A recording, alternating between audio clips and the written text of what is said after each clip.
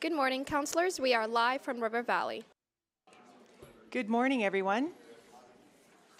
I would like to call the Community and Public Service Committee May 1st, 2023 meeting to order. I would like to start with doing a land acknowledgement.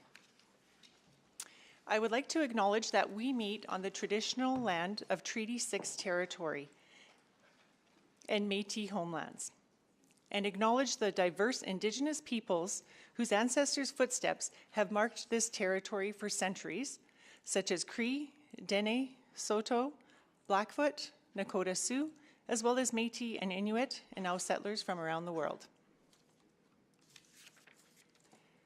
I will now do a roll call, starting with committee members.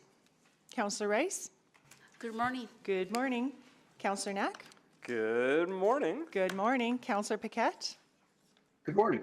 Good morning. Mayor Sohi. Good morning. Good morning. And we are joined today in in the room with Councillor Stevenson. Good morning. Good morning. Councillor Rutherford. Good morning. Good morning. And we'll see, is Councillor Wright Good morning. joining us? Good morning. And Councillor Tang. Councillor Hamilton. Councillor Knack. Oh, no, Still here. sorry, you're Still still here, there. yeah. Councillor Cartmel. Councillor Jans. And I'll call for Councillor Tang again. I see she's joined us. Good morning. Hi, good morning. All right. Next, I will ask Councillor Rice to move adoption of the agenda, please. Thank you, Mayor Principe. The Chair Principe, Mayor Sohi, and then Chair Principe. Monday morning. So I move that the May 1st, 2023 Community and Public Services Committee meeting agenda be adopted with the following changes. Addition 7.2, Edmonton's approach 2023-24, supporting those experiencing homelessness. Replacement report 7.2, Edmonton's approach 2023-24, supporting those experiencing homelessness, and community service CS 01762, published on April 22, 2023. Items to be dealt with together: 7.4, vehicle for hiring programs 2022 and 2023, work plan overview. 7.5, bylaw 20388, amendments to vehicle for hiring bylaw 17400. Thank you, Councillor Rice. Any questions? Please vote.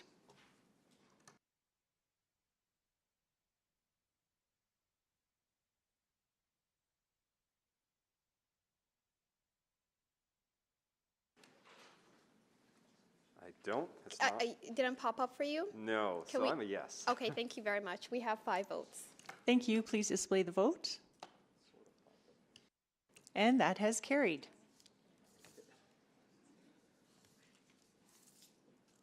Sorry, just to double check the vote, I think. Yeah, what was displayed is not, we're going to fix it. Oh, 'cause, yeah, It's okay. just, something about your username kicks you out sometimes. So All we're right, going to that add sounds you good. back. Thank you.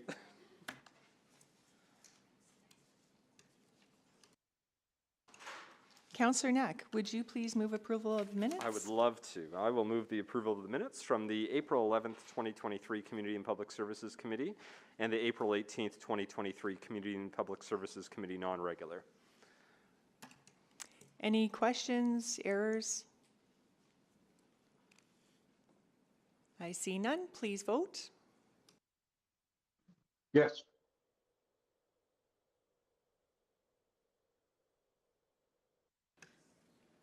Waiting just for one more. Councillor Paquette. Yes. We have 5 votes. Please display the vote. And that has carried. Next, we will move to select items for debate. Please, could I ask my colleagues to sign up?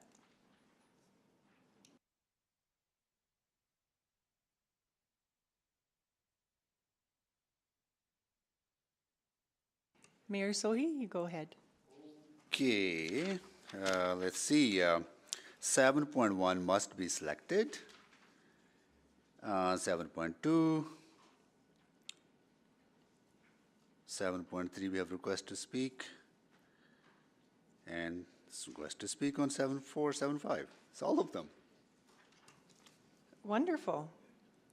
Thank you, Councillor Knack, as well for signing up, but we have all the items selected. That's great. So vote on reports not selected for debate, not necessary. Next to request to speak, or would you like to request to speak? Councillor Knack, would you please move the recommendation? Yes, I'd be happy to. Apologies in advance if I do not get all of the pronunciations correctly, so please do correct me when you come up to speak. So I'll move that we hear from the following speakers in panels, when appropriate. On item 7.2, we have Jessica Saidman from Bissell Centre, Lawrence Braun Woodbury from Bissell Centre, Candice Noble from Bissell Centre, Taylor Soroka from Jasper Place Wellness Centre, Jordan Reiniger from Boyle Streets Community Services, Jordan Reeves, Indigenous Community of Edmonton and Métis Nation Harvesters, Judith Gale from Beaver Clan Beaver Hills House, and Christine Kowalczyk. On item 7.3, Lena Awad from the State of Immigration and Settlement Committee, Mitali Banerjee from the Edmonton Multicultural Coalition Association, Jody Jalal, remote. Jackie Holmes is also remote, and Judy Salito. And again, sorry if I'm not getting them 100%. On 7.4 and 7.5, Phil Strong, Luke Richopo, Marcia Borges, and Yannick Williams. Thank you, Councillor Knack. Please vote.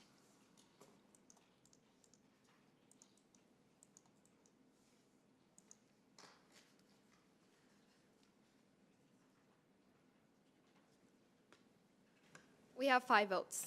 Please display the vote. And that has carried. Requests for time specific on agenda, none. Councillor inquiries, none. Reports to be dealt with at a different meeting, none. Requests to reschedule reports, none. Unfinished business, none. We are on to our public reports, starting with item 7.1. Do we have a presentation or opening remarks? We do. Yes, Councillor, we can do that in a moment. I'll just get the team to come up. Wonderful, thanks. So go ahead whenever you are ready.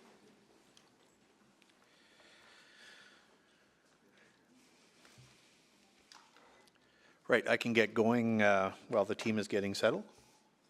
So good morning, members of the committee. Today I'm here to provide an update on our ongoing work to support public safety, recovery and vibrancy of our downtown, Chinatown and transit system. We have quite a team for you here to speak this morning. We've got members of our executive leadership team. We've also got Chair Eric Ambin from the Police Commission, Executive Director Matt Barker. We've got Executive Director Lori Lorentz and Chief of Staff Warren Dreichel, as well as Strategy Director Brian Harker from EPS. And we've also got Dwayne Hunter, our Director of Transit Safety at the City, Brett Latchford, our Director of Chinatown Recovery, and Tom Gervin, our Director of Downtown Vibrancy and Safe City. This morning's presentation focuses on how admin is addressing safety and security challenges along with our partners. And I just want to address up front the agenda and why there is not a written report. The safety and security issue is complex and project elements are changing very quickly. It's a very dynamic space. And so I simply wasn't good, quite frankly, with the draft report I had last week on my desk. So we're working on that, but it was already well outdated, and I thought the better way to do would be provide a verbal update, and we will get on to doing a written report in the coming days. To back up a bit, public safety and security is driven by everything from economic and social and justice policy to cultural values and land use, and is connected to topics as far-reaching as urban design and maintenance. And it can be seen by activities on the streets, and they can be felt in how people connect with their neighborhoods and how they feel in public spaces. And safety and security challenges are being faced by municipalities right across North America and I would argue the world. We are not unique in Edmonton in facing these challenges, although each city faces some very unique realities. In Edmonton's case, as one example, Edmonton is a regional hub for many government health and social services. Some people come to Edmonton for the supports that are available in the urban centre. Others can be relocated here as a result of criminal justice involvement or other things.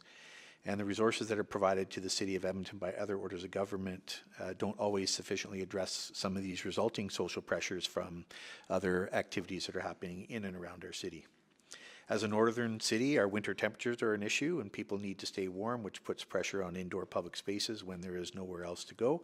And alternatively, in the summer, heat and access to drinking water become an issue, and we've tried to find innovative ways of dealing that and providing folks what they need. So we're focusing on safety and security because it's foundational to our work in making life better for Edmontonians. We do want Edmonton to be a safe city for everyone. If we could just advance the slides a couple. The next one. Thank you. We do want Edmonton to be a safe city for everyone because this improves community vibrancy, makes our city a more attractive place to live and do business, and ultimately increases our quality of life. Another view is that we see safety and security as an enabler for our city plan goals. We need to have basic safety and security in our community so that even greater public benefits can be achieved. People can belong, connect in community life, and support those who are marginalized. Edmontonians can live in safe communities and can benefit from infrastructure that supports their health and their well-being. A vibrant economy creates opportunities for businesses and investors to thrive and invest. And our city advances equity through access to reliable and safe transportation networks, as an example. There has been significant work completed and important new investments made in all these spaces, and we're seeing progress, but there is still much more work to do. The reality is we do continue to have crime and unsafe issues appearing in our streets. I want to emphasize that we're taking an integrated approach and considering a wide range of dimensions and perspectives in our work to make Edmonton safer.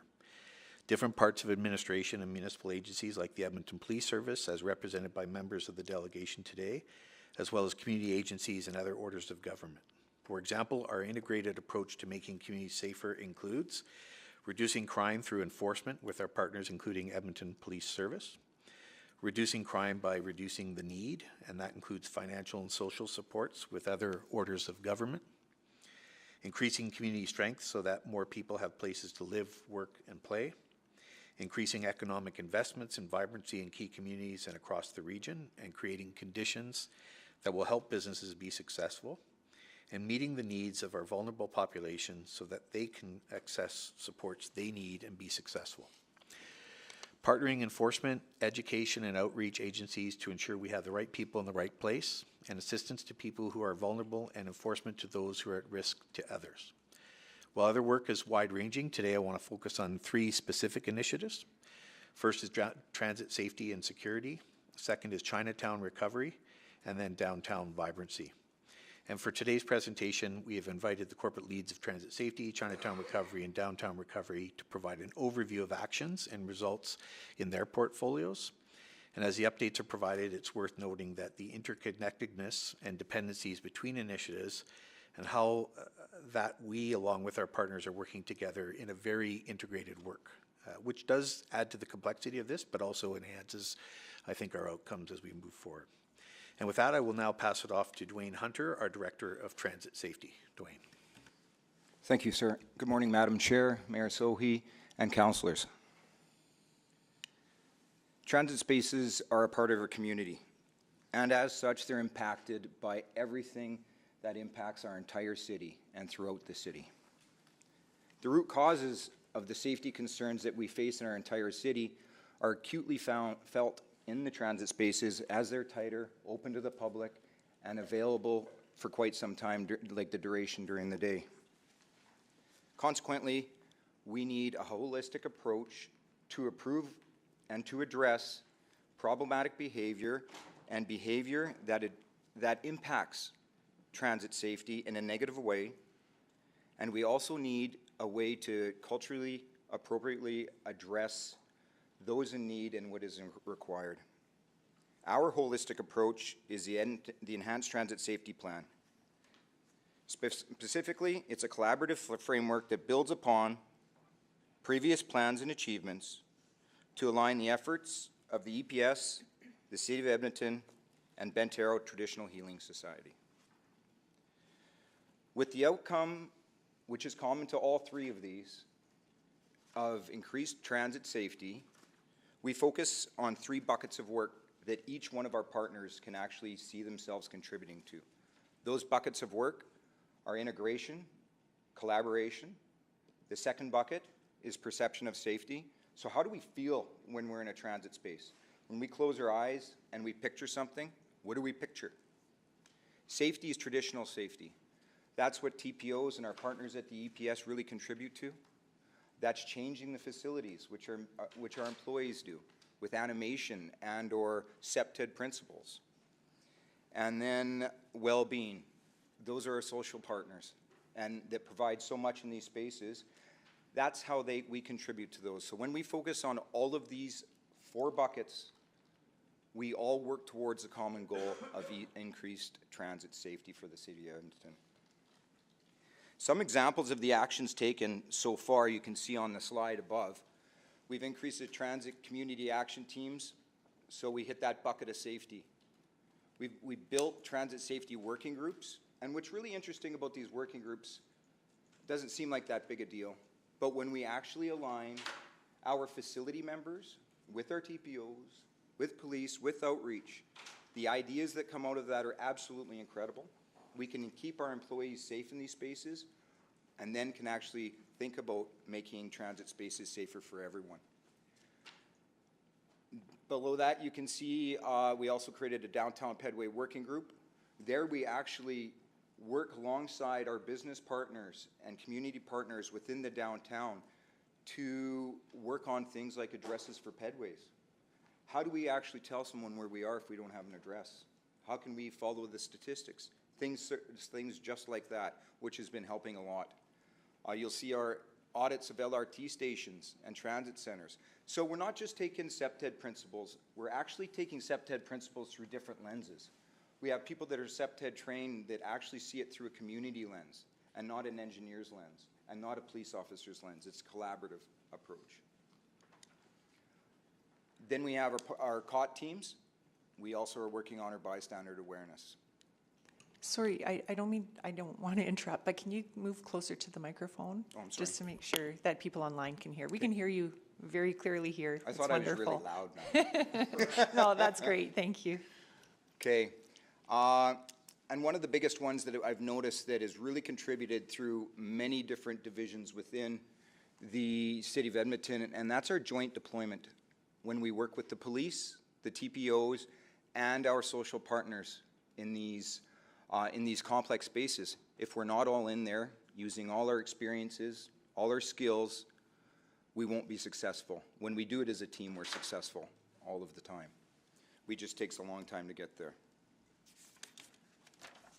Some examples of where we go from here. Recently, we were just granted a $5 million cleaning budget. We will take that and not only look at just cleaning. We will look upstream, we'll see what causes the problems. It will contribute to things such as a TPO police outreach substation. It could work towards CPTED principles, additional animation, and actually look at ways to creatively decrease the amount of vandalism and mischief in our transit spaces.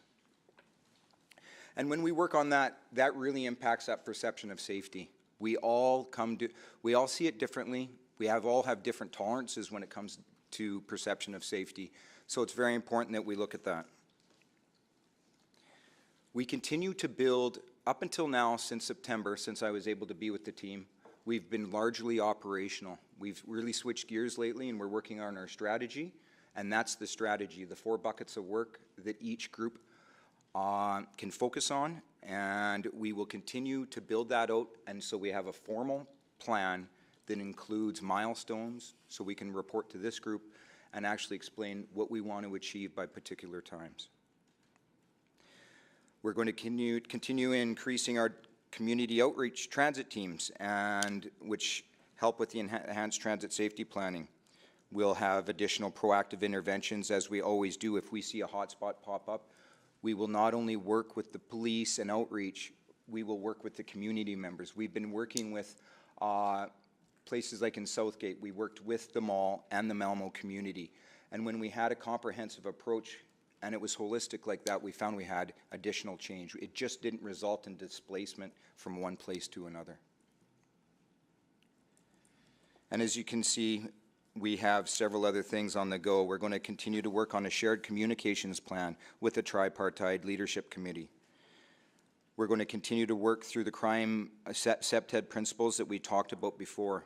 We're taking this mindset of an enhanced transit safety plan and we're applying it to the Valley Line before the Valley Line is open.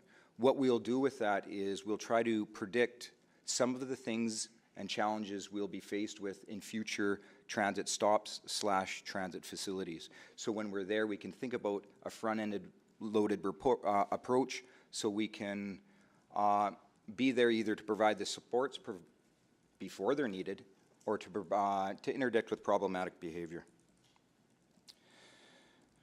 We'll continue developing this plan, as I had mentioned, and we're going to increase access to Transit Watch by providing better coverage for cellular data plans in the transit facilities. We'll continue to do that. And we'll continue to learn that how do we link this to the spaces, pedways, that are directly connected to transit spaces. How do we make that all feel as one? How do we make that transition so it's not start and stop, and it's one continued thing with authorities and understanding. We're using artificial intelligence to assist with monitoring the CCTVs. We've got a little ways to go. We're not quite there yet, but we will use it so we can actually manage so many cameras and provide our employees some assistance so they know where to focus quickly. And we'll keep developing our washroom attendant program. That brings me to the conclusion of the portion of my presentation. I'd like to turn it over to Lori with the Edmonton Police Service. Thank you, Dwayne, and good morning.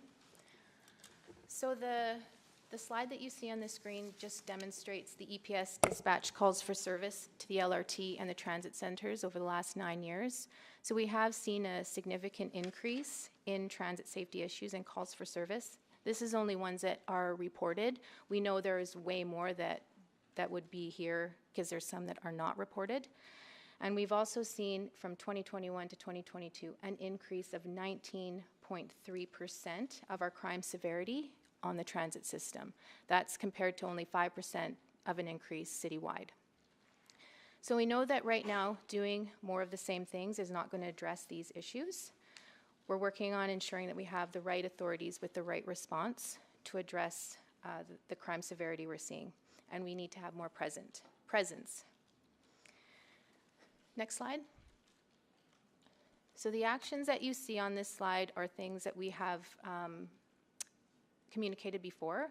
So we're currently implementing the 10-squad model to be able to continue to respond to these calls for service.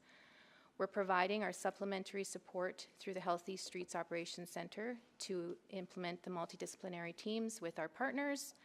We're working on implementing our guns and gangs strategy and setting up another gang suppression team, as well as a fire examination unit, and now implementing a transit safety plan based on the funding for 50 positions provided by the province. Next slide. We've also had a funding announcement on body-worn video, so we're working on a path to implement that as well. And we're aggressively recruiting and training police officers. And that's one I'd like to really pause on. That is the foundation to the initiatives that I described on slide 2. We really need to be able to recruit to build out this plan. So right now, the unpredictable funding that sometimes we face leads to staffing pressures as we carry so many vacancies, which leads to inability to respond to the crisis that we face. So now when we're working on ensuring that we take this sustainable funding and build a plan to hire and continue to implement on the work that we presented to you. And that's where we're at right now. And with that, I'll turn it over to Brett Latchford. Thank you, Lori, and good morning. So on this slide, you can see some of the progress the city has made with our key stakeholders towards recovery in Chinatown. It's important to note the role that the community plays in Chinatown. The community and the city have worked closely together, and the city's work would not be possible without buy-in from the community.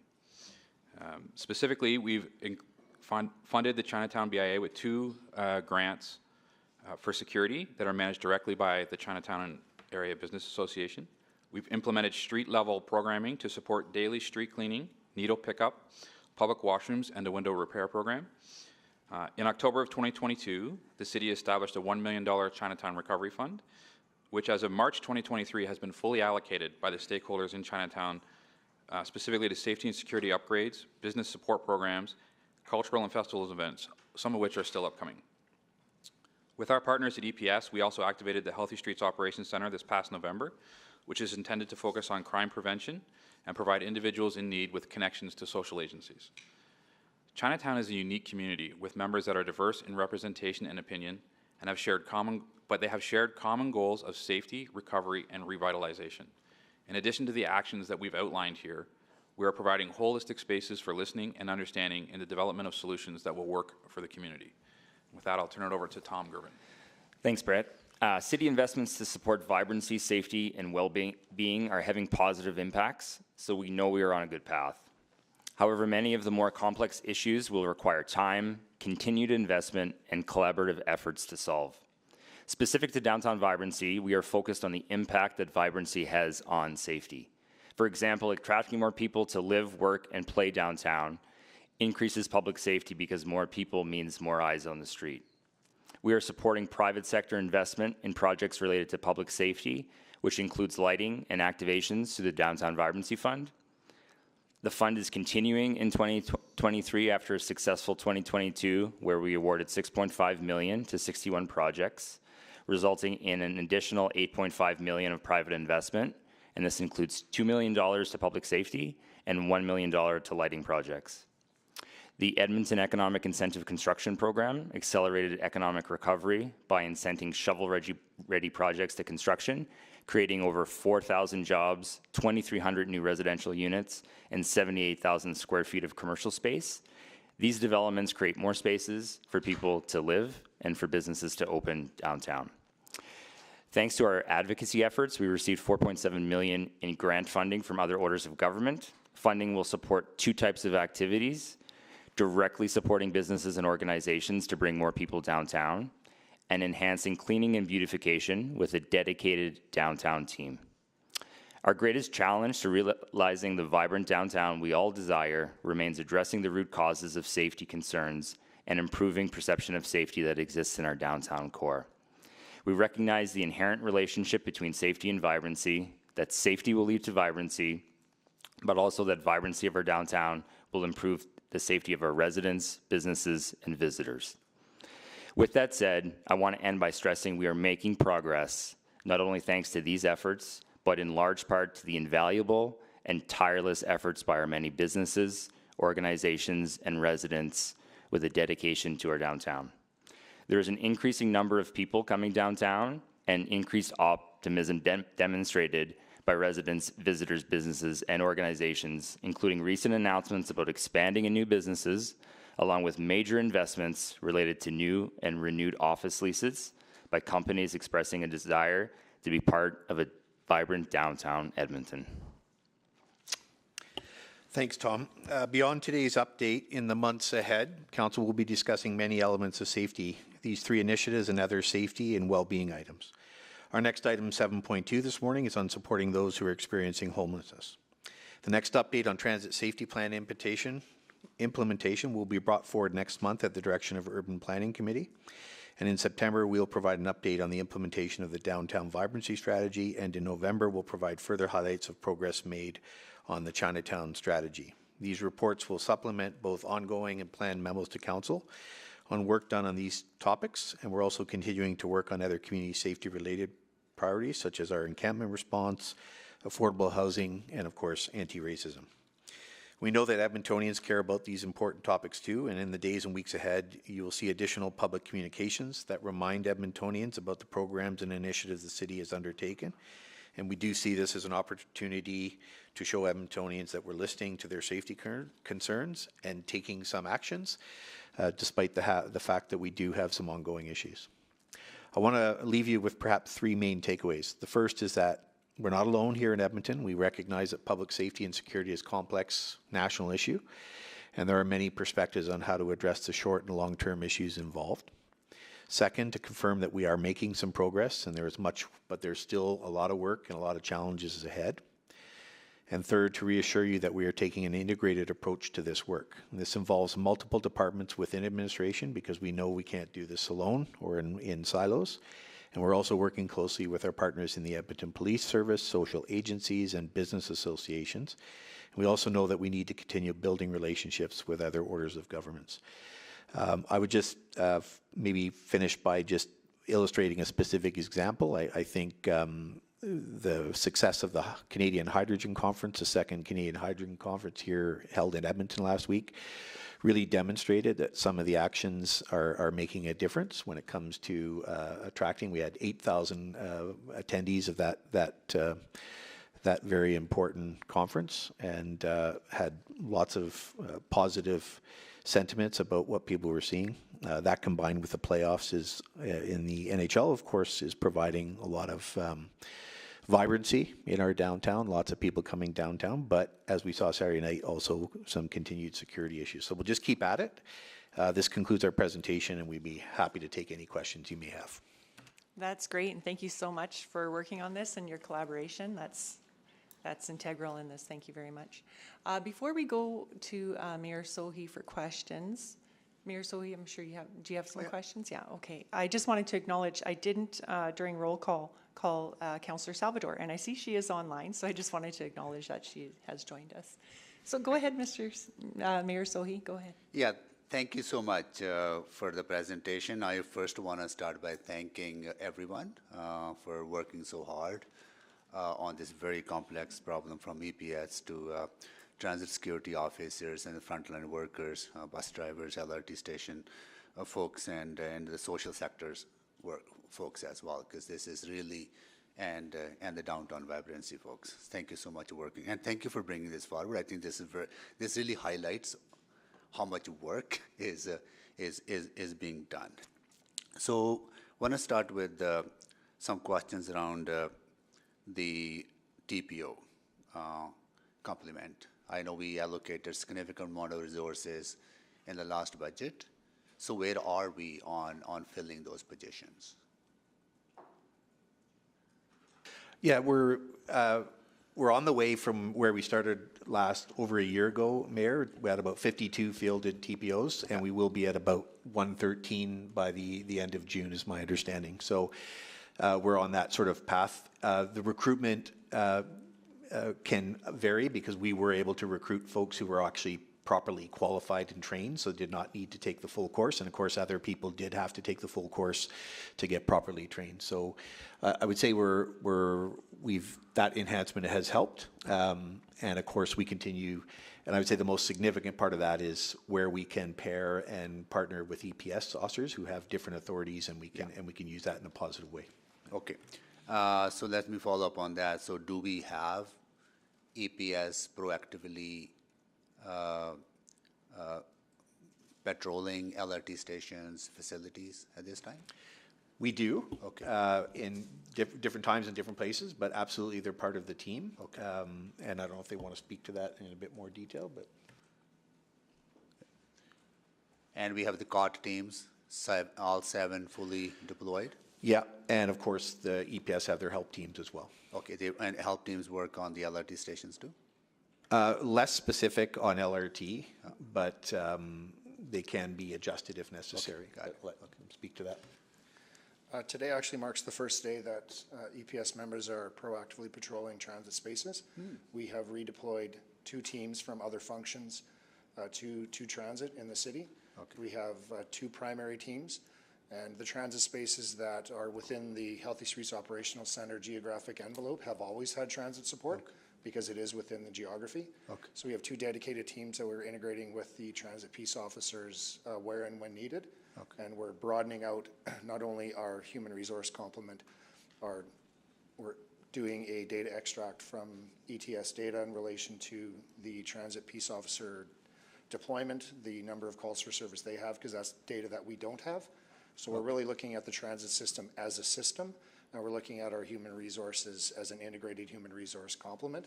And one of the big things that's going to drive our acuity-based geographic deployment model is the data, and we're working on that. Well, good. It seems like that on the enforcement side, there's a lot of pieces that are coming together, right, for the LRT station and overall transit system and downtown Chinatown safety.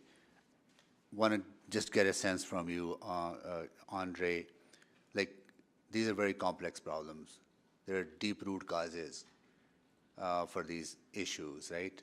And I don't want to go into the, like, I'm just careful how I frame this question because we are in that time frame now where, people will be making choices around the election. But how do you, just want to get a sense, having enforcement is absolutely critical, but how are we doing on some of the other root causes, dealing with the root causes? Yeah, thanks, Mayor. I think the first thing I'd like to say is while we have enforcement out there, and it's absolutely essential that we do, in every case where we have enforcement, the first effort is made to make connections to social agencies to support. And for the most part, when enforcement is present, there's also a social agency partner doing outreach and trying to get people the supports they need and making sure, again, like we've talked time and time again, the right service is provided the right time, the right place to the person who needs it. We continue to work with the province on some of the activities they're doing, and there's been some recent announcements on recovery systems that are being built and additional pieces added to that space, and we think that's vital because, as we said again, time and time again, this is about mental health and addictions, which is the core root issue. And so trying to deal with that is very important, but more work needs to be done for sure. Thank you. Thank you. Councillor Knack? Thank you, Madam Chair, and thank you everyone for this. I'm going to have a million questions, and we might also want the folks from EPS. Like, I think we can fit 1 or 2 more folks on the side here because I feel like I'm going to have a ton of questions. So just to circle back to Mayor Sohi's last question on, so I've heard now today we have EPS 2 teams dedicated to, like, that are 100% of their time is proactive patrols in transit centers, correct? That's what I'm saying. I just want to hear it one more time for me. That is correct. We've got 2 teams starting today. Okay. Proactivity is their primary function. But as our data gets integrated and becomes better, there will be more directed proactivity, which is knowing the places to be at specific times of day in order to address any safety issues. Fantastic. But just to be clear, since November, because of the HSOC teams, we have had police working with TPOs and others in transit spaces. And thank you. And I just want to ask this one more time because there was a media availability back in February where it had sounded like that EPS was only allowed in if asked, and I just want to be sure. I know that is not true. I have received it in writing. I would like to ask that out loud, that EPS has always been allowed to proactively patrol in our transit centers, correct? Not only has been allowed to, but actively has been proactively patrolling the transit centers. Fantastic. I know that's the case. It's just that was not clear, so I wanted to make sure I asked that out loud. Thank you for that. I have a million questions. I'm going to start, I have a whole series around communication, but I want to ask, even in the presentation, Mr. Corwell, you talked about we're making progress. Everyone talked about we're making progress, and that's great. What measures are being used to determine progress? How is that being shared publicly? Like, what are the stats we're all using from the various groups to say, here's how we know we're making progress? Yeah, I mean, I'll just start with some general it's a bit tricky, I find, in this space because as you get more people in the system, more either enforcement or others in the system, you have more encounters as well. And so sometimes the numbers spike with that. I think from citywide perspective, what we're hoping to move to very soon is that community safety and well-being dashboard, which I think will provide a bit more evidence. We're working on that, and we'll have a bit of a soft launch this month, and then I think in June we'll be able to start talking more about that, because I really think that is the all-encompassing perspective. The other metric I would use is ridership. We are the best across the country for ridership coming back post-COVID. We're well over 100% on buses and getting closer and closer every day on transit systems. So I believe that's probably one of the most important pieces from a transit perspective, because people are actually riding transit. So I don't know if you want to add more. Councillor Knack, we're really trying to develop right now additional measures. These are in the future that we're trying to get to measure the outcomes. We're looking to try to provide a quantitative measure or qualitative measure around perception of safety, and then the safety in these spaces and well-being. We're still only in the building phases of that, but we are traditionally measuring within the city of Edmonton and with our partners traditional decreases in crime and number of instances and those types of things. But we're really looking forward and trying to be creative in this space with how do we measure these other aspects that are very important to Edmontonians. Yeah, and I guess maybe that I'm going to bring it over to EPS2 on this, because right now, the one measure that I saw, and we saw the release of the annual statistics, which said, violent crime is at an all-time high. You had the one chart there which shows the number of calls at the significant level, and what I think I hear publicly through the emails and the calls that I get is that it's essentially the Wild West in transit centers, which I know is not the case. But those are the stats those are the only public stats that come out. So I don't know how to then go back to the public, particularly from an EPS perspective, and say, yes, you're measuring that, and that's wonderful. Here's how you can feel comfortable as an Edmontonian knowing that we are making progress. So what are you looking for on the EPS side on that? What we're looking for primarily is one vein would be traditional data, and the second vein would be an opportunity that we've developed through the Healthy Streets Operations Center. The first vein being traditional data. We really do measure two very key factors of frequency and severity. Frequency of the amount of times the public is calling the police because they feel unsafe or they've been victimized by crime, or they're reporting social disorder. And that's where the data integration is really paramount, because a lot of the social disorder that is managed on transit isn't reported to the police, it's reported to the TPOs. We don't know that data. We don't know where it happened. We don't know what the context of the interaction was. So that's why we're doing the data integration. The severity part is every crime that occurs, there's a national standard in relation to the severity, and as we see frequency and severity both go down over time, we have an opportunity now through the build out of the evaluation framework for the Healthy Streets Operational Center, which we're doing in collaboration with all of the partners in Healthy Streets, is we're really looking at how to proactively measure this idea and this perception of safety in a geographical space. And that's what we're building out right now, and I think there's a really great opportunity to use that data evaluation framework that we're using for Healthy Streets in our transit centers as well, and then we can have that qualitative work done as well as the quantitative data in relation to frequency and severity of crime going down. Okay, sorry, I have to cut you off now. I'll We're come back over around. time. Don't Yeah, worry, I'll have more we'll questions. come Thank again. you. Thank you. Sorry about that.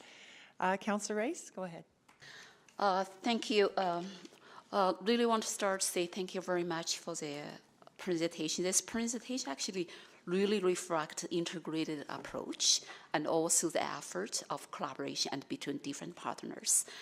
So my first question is about public awareness, and then I do understand, and since last year, from February, our city puts into the public transit safety model there, and then started the implementation.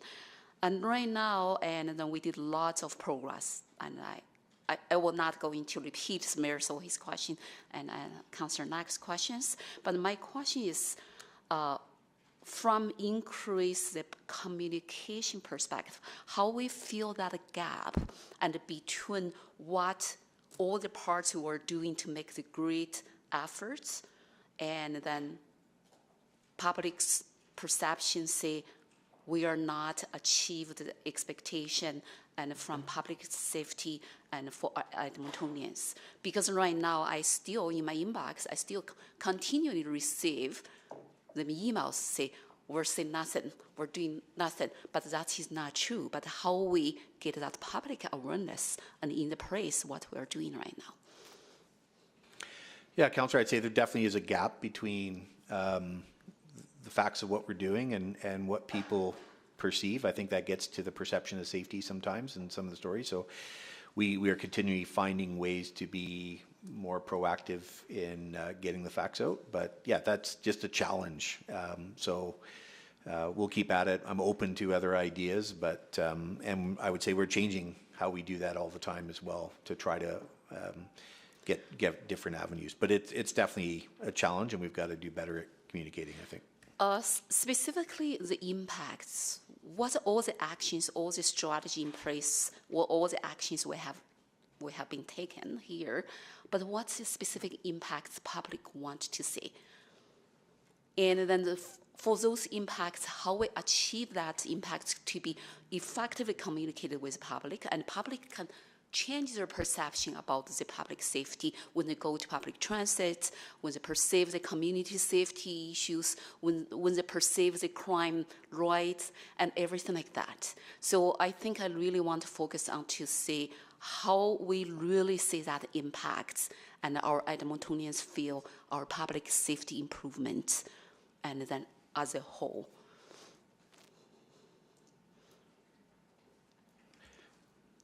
Yeah, go ahead. I think just from an EPS perspective, we do have our community safety dashboard as well that people can go on and look at the instance or the occurrences that are happening across the city.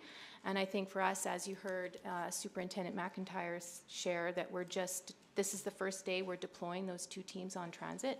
And so in the presentation, when I talk about crime severity, I mean, there is still a real crime issue in the transit stations, and I think that's personally why you're still getting those things in your email.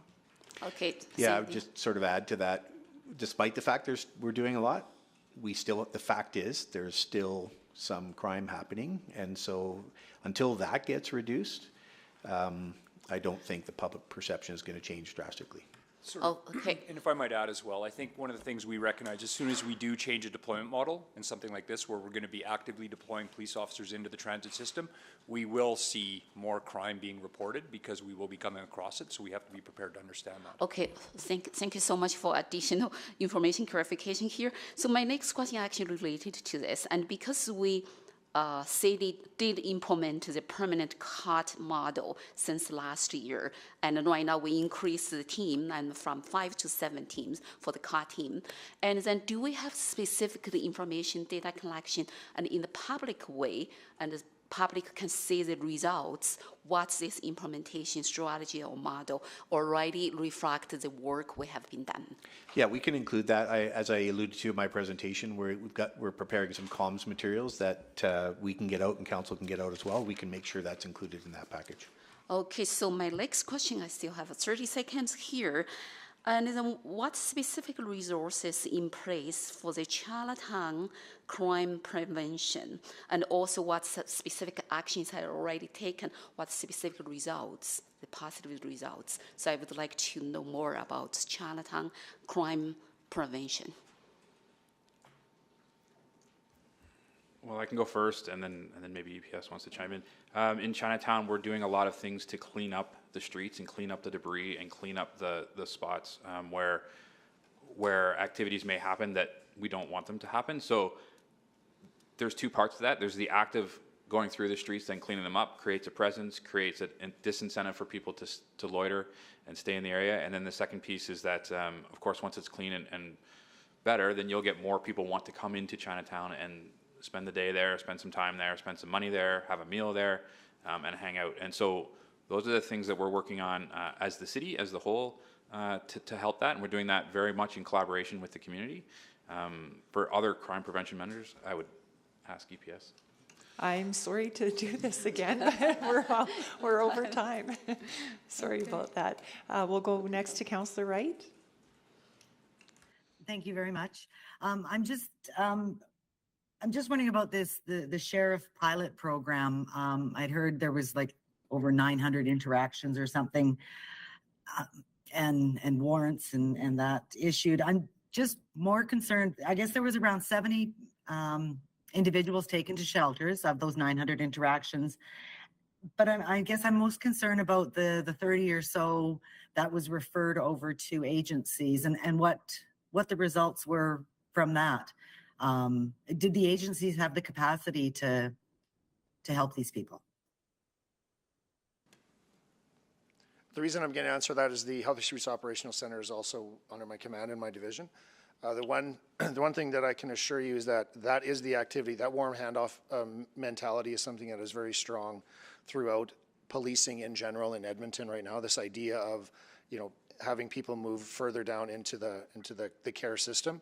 The one thing that we don't necessarily have the lawful placement or lawful authority is to make advanced inquiries after the warm handoff in relation to what happened to people once they enter the care system, especially if it's the health system. So that really, Councillor Wright, is something that would be a really great question posed to those who we do hand off to. We do quantify the amount of times that we have an interaction based on social crime or social disorder, and the police make the choice to do a warm handoff within the care system instead of the justice system. But what happens after that handoff, we're not really lawfully placed or obliged to be given that information, and typically we aren't. So to be frank, we don't ask for it because we are not allowed to have that information that is considered private information. But I'm just wondering, sort of in casual conversation, as you're bringing these people to the agencies, any reactions from the agencies, like that, whether they're overwhelmed or whether they're able to accept and help these people? We have really great relationships with them, Councillor, and we do hear them that there are at times, peak times, that there are capacity issues. And one of the things that the care system is really driven Any on. answer? I'm sorry. Can you hear me, Councillor? Councillor Wright, can you hear us? I can hear you. I can try different. Can you hear me, Councillor? I can hear you. Okay. You can't hear me. No, we can hear you. Hear you. So when we do that handoff, we do hear from them that there are at times, peak times, capacity issues and capacity pressures. But one of the things that drives entry into the care or the wellness system is autonomy. People have personal autonomy. Not sure if the folks online are able to hear. I'm not hearing anything. Thank you, Councillor Salvador. Of course, you can't hear me say that, though. I can't hear you. How is this mic here? There we go. That's better. Okay, thank you. Okay, the abridged version. When the police do the warm handoff, we are hearing from service providers about capacity pressure at peak times, but we're also hearing that because entry into the care or the wellness system does come with personal agency and autonomy, is that once the police do leave, there are at times people exercise their personal agency and they also leave the care system. And then it's not uncommon that those individuals will become the subject of another call for service for the police, and then we try to enter that system again. And that is some of the things that we do hear from our partners in the community agency sector. Okay, if you can hear me, thank you. Yes, we heard that. Thank you, Councillor Wright. Any more questions? I kind of lost my train of thought there, so I'll double check and come back for another round if I do have more. Thank you. Sounds great. Thank you. Councillor Salvador, go ahead. Yeah, thanks so much. And thank you very much for the presentation this morning. Just want to pick up on a few questions that Councillor Knack was asking, particularly around monitoring and tracking outcomes to be able to demonstrate progress towards the enhanced transit safety plan. So I see various actions outlined, numerous tools, and I understand that this is challenging to measure, but how will we be determining sort of which of those actions is delivering the best results? Like, how do we know what the return on investment is for one action over another. Is there a way that we're planning on parsing that out?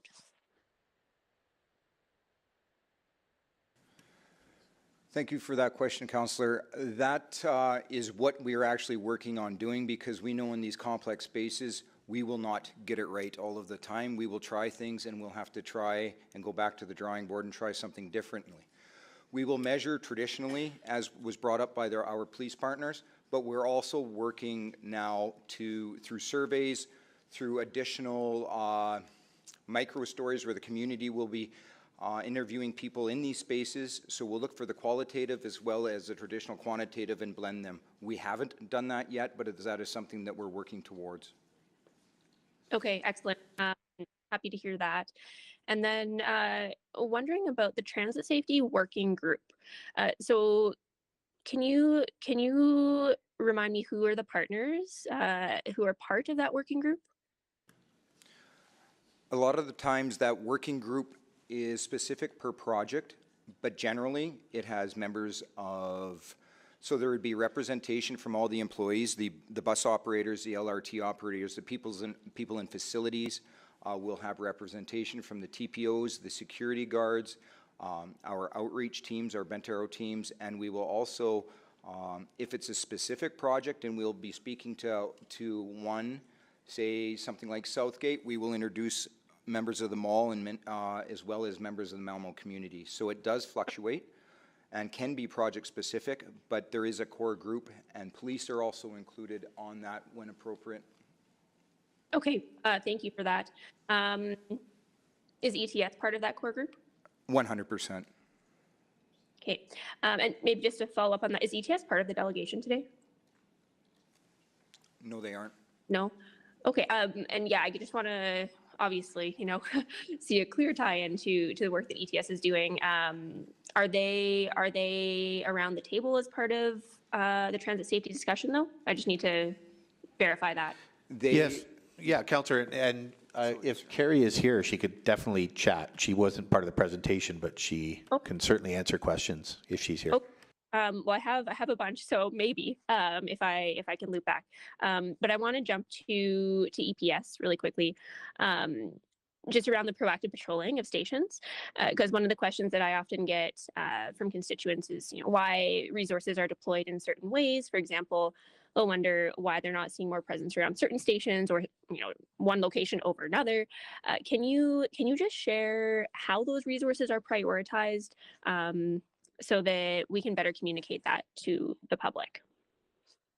Absolutely. Great question. Excuse me. The EPS considers the city and all of our staffing kind of as one big system, and we prioritize based on acuity. Right now, we have actually moved 2 of our teams from other functions in policing, which is the functions that they are being moved from is a proactive crime management function, and we're moving them from the areas that they currently work into the transit system based on the level of acuity that we're seeing in our data from the transit system. And so as a subset of the city of Edmonton, we look at the transit system as a system as well.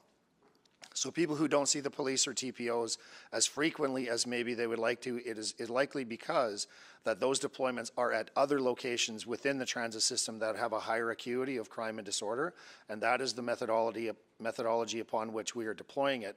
We're deploying it right now just on a current data that the police have, but the data extract that we're getting from ETS will help us broaden out that analysis, that we will be able to not only deploy where there's more victimized crime at the specific times of day at specific stations, but we'll also be able to deploy where social disorder and social crime are emerging, and that's the connection that we will have into the COT teams and into our own help teams, which are going to be distributed across all of our patrol branches, not just centrally in the downtown core, in the weeks and months coming forward. Great, thank you so much for that answer. So in short, resources are being reallocated towards transit in recognition that this is a priority, correct? Absolutely.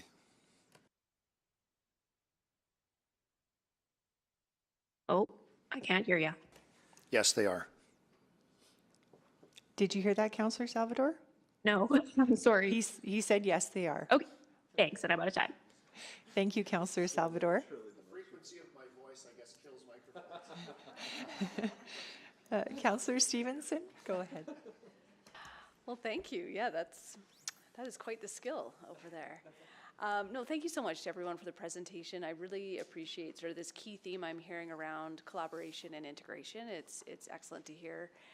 You know, great to have all the partners at the table. I just was hoping, Mr. Gervin, just very briefly, if you could just share maybe a few, maybe I'll just ask it as a question, but I understand that, you know, our pedway system is a very complex network of public and private ownership.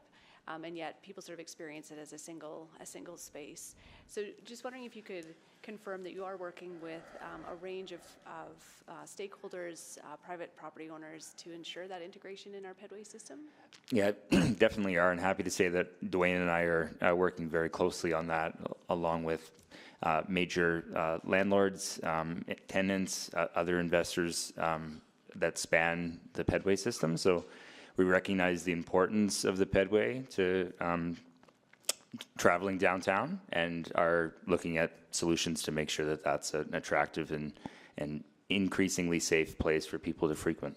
Great, yeah, and I'm starting to see some successes there for sure, and you know, really appreciate, again, not just the partners at this table, but the broader downtown community that are contributing to that. Maybe just shifting now to our superintendents with us today. Just wanted to confirm that just thinking about some of the tools that need to be in place for you to be able to work effectively, wondering if you've been part of the discussions around our public spaces bylaw and just some of that wording, specific wording that's that our teams are working on here at the city. There is, so I am part of the Pedway Working Group, and we just had a presentation from City Legal about a month ago, and that the amalgamation of all of those public spaces bylaw into one bylaw is an incredibly smart idea for all public safety agents, because one of the things that we do struggle with in relation to the different tiers of policing, so specifically with the CSPOs and the TPOs, is lawful placement. If we want to engage in a healthy conversation where we have a wellness outcome, we have to be able to engage in that conversation. If we're not lawfully placed in order to do that, it really becomes a barrier to a really good outcome. So we have been consulted with in relation to what some of the behaviors that we would see in public spaces that would be considered unhealthy behaviors or inappropriate behaviors, and we have made those contributions. And in that consultation that we had at our a Pedway Working Group, it is becoming quite a long laundry list of behaviors. So I think theming that out will be really important as it comes to council in Q3, I think, for ratification. But from the policing perspective, it demystifies and breaks down a lot of what are now administratively created barriers to enabling public safety actors to have an engagement that can lead to a wellness outcome. And I think that it's a really great step forward to do that. Great. Well, and you phrased it really well just in terms of some of those administrative barriers. Any others that you would flag for us on council in terms of shifts or changes that, I mean, and from all of our from our side as well, anything specific that you'd point to that creates a barrier at this point? I would just have to say that one of the barriers, specifically working in an integrated model with police and peace officers, is that the community safety peace officers and the transit peace officers all have the same suite of kind of provincial authority and municipal authority, yet there are administrative barriers in place in relation to the geographies within they can and cannot go. And that, from my understanding, really gets into how they agree and disagree in relation to as bargaining units. And it's not necessarily helpful in relation to trying to manage a pedway that is a public space but is adjacent to a transit property. Demystifying who can actually be in that space is something that I think the Enhanced Public Spaces bylaw will assist very greatly with. But there are some other administrative barriers in relation to keeping spaces safe when we have bargaining units deciding where their employees can and cannot go. And then it puts pressures on the other bargaining unit to try to pick up the slack. And then if we get to the point where neither can agree, then the police get called into spaces. And when we hear terms like over-policing, sometimes it is administrative barriers that lead to the police having to do that because we have the overarching authority over all public spaces. Yeah, no, I really appreciate that. That's a great flag. Maybe just in my final moments, Ms. Lorenz, just talking about some of the data integration that's happening, just wondering, you know, something I was wondering if EPS has a connection with ETS in terms of sharing some of the ridership numbers.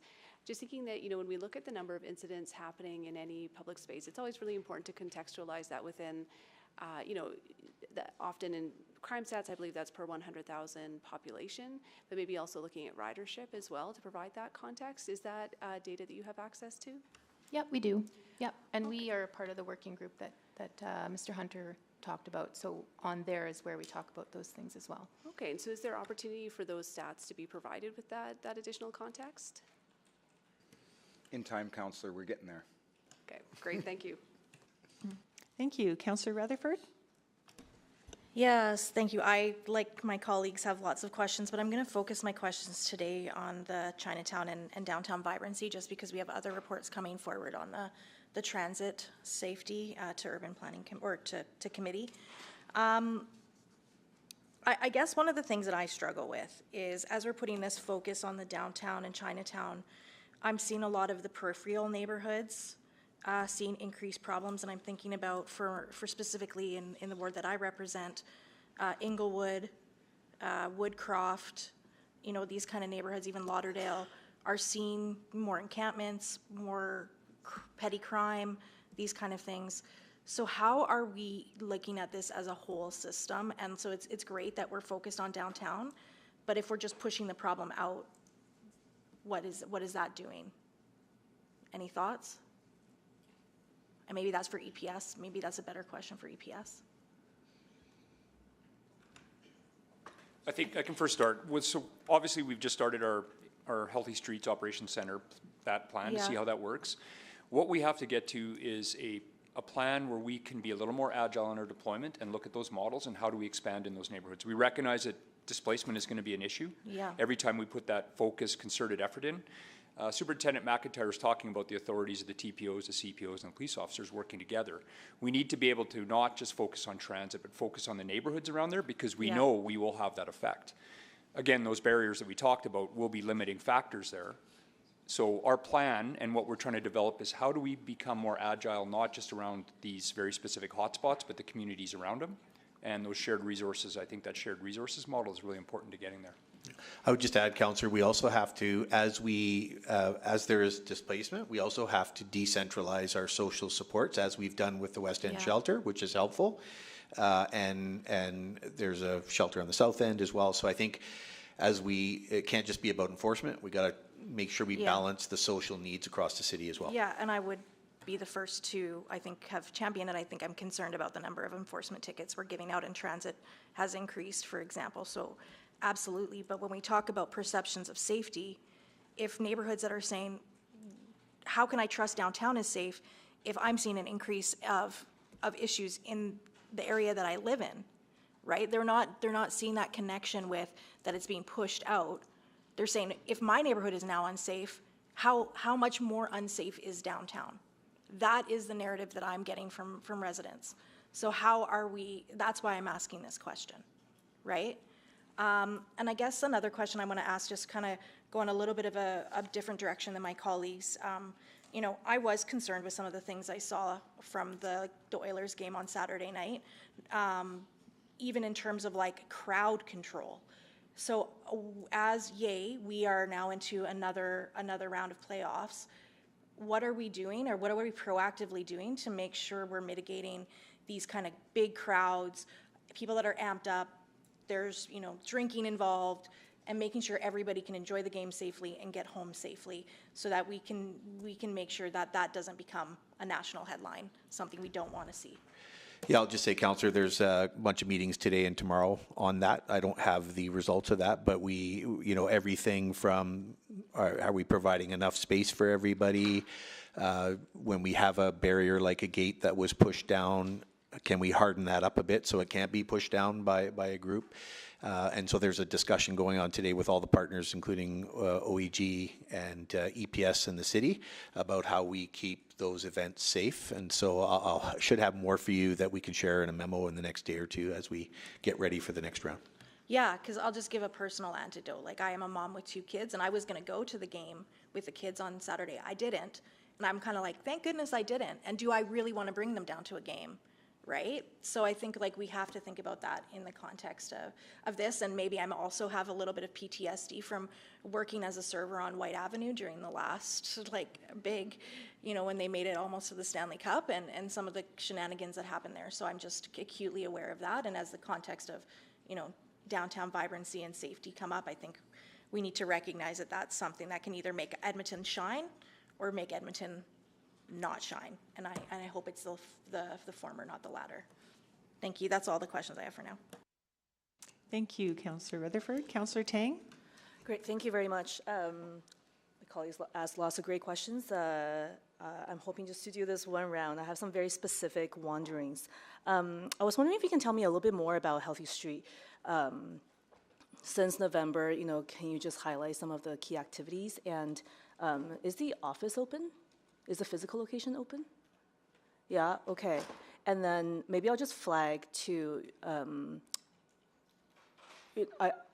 this is, you know, there's some feedback that I'm receiving and questions as recent as last week, and this is after some community members did kind of get a bit, you know, had some understanding of Healthy Street, and the question is why isn't up and running? So I'm not sure if the communication side, I know we talked a lot about communication, just want to make sure that the community folks, I think as institutional players, we all aware of what's going on, but just want to make sure that the community members are on the same page about what's open, what's not, who's on the street, who's not. Yeah, maybe I'll start, Councillor. I mean, we're trying hard. HSOC has been operating since we said it was operating back in the fall. That's why I was surprised. We did not have a location downtown because that took quite a while to organize. But in the meantime, we had a location 3 blocks from downtown, so or down in Chinatown. So, yeah, except that not everybody has heard that, but it has been up and running for a while. And now with the location in Chinatown, that should help make that clear to everyone. And I think it kind of goes back to one of the questions earlier about like what are the things that we are doing to move progress forward, and I think that communication is quite important, and I just want to flag that. On the Chinatown Recovery Fund, you know, I see lots of activities around window repair and needle pickup and safety and security. Where is sort of the component about bringing back that cultural and gathering element so that people have a destination to go to? Thanks for the question, Councillor. So it is in there. We've allocated the full 1 million. A lot of that went for safety and security, but a significant chunk went for cultural events and festivals, and they are happening this summer and into the fall. And so you'll see more of that coming. I can't, until we actually have a signed funding agreement, I can't stipulate who and what, but it is allocated and it is coming. And a good chunk of that money went towards those What events. would you say is the percentage of that 1 million? 20 to 25% went to those types of things. Yeah. Over time, I certainly hope to see that go up, because I think that's also a really critical part of the conversation. And I guess just one last thing. One thing I didn't really see, Mr. Corbel, in this presentation, but I was kind of expecting, is the Downtown Safety Task Force. You know, certainly it's a table with, you know, provincial counterparts, and, you know, you, of course, are also a member. And recently there's a whole bunch of announcements, and I guess, so right now I'm assuming it's kind of quiet time because of the election, but anything, are activities going to pick up again post-election? I don't know the answer to that question. I hope so, but yeah, I've only been to one meeting, and the results of that meeting were announced about 2 weeks ago, so. I hope that it's something that does carry on post-election, no matter. And that what was the result. last time you met? Yeah, yeah. Okay, yeah, that feels, I guess the task force feels relevant to this, but I didn't really necessarily see it kind of in the presentation, and I was curious about where that's at in relation to all this systems work, and I think that's a pretty important part of the system. Okay, that's all. Thank you. Thank you, Councillor Tang, and I'm looking forward to those cultural events. Mr. Mayor, go ahead, please. Yeah, thank you. Just a couple of questions on the data. If I understand correctly, in 2019, there were 2,184 calls to EPS on transit.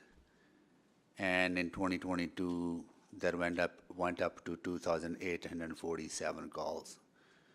So that's 6 calls in 2019 and 8 calls in 2022 per day, right?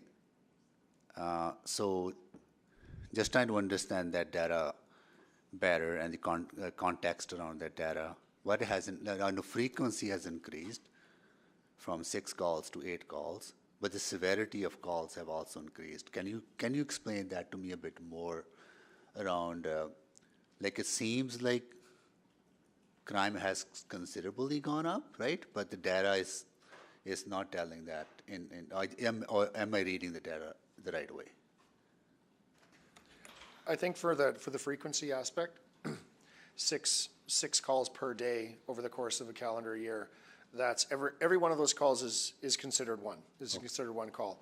On the severity side, for a reported crime, you could have from someone is reporting that their laptop was stolen, so the crime of theft, which is considered low severity, to someone was stabbed or had a gun pulled on them on transit, that is really high severity. Right. And that's, so the more times the high severity stuff gets aggregated together, that's where you see the crime severity index continue to go up.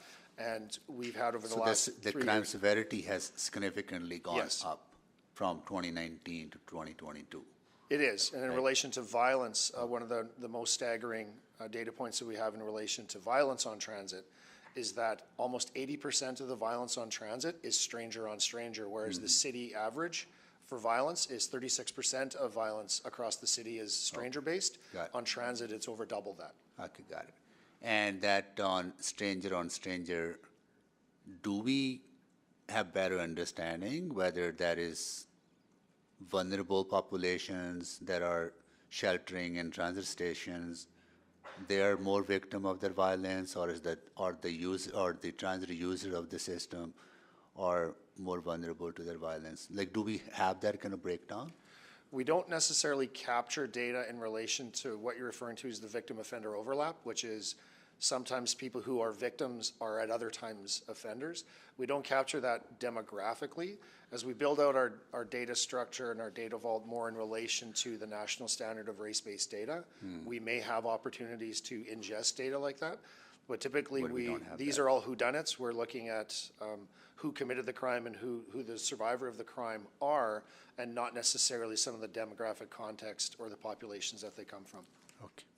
So just last question on the data. So is my understanding right that the number of calls have gone up from 6, even like every single call is a concern. I'm not minimizing that. I just trying to understand, on average, calls have gone up from 6 calls in 2019 to 8 calls in 2022 to EPS. Six additional calls per day? Is that No, what but you're if saying, Mr. Mayor? maybe, This is Lori, for you 6 can calls explain overall. that data, right? That's how like if I'm reading it wrong, I don't know, right? When I look at 2021 stats, 2,184 calls to EPS. When I look at 2022 calls, 2,847 calls to EPS, right? Maybe we can all follow offline. I want to understand that better. I think that when you look at the chart, yes, you're quoting the numbers on the graph that we had in yes. So that, if you divide it by 365 days a year, you could interpret those many calls per day. I think the bigger message around that is that when we look at the number of criminal incidents that have occurred on the transit system, they have gone up 63%. Okay. The severity has significantly increased. The criminal incidents that have occurred relative to the rest of the city. Oh, I see. And okay. those do include, robbery, assault, possession of weapons. Okay. So it is, the calls for service may not have jumped significantly as the way that you're indicating, but the severity has increased. Yeah. Okay. No, thank you for that. And I really wanted to understand that aspect. Last question, Andre, on the cleaning. Do we currently have cleaners on LRT trains picking up litter from LRT trains on a regular basis, or we just focus on stations? Yeah, no, we definitely clean the trains, but I'll see if Carrie wants to speak to that directly.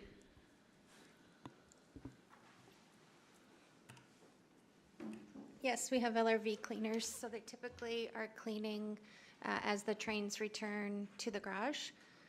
But during daytime, can we increase that frequency with this $4 million, $5 million? That's exactly what we're working on. So that's what we've outlined as opportunities for that. And that's going to be integrated into the overall plan that Dwayne described. Good. All right. Thank you so much. Yeah.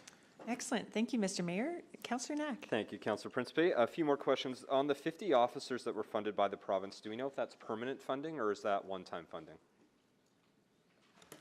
The intention in our conversations with the GOA is that it is permanent ongoing funding. Permanent ongoing funding. Permanent ongoing funding. Okay. It's a grant, so. Okay. Yeah. Which is slightly different. Okay. But the intent you have heard from the province is permanent ongoing. Okay. Thank you. Just around that question around the authority around like in a pedway or anything like that, is there anything that still needs to happen, whether it's from the city or elsewhere, to make sure that there's a clear understanding of the authorities of the transit peace officers, the community peace officers versus EPS? Is there something missing that still needs to be rectified on that? I think there's a lot of space right now to have an evaluation of the level of authorities that the TPOs and the CSPOs have, because the level of authority that they currently have as provided in their peace officer status compared to a police officer, there's a really wide margin where they run out of lawful placement quite quickly, and then the only next step is to bring in the police. And there's a bit of a chasm there that I think could be navigated through either an increase in their authorities, their training and equipment, that they could help mitigate a lot more public and social disorder and even lower level social crime without the police having to come in. That's helpful. And the big data gap that we have right now, we receive 2,800 calls for service in relation to transit. Transit receives 69,000 calls a year in relation to public safety on transit. Okay. And then to Mr. Corbell, because I have heard that Calgary's peace officers seemingly do different work than us. And so it feels like they're permitted to, but we don't do that. Do you know about that? Are you aware? Can you share? Yeah, I think it's a bit different. I think it's fair to say Chief McPhee and I are working through some of this now to figure out what is the right authority in the right place. And I think it's a little more complicated now because the additional officers, but yeah, absolutely we're working towards expanding what we can and figuring out what's best. And so you'll once you've had that conversation, come back to council because you probably need changes from our end. Is that I'm seeing nodding head? Yeah, Mr. I don't think we need a ton of changes from council. I think it's more from a provincial perspective. But but we have to do this and should do this with EPS. So. Of course, yeah, no, that makes sense. Just a little bit more on the crime stats because I still have a little bit more communication. I don't know if I'll get to crime severity versus in the annual stats for the downtown crime, particularly on violent crime. What I felt I was missing is I don't actually know how we define violent crime because I don't know if there's an official definition. Crime severity I understand a little bit better. Can we explain, because I've searched, I don't actually know what violent crime consists of. I mean, I can assume, but that wasn't made clear to me in the stats. Do you want? Well, we do have, and Derek can supplement this if he wants, but we do have buckets that we can provide you that identify non-violent and violent crime. Okay. So violent is assault with a weapon, aggravated assault, sexual assault, like things like that. Okay. Non-violent are different, and I don't know if you want to add to that, but we do have I don't have them in front of me, I apologize, but there are categories that go into non-violent and violent crime. Yeah, and I guess just when I had read the stats, that was unclear to, how we define that, and then how a definition of a violent crime, if all violent crimes essentially raise your crime severity index, or there are certain crimes that are like on the cusp of violent versus non-violent, that like, are they one and the same? And that was the only thing I couldn't understand from. They are scored differently, so like a murder would really jump your severity. So they are scored differently as well. And I think just, for me, and I'm not going to spend too much time on the stats, but it ties because the stats specifically did reference downtown safety. And I guess I should also ask, is downtown safety solely the border of the Downtown Edmonton Community League, or does that include the downtown division, which would then include Oliver, Boyle, and a couple of other spots? Do you know that, Derek? The actual geographic of the downtown? Yeah, it has it in our data. Okay, good. The downtown neighborhoods include downtown, Central McDougall, Macaulay, Boyle Street, Oliver, and Queen Mary Park. And Queen Mary Park, okay. That's helpful. I'm going to be out of time. I'll have one more set of questions around communication. Thank you. Thank you, Councillor Knack. Councillor Rice? Thank you, Chair Principe. I would like to give an opportunity for you because we didn't get a chance to answer my question regarding the Chinatown crime prevention. And because our city actually really actively responded and to the concern from Chinatown and from that specific community, and the HSOC and the Health Streets Operation Center in place. I just want to know, and if you can more specific, the EPA's action already happened there. What's the difference made from 1 year ago? And because right now I still heard and something happened in Chinatown as well. In relation to crime prevention specifically, Councillor? Yep. I think it's really important to understand that the different dimensions of the Healthy Streets Operational Center is the policing and the peace officer function is really focused towards the stabilization in relation to crime and disorder in the neighborhood. Another key partner in the Healthy Streets Operational Center team are community safety liaisons that are employed through Social Development Branch. The community safety liaison's primary function is in relation to prevention opportunities and intervention opportunities as driven out of community and community assessments. So the community safety liaison part of the Healthy Streets Operational Center is now fully staffed and fully engaged in the community in relation to safety audits in downtown Chinatown and in our Kingsway zones to start having those conversations with the community around things that aren't really necessary in relation to the stabilization of crime and disorder, because that's what the EPS and the CSPOs are taking care of with the fire and the EMS partners. But the CSL's primary role is to find those opportunities for preventative action to work whether the police are providing it alone or whether the police are providing it with the community or the community is providing it alone. And that's a framework that we're really building out right now. So is there any difference already made and compared to now and 1 year ago? I would really be able to give that. We have that analysis going on right now in our business intelligence and analytics reporting area. We will be providing it to our commission on May 18th. Okay. And then if a request comes through the commission to have that presented here, we'd be more than happy to present it here as well. Okay, thank you. That is the first question. My second question, yes, this public safety report will come back to council monthly. And from that measure effectiveness perspective, is there any possibility to set up targets and for us to really see, and also for the public to really see and experience the improvement for the public safety? And for example, I can give a specific example. In 2022 right now, we have 2,847 calls. And for next month, when we come back for the report, is there any way we could demonstrate the progress and by setting up the targets and to reflect all the effectiveness, the tools, actions were put in place? Councillor, we'll likely see a spike next time as we do have permanent support from our police members. However, a project by project basis, we could probably provide that feedback in different portions. System-wide, it'll look different. As we focus on different hotspots throughout the city, we'd be able to say we tried these proactive approaches and they worked, and we could demonstrate how they worked. As a system as a whole, it could be a lot harder. Why I'm asking this question specific, I really think the way how we feel that gap and between the public perception and the public experience data. So because we cannot allow that data to keep increase, keep climb. And then, so that is, I want to say that's really difference we made through all the tools, actions, strategies we put in place and can ensure our public perception say, yes, safety is improved. So that is why I ask this. Fair enough, Councillor. And I think we will be able to capture a lot of that. ETS already does surveys, and we're looking at the surveys to be specific at particular locations, so we could have a point-in-time survey as well as a longitudinal study that would provide feedback on whether or not our efforts achieved what we wanted them to achieve. Oh, okay, so I may follow up that I do have one quick question regarding Edmonton Economic Incentive Construction Grant Program. So is there any information regarding that? That program is currently implemented or that current passed? And how this linked to our safety and strategy and in the place? Yeah, the applications are closed. We funded 10 projects. The projects are starting to be completed. We have one that's very near completion.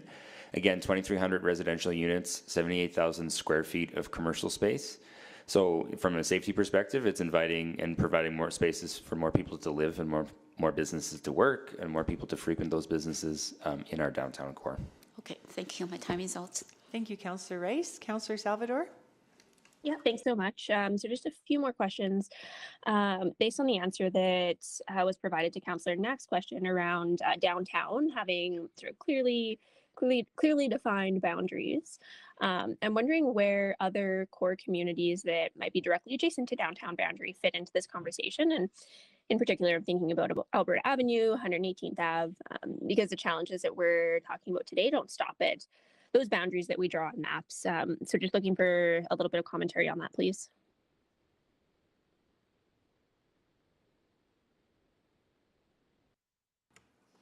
If I understand, well, this is how I'm perceiving your question. So I think when we put together the Healthy Streets Operations Center and we redeployed our teams from our crime suppression, we are focusing right now on Chinatown, but the intent through the multidisciplinary teams is as we go and over time we could move or expand that to the other areas that you're talking about. But right now we're focusing on the downtown, on Chinatown, and we still respond to calls for service in those other areas. Okay, so I'm wondering, like with Healthy Streets Operations Center, I understand that the focus area is Chinatown. So if we do start to see an uptick in some of those surrounding areas, I guess would those resources be moved out of Chinatown, or I'm just trying to understand how those resources would be redeployed and what that could look like, because I get this question regularly. I think one of the things, and I'll let Superintendent McIntyre jump in here, but one of the things is really what I focused on earlier was recruiting. Like as we recruit, we're going to be able to build out more teams, but right now our commitment is in Chinatown. We have geographically the Healthy Streets Operational Center zone does encompass Alberta Avenue, and it actually comes right down to the river. The two most acute microspaces in the envelope, as I refer to it, are in downtown Chinatown and the Kingsway area, and those are our two areas of focus. 118th Avenue does itself within Northwest Division, our policing division, has two full-time B teams assigned to that geography that are very much, we're tied into Project Connection and are tied into the Healthy Streets effort. There is agility built in to Healthy Streets that if we do see other small neighborhoods or other areas of concentration or acuity spike, we have the capacity to pivot our teams into those areas to bring that multidisciplinary approach. We're really eager for 2024 to come around, because in 2024, with the investment from City Council, we get to scale to 4 Healthy Streets Operational Center teams. Right now we are funded for 2, but we will be scaling to 4 in the new year, and then we will be able to assign those teams into some of those other mid acuity to kind of low-level acuity, but right now we are focusing on the highest acuity communities in the Kingsway area and in downtown Chinatown. Okay, thank you. Just aware of my time, I was hoping to jump to a question for ETS, if they're on the line. Yes, they are, Councillor. So just thinking about the relationship between perceptions of safety and ridership, or just the sheer number of folks who are using the system. Because in my mind, the more folks that are on the system and using the system, the safer it can feel. But at the same time, the more folks who are using transit, I would assume, the more incidents that we would see, simply because of that increased ridership or ridership recovery. Just trying to wrap my head around that relationship and how we are communicating and perceiving that relationship in this conversation. So if I understand your comment correctly, there definitely is a relationship, and in the industry we often report security disorder per 100,000 boardings to acknowledge the proportional kind of impact of the disorder rates, so we can show both. In terms of communications around perceptions, we do customer satisfaction or rider satisfaction measurement. We've been doing it for years. We do that in regular kind of intervals and have reporting available through that means as well. So I think there's multiple different measures that can be included in any type of evaluation or assessment that we're doing on this file. Great, yeah, and that's a good point just around how we're measuring as well. Because I guess I would think that we'd be wanting to look at this per capita, so that we're able to compare to population growth. Is that how we are going to be measuring going forward? So I think that's also another important layer, is to look at the population growth. We're doing that on the service level side, so I think it would make sense to factor that into this work as well. Great, thanks. I'm out of time. Thank you, Councillor Salvador. Councillor Stevenson?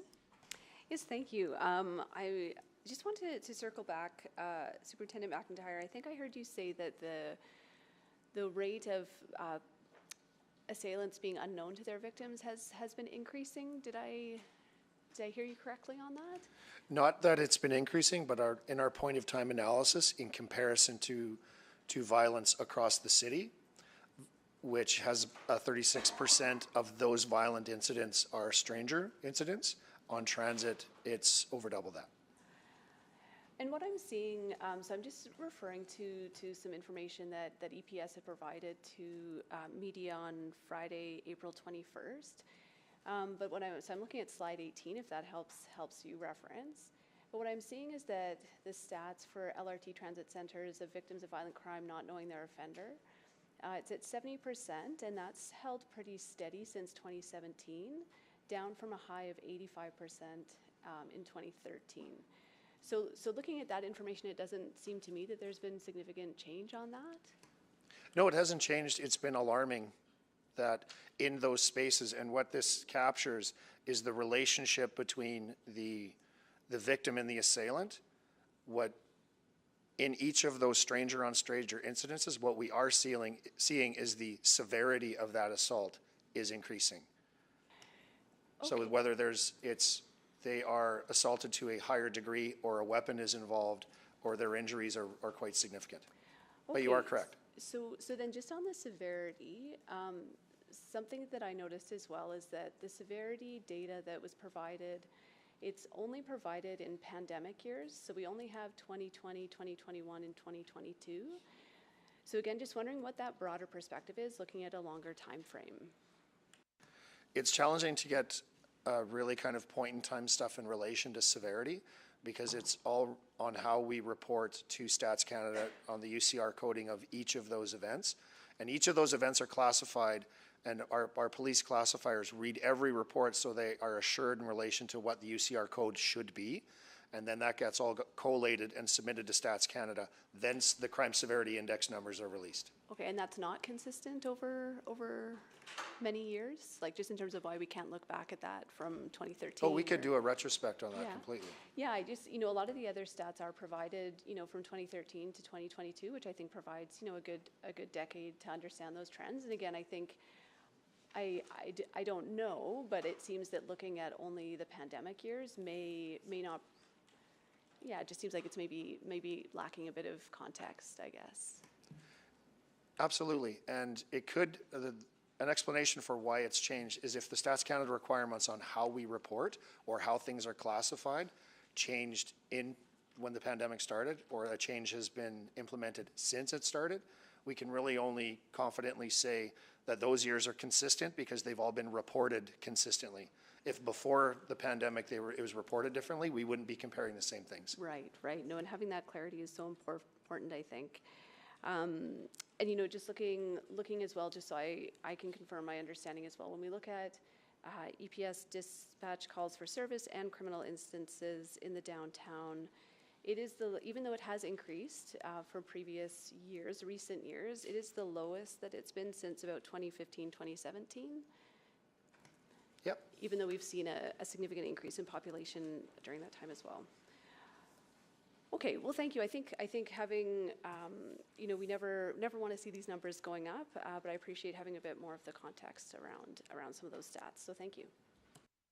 Thank you, Councillor Stevenson. Councillor Wright? Thank you very much. I hope you can hear me this time. My questions I'm going to direct to the Edmonton Police Commission. I understand the chair and the executive director are there. Yes. Okay. I'm just wondering if they have seen sort of an increase in reportings or contact through their offices. And I know you're not, involved in day-to-day operations of the police, but is this does this align with the strategic direction of the commission? Thank you, Councillor. Matt Barker with the Commission. I can speak to the daily operational intake of questions and concerns from councillors' offices and citizens. I haven't noticed a large increase in our office. It's about steady. We get peak periods through the year on certain topical content, but I haven't noticed anything at our office that's been sent to us that would suggest a spike or an increase.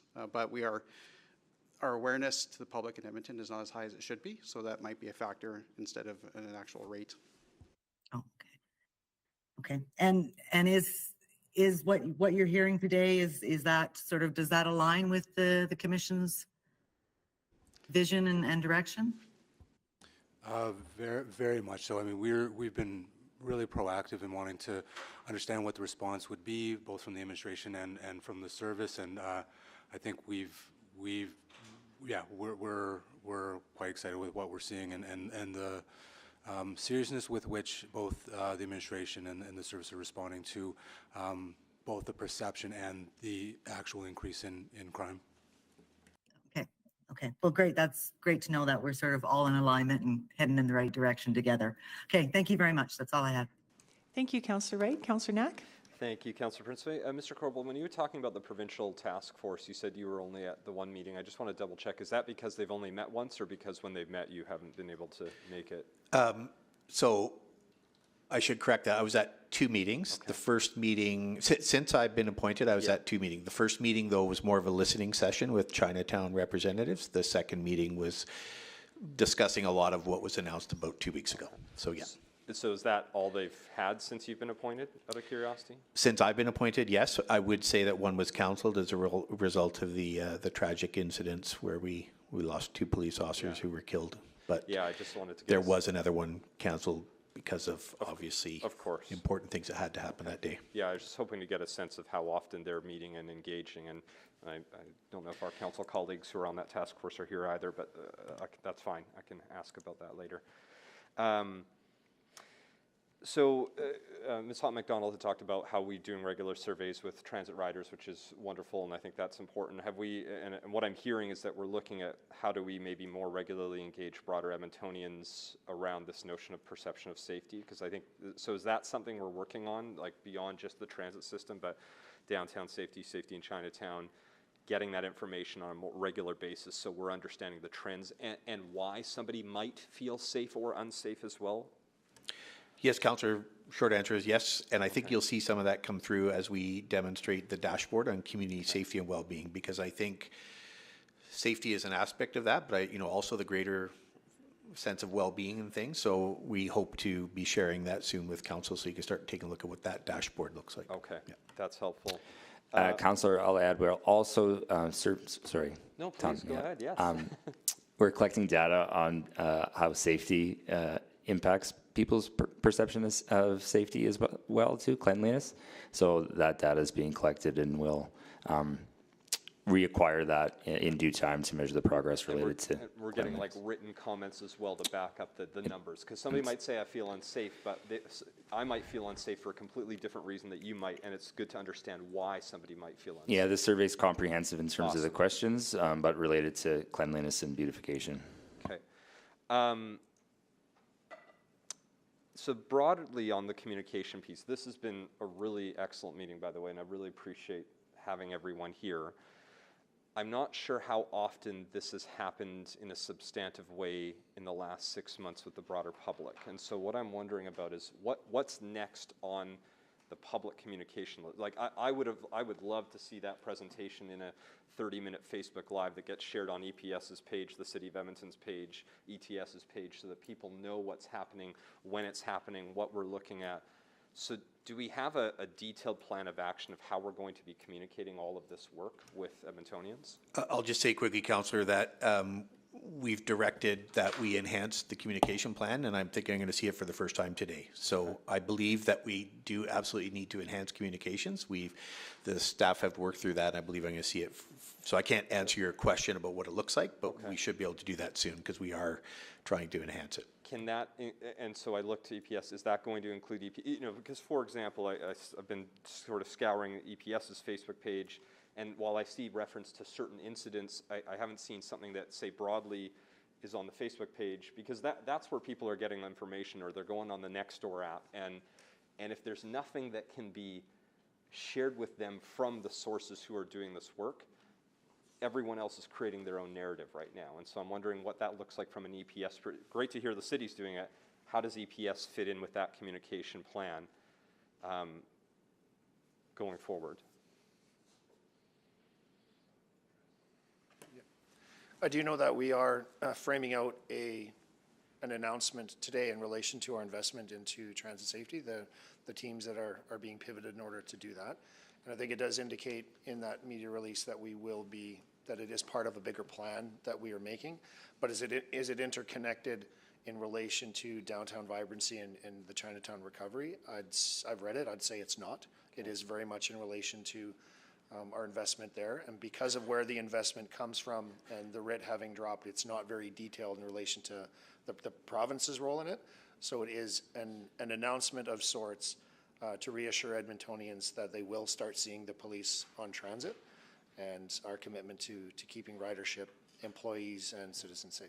Is there a plan of, so that's a good step, is there a plan to do continuous community, right now this is top of mind for Edmontonians, so I think they don't want to just see a once in a blue moon announcement, they want to see weekly, monthly, something that they can know that you're working on this. Is that part of what I can probably answer that. We're trying to be a lot more transparent in what we're seeing in terms of crime. We're doing a lot more forward-facing, using different social media. Executive Director Lorenz talked about the dashboards. We're continuing to develop those. We can be more transparent in our crime stats and what we're seeing. I think importantly, we do have a couple of presentations coming forward to our commission this month on HSOC as well as on our transit plan. So those are things that we know that are going to be out there that we're going to have to start talking about. Additionally, and I'd just like to really quick talk about some of the technology. We know that the provincial government made an announcement about body-worn cameras. We're going to have to start talking about that as well because there's an expectation of the public to understand that as well as our members. It's tough. There's a lot going on, and I think it's important that people understand the impacts that we're seeing in terms of us redeploying members away from places we traditionally have into these new spaces.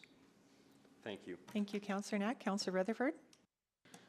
Yeah, I just wanted to follow up. I guess one of the questions that I have lingering, and maybe it's just something that can be better put into the next presentation on the transit safety specifically. When we had the report that came with the downtown safety and transit safety plan, it highlighted a tripartite governance structure. And what I heard in the presentation is a lot around like collaboration, but collaboration and a formalized governance structure are very different things. Can we, like, is there an MOU? Is there an actual like terms of reference? The MOU is being worked on as we speak, and we're working through those processes with our partners. So that tripartite relationship does have governance around it, and we are employing it in these things. It's not complete yet. Okay, so then it's been over a year. So what's the holdup there? It's been since September, and since I got here to push this. Since you got here, okay, fair. And largely then we've been operational, understanding what we need to put in that MOU. Yeah. And understanding the best way to work together, measuring the best way to work together, and that's what's going to go in the MOU now, ma'am. Okay, and then with that MOU, what context does it discuss around information data sharing? Because I know that that's often something that, like, as I've experienced, is one of the most challenging things, is what and how we share information. Well, we'll have to come to agreement on what that looks like. Yeah, so what is being discussed around that, I guess, is my question right now. So one of the things, I'm sorry to interrupt, Dwayne, and maybe I can just address. One of the things we talk about is within our reporting structures, and Superintendent McIntyre talked about some of the administrative roadblocks. Notionally, we can't bring other agencies or different enforcement arms into our records management system because of our agreement with CPIC, things like that. So there are things that I think that the MOU could notionally float out there, but legislatively we wouldn't be able to overcome them. So. Yeah, I think that I'm not absolutely, I think wouldn't be asking for, you know, Bent Arrow to have access to your databases. That's not what I'm asking for. Absolutely. But I think that sometimes when I think about data, I think about both qualitative and quantitative. I'm hearing a lot of quantitative data. I'm not hearing a lot about qualitative data. And so where's that overlay? And how, as a tripartite group, are we creating that fulsome picture? And how is that being discussed as you develop that MOU or terms of reference? Okay. So with respect, how are we doing it? That will be, the qualitative portions of that will be the survey around at the spaces, the longitudinal study, and the point in time studies. And we're also working with Oracle to have community members grabbing the qualitative studies and sitting there and understanding them in transit spaces. We will bring that to the MOU. We've only begun putting together a contract with them to work in these spaces. It's still very new. And those things we have to understand a little bit more before we run to an MOU to actually start recording things. Yeah, and so I think this is where, just for, or maybe I'm speaking to it, I'll wait till we're speaking. So I'll ask my final question is around, with regards to vibrancy. One of the things that was discussed and brought forward at another committee meeting was sort of the vacancy rate on businesses on the main floor of that, and that's something that's been really mulling in my head. Is right now our developments require that the first floor sort of commercial, and then it can be residential above, but we're having sort of a surplus of vacant commercial. What kind of discussions are you having around that in terms of, from a downtown vibrancy perspective? Yeah, we're having lots of different discussions about it. To be clear, you know, our vacancy rate is, there's a lot of contributing factors, and the fact that our planning aspect requires that, I would say, is a fairly insignificant one compared to a lot of the other factors. So, you know, there's some data collection. Specifically, we funded a project led by the University of Alberta to explore, you know, some of the root causes to this commercial vacancy. But we're also looking at, you know, future changes to the capital city downtown plan as potential to make sure that the built form is suitable for where we're at currently, but also to ensure that we've got the capacity moving forward too. Yeah. There is, I appreciate that there has been comments around that, but there are, you know, varying opinions on that. And I appreciate there's varying opinions, and I also think about just off of White Ave, we recently had a public hearing approved temporary use of a main floor as residential to help with vibrancy. So are we considering stuff like that within the downtown as well? You know, we're considering all options.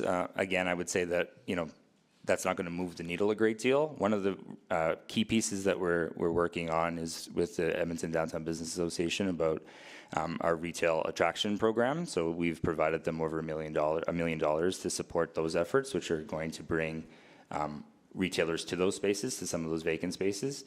We've also provided incentives, you know, specifically for our patio program and other incentives that will make it more attractive for retailers to consider downtown and to open up locations. So. Okay. Interesting. Okay, I will leave it there. Thank you. Thank you, Councillor Rutherford. I'll go to Mayor Sohi now. Yeah, I'll move that we receive this report for information. Thank you, Mr. Mayor. Any questions, any comments, anyone to speak to it? Councillor Knack, go ahead. Thank you, Councillor Principe. So again, as mentioned, I do really want to say thank you. I'm glad we had this discussion today, and because there are both real serious issues, as the stats have shown on the violence side, and then I also think there are some issues that might be perception based as well, and it's not one or the other. I think it's both and right now that we're dealing with. and part of why I've been really eager to have a conversation goes back to that last round of questions, is that I really, and this is everyone here, including us, I think we're all doing a terrible job of communicating to Edmontonians right now about what's happening on this. And so it's not you, it's me, it's everyone. Because I've never had this in the 10 years I've been on council in terms of the level of correspondence that I'm getting from people who do not feel safe. Some for very valid reasons, because they've been victims of violent crime. Some because they're feeling uncomfortable because they see stories about what's happening and they don't feel that there's any type of additional narrative being shared by those who are doing the work that you are doing. Because what I heard today is there's a ton of work that you're all doing, and that's really encouraging. I don't know how many people would have any clue about almost everything that was shared today. And so one of my biggest things that I would ask for as we go forward on this is back to how we're communicating as a coordinated team.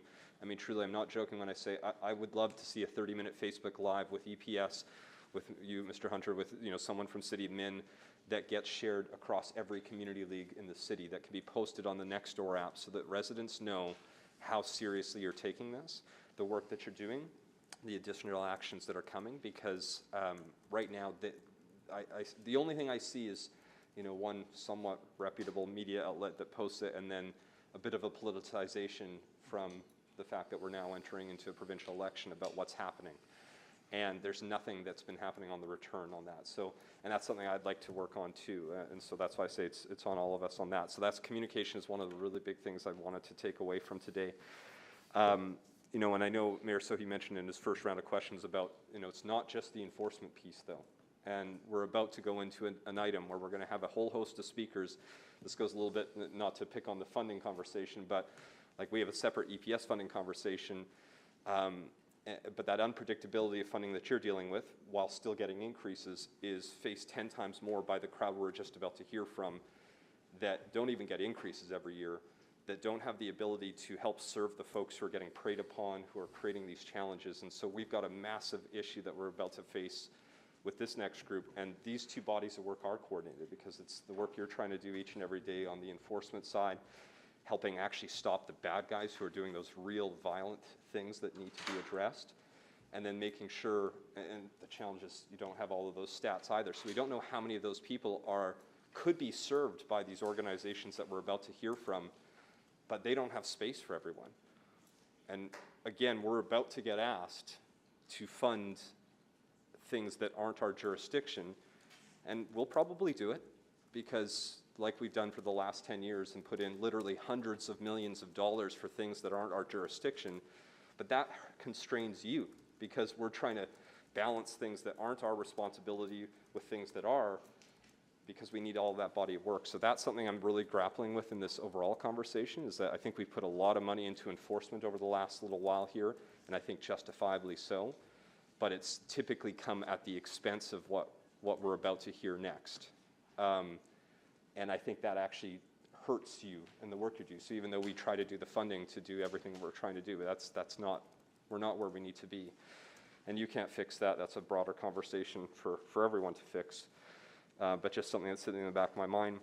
And then the last thing I would just offer in terms of some closing thoughts is, as we get more regular reports, because I think we do need, I think we need this monthly check-in right now. Mm-hmm. It is that serious. It needs to be brought up all time and time again. I know, and I was encouraged to hear that you're working on ways to better get good data, because I usually hate using this term after many years, but metrics, targets, and outcomes in this particular case is actually really important, and I don't think we have good metrics, targets, and outcomes yet around the work you're doing. I know you're working on them, but the fact is we're not there yet, and that's making it hard to then even share publicly what we need to share. So that's part of where this narrative is getting filled in. So that's something I hope to see more directly addressed as we come forward in future updates. But I really want to thank you all for taking the time to be here today, for sharing the information. I think this will begin to help share, get Edmontonians to understand what's happening right now. Thank you. Councillor Rice? Thank you, Chair Principe. So first of all, I would like to thank everybody and every partners and in this integrated approach to address our city's public safety, because public safety is so important. and to our entire city, not only and for the public transit, and actually is impact on how our city plan be implemented effectively and how to support that population growth, and also how to support our city's economy and business community, and really get people to have a job, people feel safe to go to downtown, and people feel safe to use our public transit system and to do their job and to enjoy their life in our city. I really want to say improve the public awareness, and that is really important. And for us to demonstrate we are actually work together. And not only in the state administration, not only EPS, not only ETS, and it's like everybody, including our citizens, our Edmontonians. And because that is a goal, and we want to see our city and is a safe, secure, accessible, and to all Edmontonians who live here, who take their here as a home. And then how we achieve that goal, I think I heard lots of good things today. We're talking about lots of tools, strategies in place, and specifically from data collection perspective, and then also how we use that data to set some targets and to move towards and to the effective outcomes. And we can measure, and also to some tangible outputs, tangible impacts, tangible results that really ensure our public's perception and change and from fear and to fear safe, and also to improve the public experience on the safety.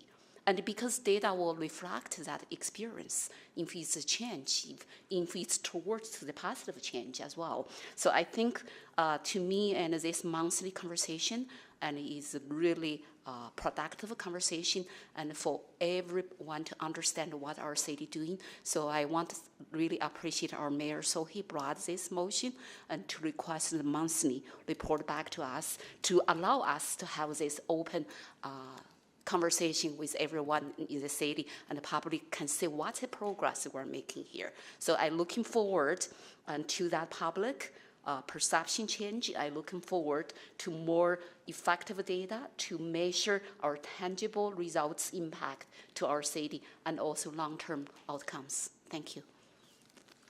Thank you. Councillor Stevenson? Yes, thank you. My colleagues have spoken to a lot of the points I wanted to make, but did want to take a moment just to share my gratitude to all the partners who are here today and the work that you're doing. Edmonton's certainly not alone in the trends that we've seen, but I do think we stand out in terms of how our community has come together. This conversation right now, we are focused on, a bit more of the, enforcement side of community safety and well-being. But I've heard just the tremendous work that's happening again within the agencies and also the connections out to the community, the social service ecosystem, and our subsequent conversation after this, I think really, really emphasizes that point. I look forward to that ongoing collaboration. I'm really pleased to hear about some of the administrative barriers and policies falling away that have in the past potentially created challenges to that collaboration. I hope that we hear about anything else that we need to do at the council table to support this work. I'm also, to Councillor Knack's point, just around communication as well. I mean, that's something that I really take on, and the important work that we need to do around providing the clearest picture possible. So providing, data that's both absolute and relative to help us keep a clear picture of what's really happening on the ground. And opportunities to celebrate the successes that we start to see as well. So thank you again all so much, and look forward to further conversations. Thank you. Councillor Rutherford? Yes, thank you for this information today. I hope that it's clear to those listening or to those that are covering this through the media that, this is clear that Council cares about transit safety, Council cares about Chinatown vibrancy and safety, Council cares about downtown vibrancy and safety. But not only does Council care, this administration really cares, the Police Commission really cares, EPS really cares.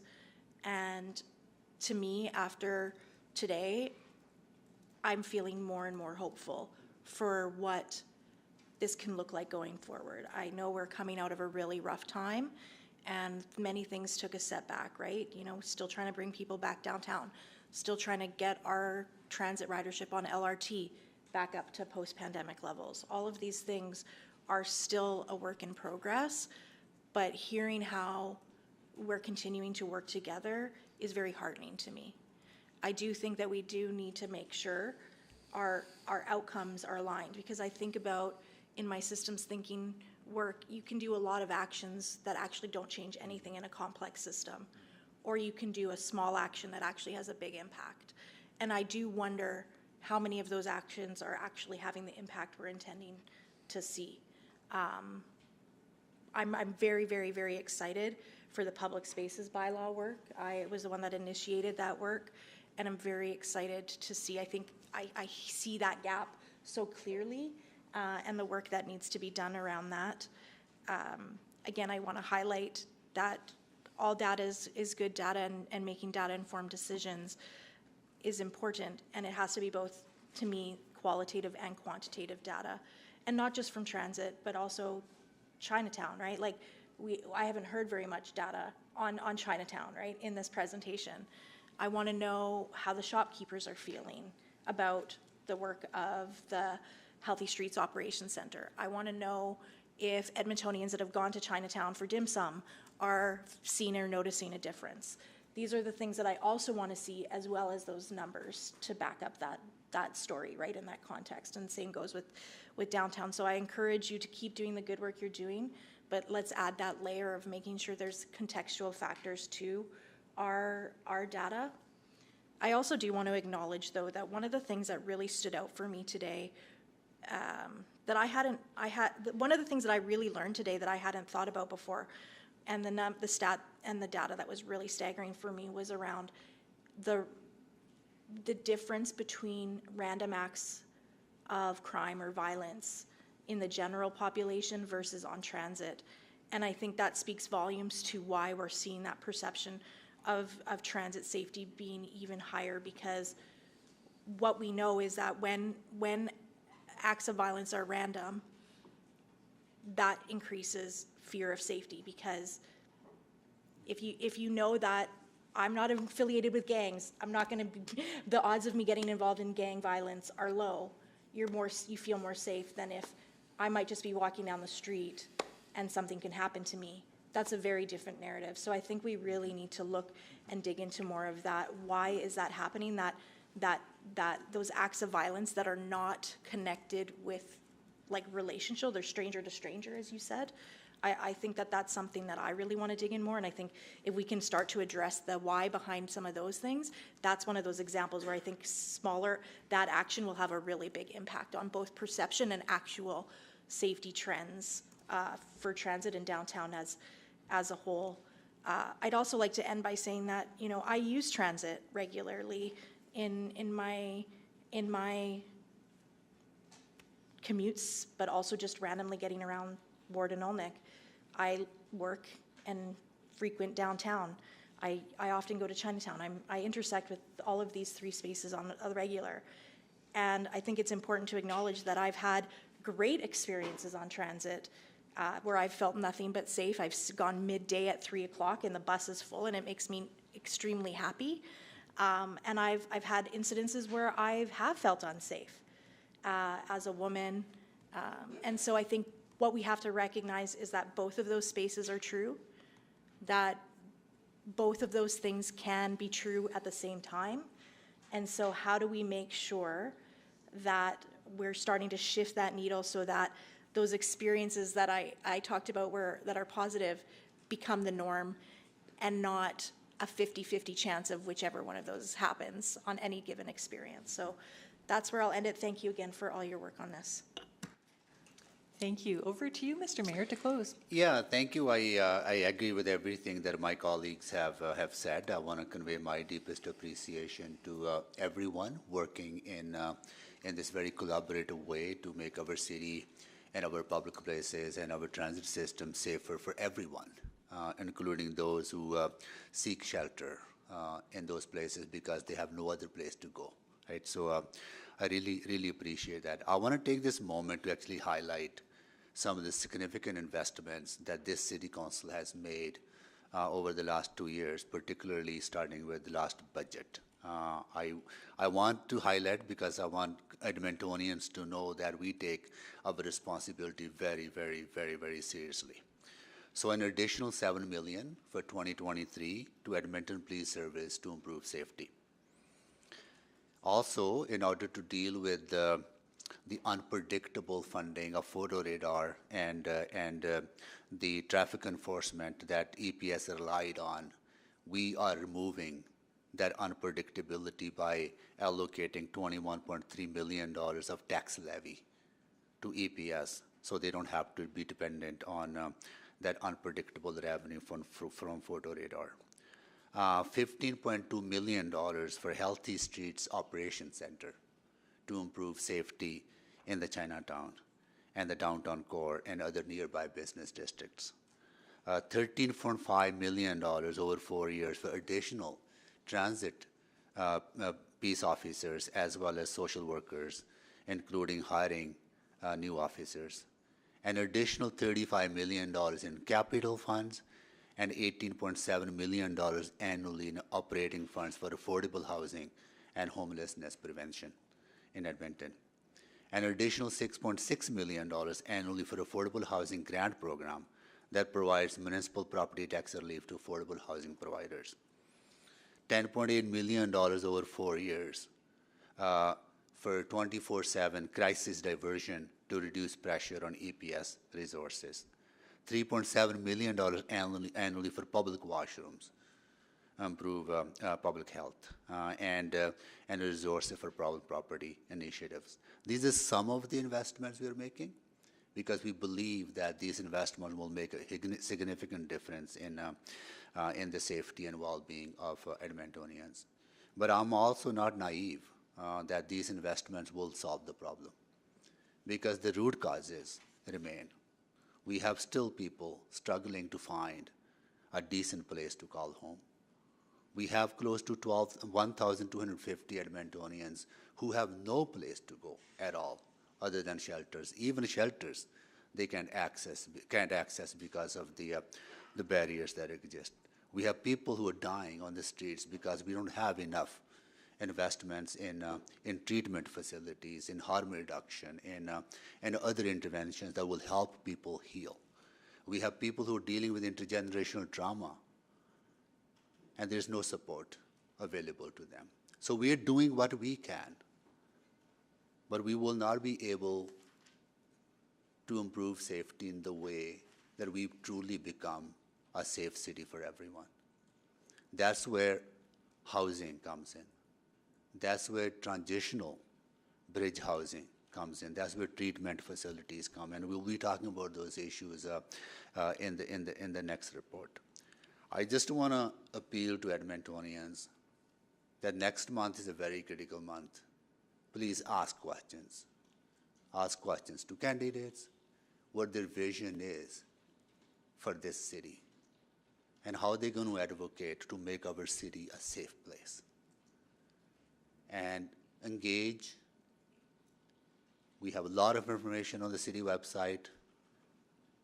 There's a lot of valuable information that you can download and engage through that information with your candidates. So with that, once again, a big thank you to administration and each and every one of you for taking this seriously. This gives me hope, like many of my colleagues talked about, and look forward to the ongoing conversations on this. So once again, thank you so much. Yeah.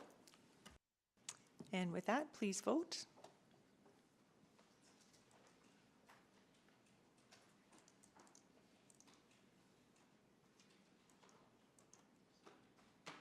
We have 5 votes. Please display the vote. And that has carried. Thank you very much.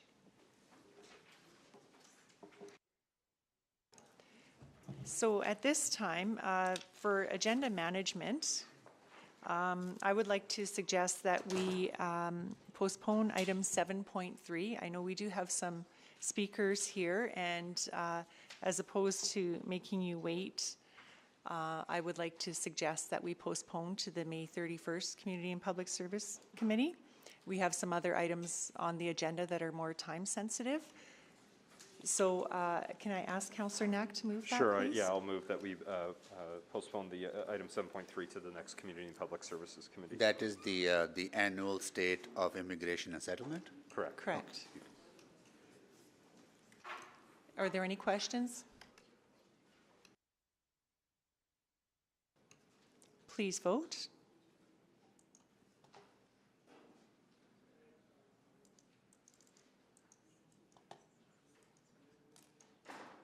We have 5 votes. Please display the vote.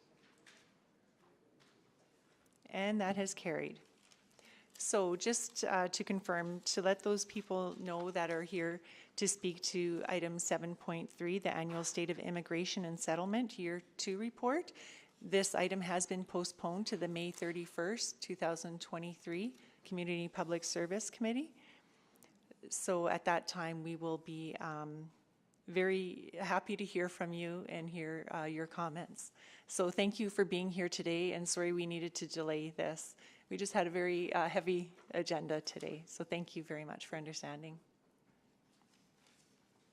With that, we will move on to item 7.2. Do we have administration here for a presentation? There she is. Hi.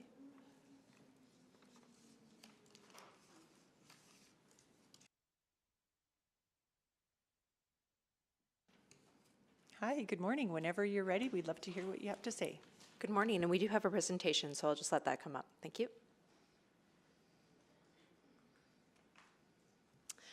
Good morning, committee. My name is Stacey Gallatley, the branch manager for social development. And administration's before you today with an overview of the city's winter for 2022-23 response to supporting vulnerable Edmontonians, an update on planned 2023-2024 activities, and options for additional supports over summer 2023 and winter 2023-2024. We're ultimately seeking guidance on any potential future activities for the winter of 2023-24 season so that administration can take care of preparations in advance. Joining me for the presentation today are Roger Jevney, Acting Deputy City Manager of Community Services, David Jones, Branch Manager for Community Standards and Neighborhoods, Dwayne Hunter, Director of Transit Safety, Grant Blaine, Community Standards Peace Officer Coordinator, Ali Nabulsi, Lawyer, Legal Services Branch, Office of the City Manager, Stacey Padbury, Deputy City Manager and Chief Financial Officer, Financial and Corporate Services, and finally Karen Houghton McDonald, Branch Manager for Edmonton Transit Services. We also have folks here available to answer any questions that you may have. Next slide, please. Over winter 2022-23, at any one time, between 2,650 and 2,800 Edmontonians were experiencing homelessness, and between 1,250 and 1,350 people self-identified as primarily sleeping in emergency shelters or outdoors. Within Edmonton, up to 1,427 emergency shelter spaces were available for winter 2022-23, and that included 1,202 Government of Alberta funded spaces, the Al Rashid Mosque stepping up again and offered up an additional 75 spaces during extreme weather activations, and the West End Shelter, which provided up to 150 additional spaces. There were also 997 daytime spaces available to vulnerable Edmontonians over the last winter. These included 280 day shelter spaces, 627 24/7 shelter spaces, and 90 temporarily funded 24/7 shelter spaces. Sufficient day spaces for people who are experiencing homelessness has been identified as a gap in the homeless serving system of care that will be further widened when these day services are closed due to agreement expiration. Next slide, please. The city responded through a variety of avenues to support vulnerable Edmontonians during the winter 2023-2024. These supports centered on 5 main areas: extreme and weather activations, which included elements such as providing transportation options and supporting Al Rashid to deliver up to 75 emergency shelter spaces; connecting people experiencing homelessness in ETS facilities to supports, which included a winter response bus for providing transportation during transit center lockups, conducting well-being checks, and assisting vulnerable Edmontonians to connect to the right supports during nightly lockups. We also funded emergency shelter and transitional spaces at the West End Shelter and Bridge Housing Site, which was operated by the Jasper Place Wellness Centre, or JPWC, in collaboration with the Tall Cree Tribal Government.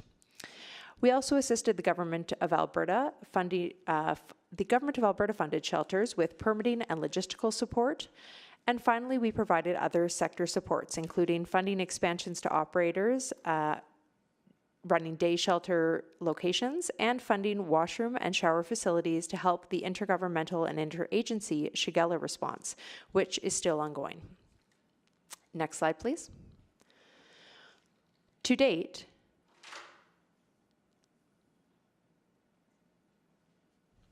next slide, there we go. To date, winter 2022-23 has seen 45 days of extreme weather activations. Throughout the winter 2022-23, some evidence has begun to emerge that the shelter system is not meeting the needs of many individuals experiencing homelessness. An average of 225 individuals were asked to leave ETS facilities during nightly lockups, with an average of almost half of those individuals refusing transportation to shelter.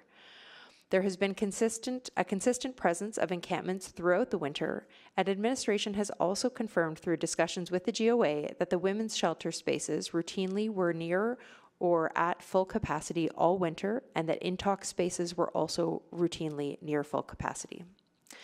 Agency, ETS, and TPO staff shortages was a significant operational concern.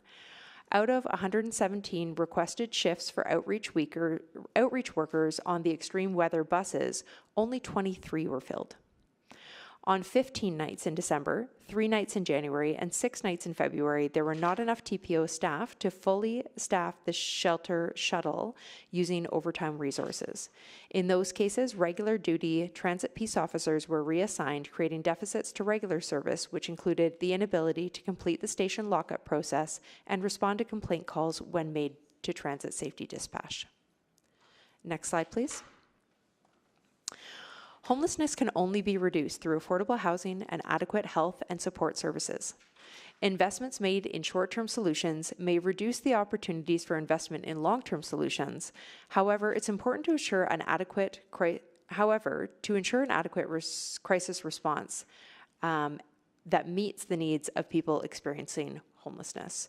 So in short, we need to be supporting our adequate crisis response, but also focusing on those long-term solutions that create pathways out of homelessness. And as such, a broader strategic plan and mandate for Edmonton's role in homelessness is needed. This will be brought forward through the updated Edmonton's Plan to Prevent and End Homelessness on October 30th, and the city's corporate homelessness plan in January of 2024. These plans will enable administration and council to identify and action the most effective path forward to addressing homelessness in Edmonton. Next slide, please. City funding for a number of agreements will be expiring in the spring and fall of 2023. Jasper Place Wellness Centre anticipates unspent funds will allow transitional housing operations until September 2023. The funding agreement expires in December 2023 in case the Jasper Place Wellness Centre is able to stretch the funds past September. For the day shelter services spaces, the city provided funding in winter 2022-23 for expanded day service capacity and programming and augmented operational hours. Boyle Street Community Services funding expires April 30th, 2023, and the Bissell Centre funding expires May 31st, 2023. Both Bissell Centre and Boyle Street have requested ongoing city funding, which you'll see represented in the potential supplemental activities section at the end of the report. Next slide, please. Looking forward to winter 2023-24, administration has identified a base level of activities that are achievable under current budget allocations. For extreme weather and cold activations, the city's supports would focus on transportation during extreme and cold weather activations, an evaluation of the transportation support services, including TPO and ETS resourcing, will be undertaken to determine the most cost-effective approach to providing transportation supports. continuing to support the winter warming bus, supporting shelter spaces at Al Rashid Mosque, and other extreme weather activities such as encampment response teams to conduct wellness checks and only address high-risk encampments, and the city recreation facilities and Edmonton Public Library locations being open for warming purposes. Administration would continue to assist the GOA-funded shelters, particularly around logistics support and permitting assistance. Other supports, such as the ongoing Shigella response, would also continue, if needed. This level of support would have access to a base budget funding of $1.25 million for winter 2023-24. These activities are in addition to the Government of Alberta commitments for around 627 permanent and 575 temporary emergency shelter spaces for a total of 1,202 spaces, similar to the winter of 2022-23 response. Administration will continue winter 23-24 planning discussions with the Government of Alberta after the election and will focus on emergency shelter provision responsibility remaining with the Government of Alberta. Next slide, please. Administration has identified several options for supporting those experiencing homelessness for summer 23 and winter 23-24. These options would bring us into alignment with the service level the city provided last winter in 2022-23. The first would be to augment day shelter spaces again for the cost of $4.08 million, but I do want to flag that this amount is higher than the $3.79 million identified in the report, and this is due to a revised proposal that we received from Boyle Street last week. This would see Bissell Centre and Boyle Street Community Services being funded through to April 30th, 2024. Additional shelter or housing spaces would be at a cost of $11 to $13 million a year. Administration would work with Homeward Trust to identify an additional 200 continuous stay shelter or bridge housing spaces. Continuous stay shelters offer more stability to clients than a typical shelter, such as assigned beds. As part of the evaluation of winter 23-24 transportation approach, supplemental transportation service opportunities would be identified. These supplemental opportunities would match or exceed the service level provided last winter and could include increased shelter buses or additional peace officer staff to support operations and transit center lockups, and cost would be identified once evaluation and planning work was complete. Next slide, please. We do want to make it clear to the committee that funding of any of these additional options will be a challenge under the current fiscal situation. The primary potential funding source we have identified, including community safety and well-being funds held within financial strategies and new funding requests through the fall 2023 fall supplemental operating budget adjustment process. The community safety and well-being strategy, a city-led community-driven strategy, is a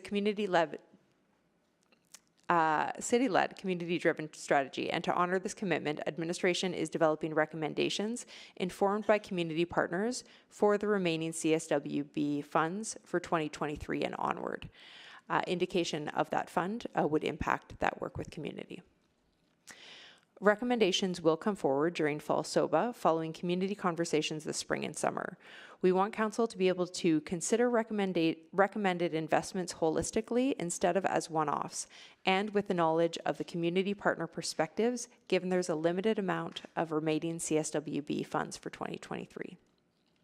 Relying on the 2023 fall supplemental operating budget adjustment process to identify a funding source would be too late to implement options for the full winter 2023-24 season due to the time required to implement. And next slide, please.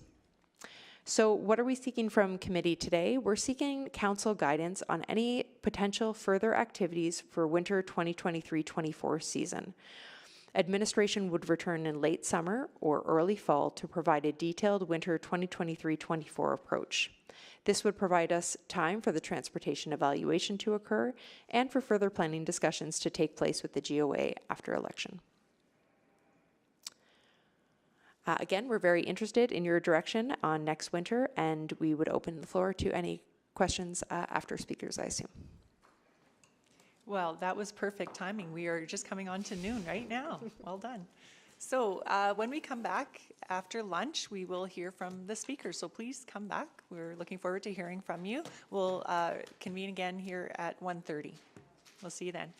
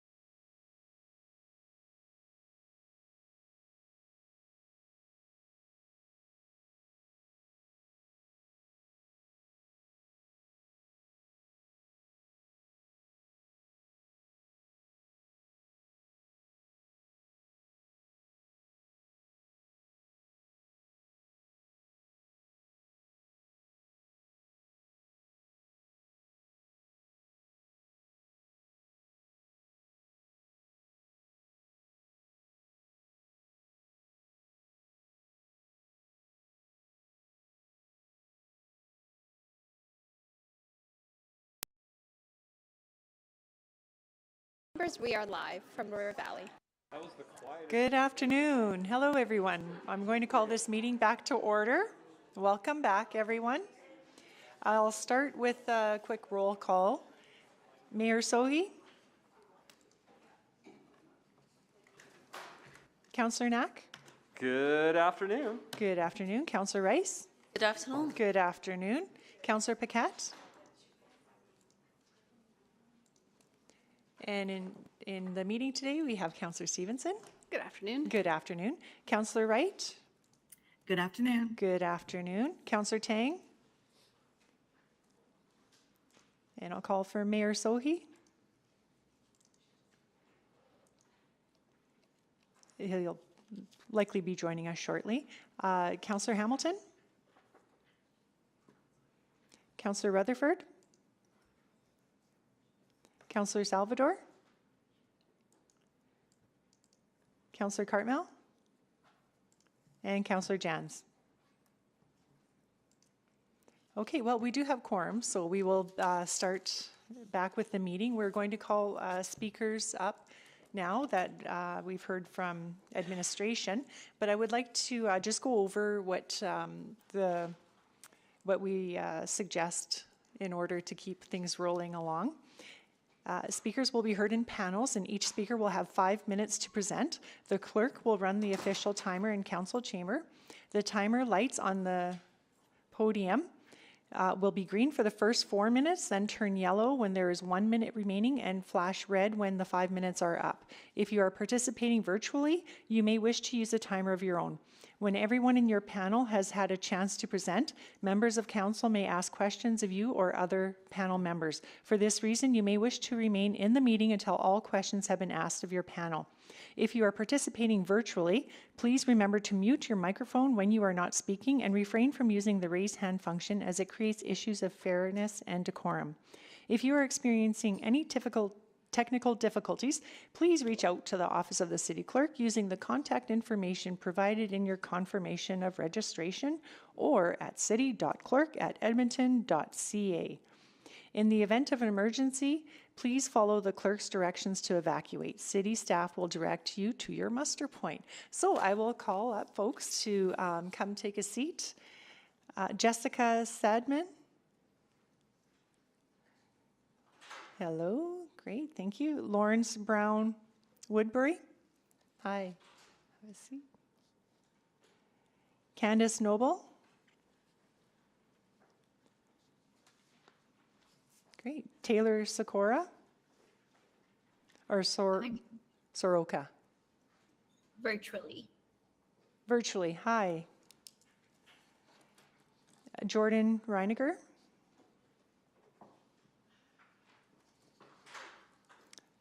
Jordan Reeves.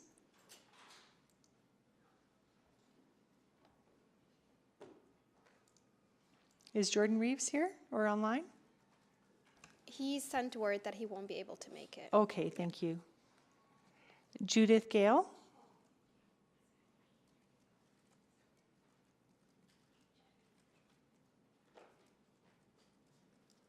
And Christine Kowalchuk. Yep, I'm joining remotely. Thank you. Hi there. Okay, great. So Jessica, we'd love to hear from you. So you have 5 minutes. Please go ahead.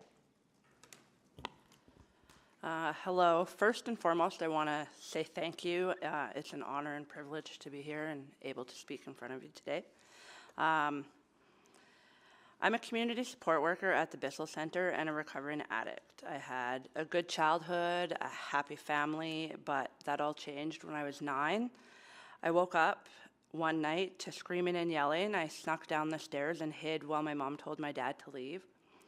I was scared, confused, and angry. Why was my mom making my dad leave? My younger brother and I went back and forth between our parents. Dad was fun. He bought us stuff and always had crazy parties. I remember piles of white powder on the table, and there was always alcohol everywhere. I loved my dad, and I wanted to be just like him. So one day I decided to copy him, and I snorted some laundry soap because it was white. It wasn't fun. I had nose bubbles all day, and it hurt. When I was 11, I had my first gun pulled on me. My dad's house was being raided by the police, and even though I knew they were the good guys, I was beyond terrified. After some time in jail, my dad moved to Vancouver and my mom started dating again. Around 13 or 14, my stepdad moved in, and he was an alcoholic. He was mean. He called me names and beat on me on a regular basis, so I ran away. That was the beginning of my addiction. I started drinking and smoking weed primarily at 14. By 15, I was doing acid and ecstasy, and by 16, I was smoking crack and methamphetamines. When I was high, I felt bulletproof, I felt strong, I felt empowered, but that feeling didn't last. I started to steal from my mom and brother to support my habit. My family stopped including me in Sunday dinners and family outings like camping out at the lake house. My friends stopped talking to me, and I knew my behaviors were hurting and disappointing those that I cared the most about. I was ashamed, alone, scared, broken, and I wanted to die, so I continued my drug use in hopes that it would kill me. Fortunately, it never did. When I was 28, I got violently ill after having a hoot of methamphetamine, so I went to the doctor and he told me I was pregnant.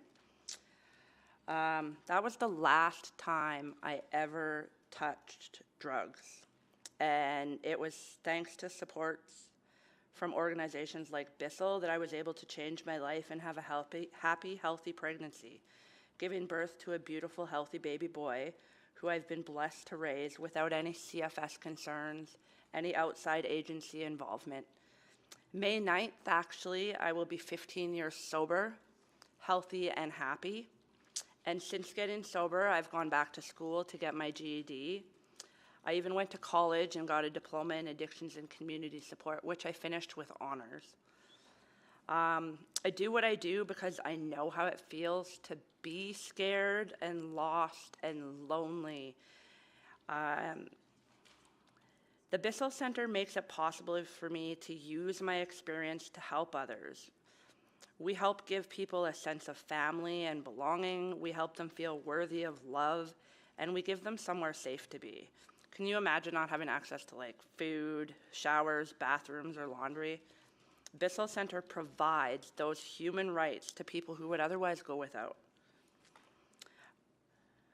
We help give people back their dignity. We love them. We support them when they need it the most.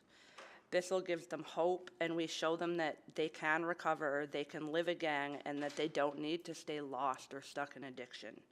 We both literally and figuratively save lives. To me, Bissell is family. I feel I belong there. I feel loved and supported there. I always have fun at work. Sometimes there's hard times, but it's the most rewarding job I've ever had. Our folks come in sober and housed and grateful because we've helped give them a better future. Hearing the success stories is so heartwarming, and it reminds me of how much love there is in a world that so often feels cold. Bissell Center couldn't do what we do without the city's help. That's why I'm here today telling you my story and asking for your help. We need funding so that we can continue to provide the loving, respectful, dignifying, empowering, and life-saving care. Without this funding, we can't provide showers, laundry, clothing, or food, which is every human's right. Without your help, we lose nursing, housing, financial workers, mental health workers, and drop-in staff. Without your help, we'll be taking away the only home and safe space that a lot of these people have.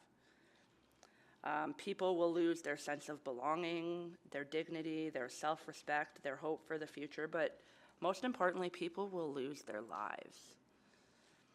I'm here today begging you to please help us. Please help us help them. If you decide today to help us, you'll be helping us save lives. You'll be helping us to provide all these necessities that we often take for granted.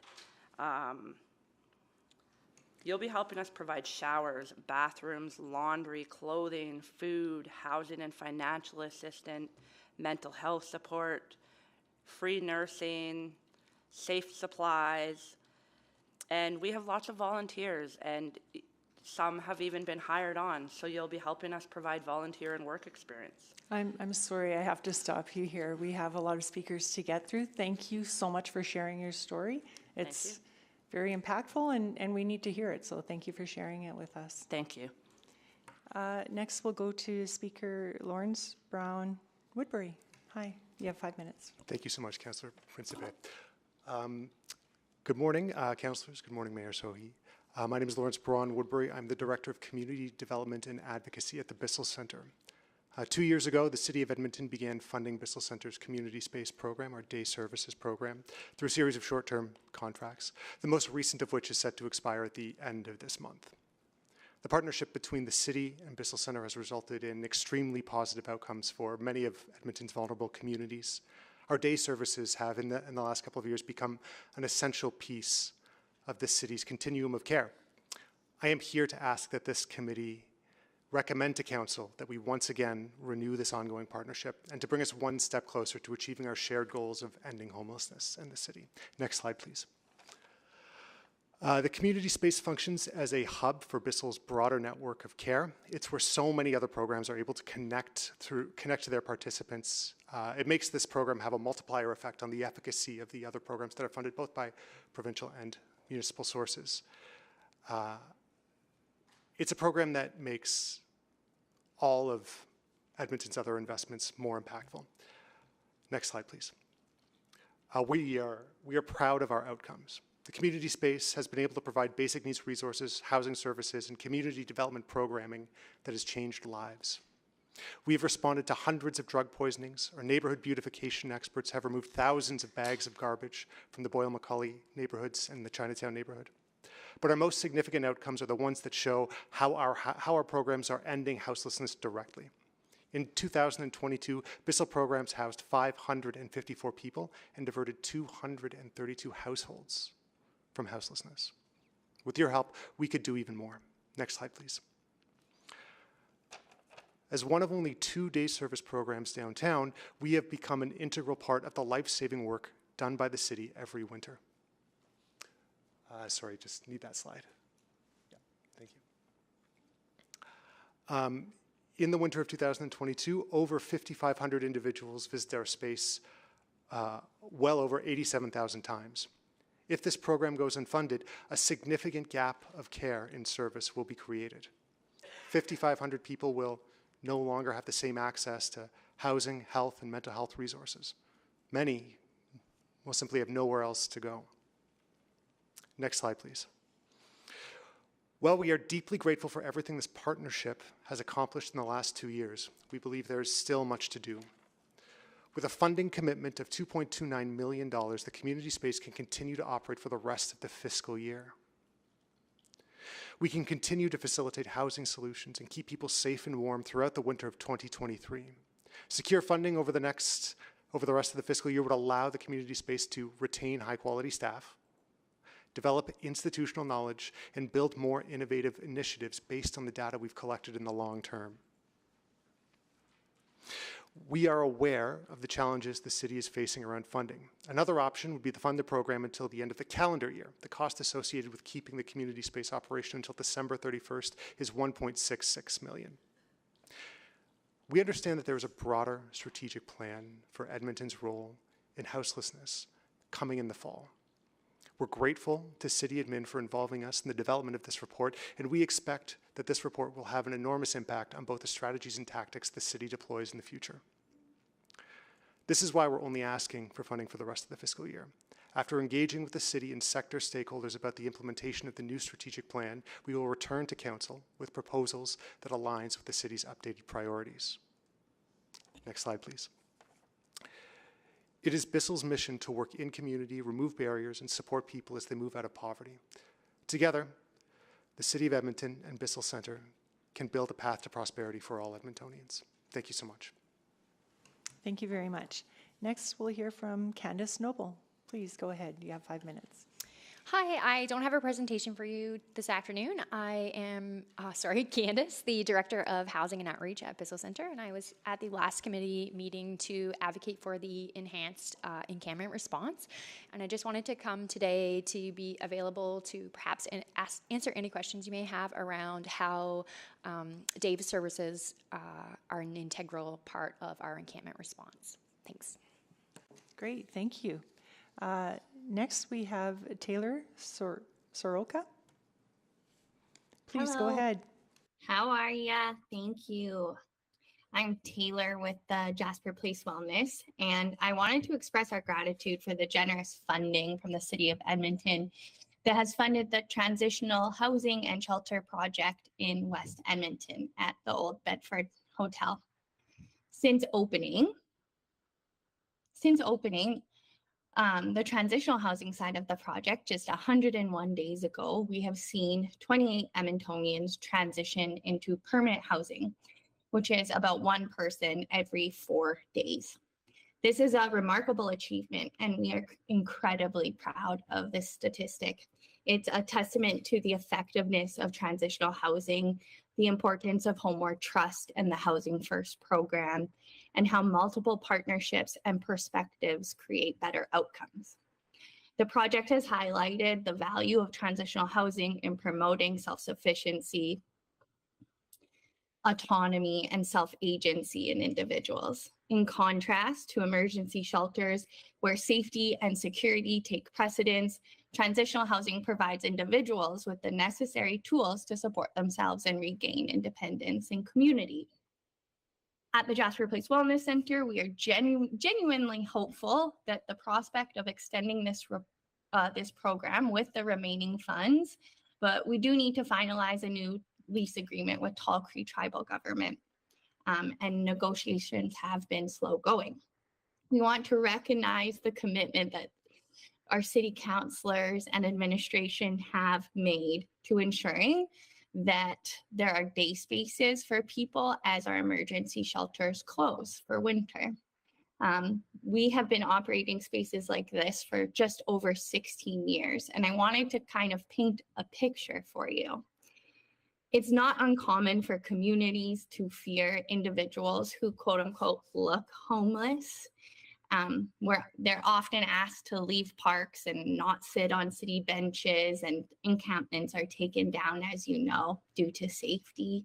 And then this leaves people constantly moving in community and has a large impact on costs for our bylaw, our policing, and other emergency services.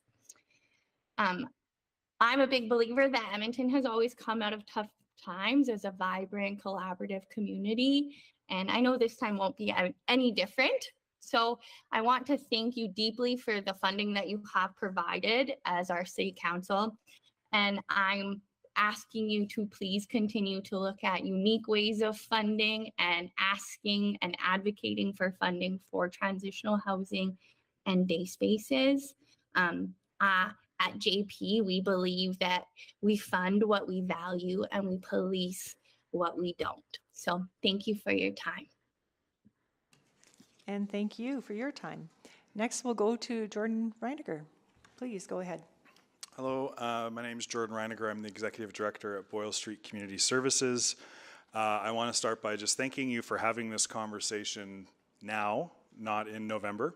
And I think over the years we've had lots of games of jurisdictional chicken. And at the end of the day, the people who are on the street are the ones who suffer because funding doesn't come until November, December, and then everybody's left scrambling to find the least of a desirable solution for people. And so having these conversations now is important, and I want to thank you for that. I also want to thank you for the work that you've done to try to strike the balance between enforcement responses and really addressing the root causes of why people are experiencing what they're experiencing on the street. And I think we have an opportunity to invest in things that create an upward spiral versus things that create a downward spiral. And when you invest in only in things like enforcement and and security and those sorts of aspects, that leads people to be getting arrested, to moving down a path that isn't productive for them, and that doesn't help them move forward, and over the long term leads to people getting into worse and more difficult situations. Where if you approach it as the health problem that it is, and address the root causes, then that allows people to start building in a positive direction. And I would say a foundation for that is that people need safe places to go. If they don't have safe places to go, they're not going to be able to begin to think about working on those things. And I think in our city we have a pretty significant math problem in terms of 1,500 people or so who are on the street on a daily basis. And if you look at the number of daytime spaces in the winter, if you take out the 627 24/7 day services or spots that were at the Hope Mission, a shelter, where people don't typically want to stay 24/7 at a shelter, even if they're accessing the shelter, you have 370 spots during the day for people who are, for 1,500 people that are trying to find a place to go. So it's not a surprise that you have people going to malls, going to other private places to try and access respite from the weather. And increasingly in our city, it's not just the winter. In the summer, we are experiencing really extreme heat waves, and that's equally as dangerous to people. So I wanted just to sort of frame it to say, we need to be looking at it from that health-based response. We need to make sure that people have safe places to go. Unless we do that, we're not going to have people be able to move forward in the way that we want and the way that people want. They have hopes and dreams for their lives that are different. I think the safety narrative has taken hold, and I think our community members, by and large, people experiencing homelessness, are seen as security threats. They're not seen as the vulnerable citizens who are in a really tough spot and in need of support. And an example of this, I was at a Tim Hortons, and I go to Tim Hortons probably too often. Although you should go to Tim Hortons this week because it's the cookies are for Bissell this week, so go to Tim Hortons and get your smile cookies. And there was a fellow who was sitting on the steps on the way to Tim Hortons, and he was unconscious. A woman walked over him and went and complained to the manager that somebody was in the steps who was homeless and they shouldn't be there. And I went to check on him and ended up calling 911 because he was in distress. And so I think this whole safety narrative has dehumanized an entire population as security threats and has perpetually made them feel like trespassers in their own city. So how do we break that cycle? And the proposals that we have in front of you here are not going to do that. It's a small step in the right direction. But I think, imploring all of you as leaders in our community to really to think about how we're communicating some of the challenges that we're experiencing in our city, to disconnect some of the social disorder, the number of people who are victimized by crime, disproportionately people that we're serving who are on the street. And I think just last month we did a memorial, 3 months. These are people just that we know at Boyle Street, and 51 people we memorialized over a 3-month period. 51 people have passed away. And that's just people we're in relationship with. And so this is a life and death crisis for the people that we serve, and we need to have a response that sort of is responsive to the health crisis that people are experiencing on the streets. And I just plug for Bissell and for Jasper Place, but Bissell is one of the few places in the core of our city that people can go, and so really important that that gets funded and they get their funding for that. And we have a proposal in, and I didn't talk about it at all, but I can answer questions about it if you need to. I just rambled a little bit, so thank you for your time. And thank you. And next we'll go to Judith Gale. Please go ahead. Hi, thank you for having me. I'll just have you turn on your microphone. Sorry. Great, Hi. thanks. Thank you for having me here on Treaty 6 territory, home of the Dene, the Sioux, the Dakota, the Nipissey, the Métis, and the good people all over Turtle Island. So thank you for having me here. So I'm just curious as to whether or not you good people got our report from Bear Clan.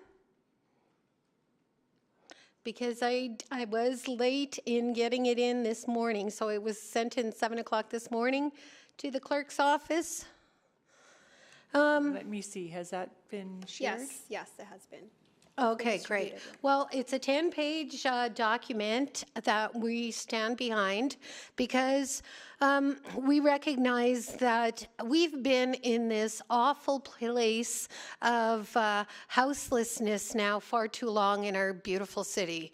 And Bear Clan really wants to work towards eradicating houselessness. We want to see a future where everybody is housed. Everybody should be afforded a good foundation that comes with 4 walls and a roof that they can then jump off of to realize their hopes and their dreams, right?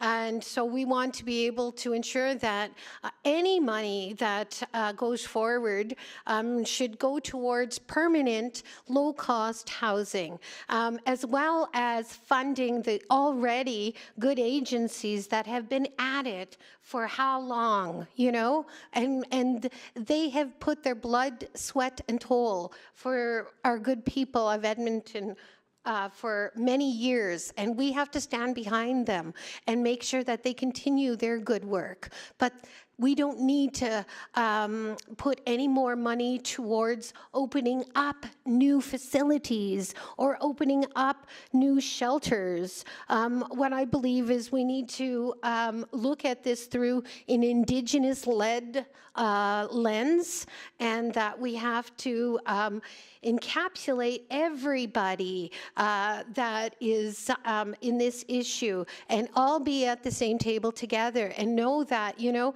that Bissell is doing their part in the day stuff. Boyle is doing their part with services and stuff, you know, and Bear Clan, we help at nighttime or on patrols during the morning, you know. So we just need to put money into their initiatives, make sure that they get what they need to help them with the good work. No more opening up new shelters, because our brothers and sisters don't need new shelters. Our brothers and sisters need a permanent home. And that's what they need. So let's not throw any more money into that, and let's continue funding our good people that have been at it for many years. And that's all I have to say. And like, you know, as well in my report that we did, we also say that it would be lovely to look at community leagues. And I have been talking with the president of the community league regarding this, and they're quite open to it. And what we would do, I would suggest, is that we do pop-up tent cities. So each community hosts a pop-up tent city when required.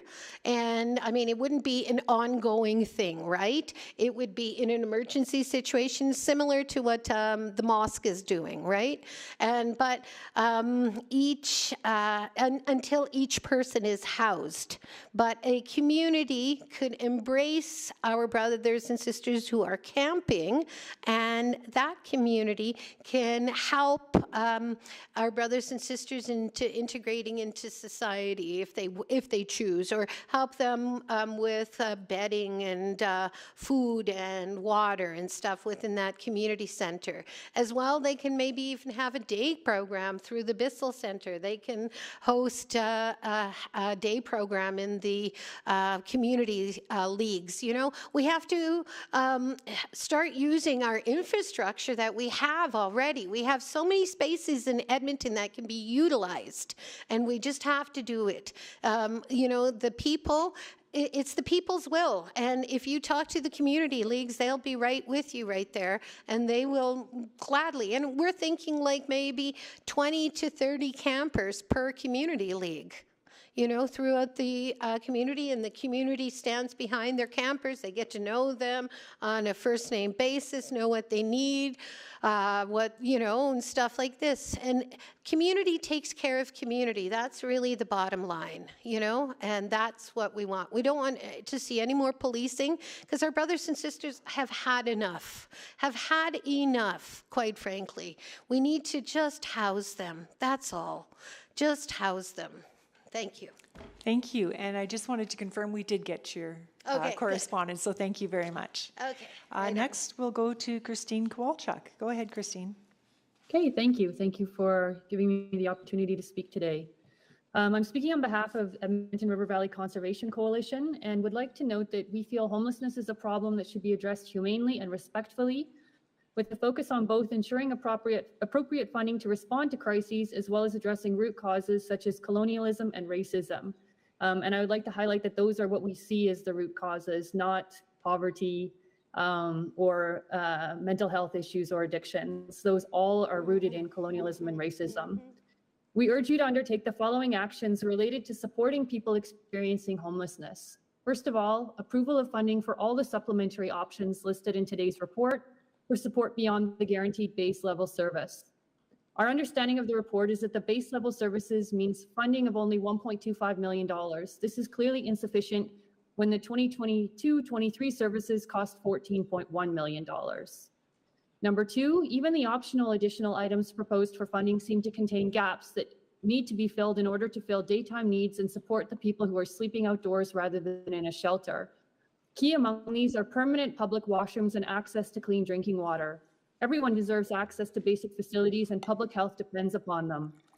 The city should not underestimate the budget that might be required to provide adequate resources. These items cannot wait for the October report on the homelessness and encampment strategies. People need access to them now.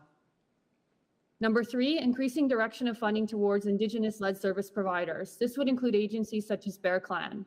If Indigenous-led shelter services do not currently exist, then this seems to indicate a need for support for grassroots Indigenous-led organizations to help them gain the capacity to take a lead.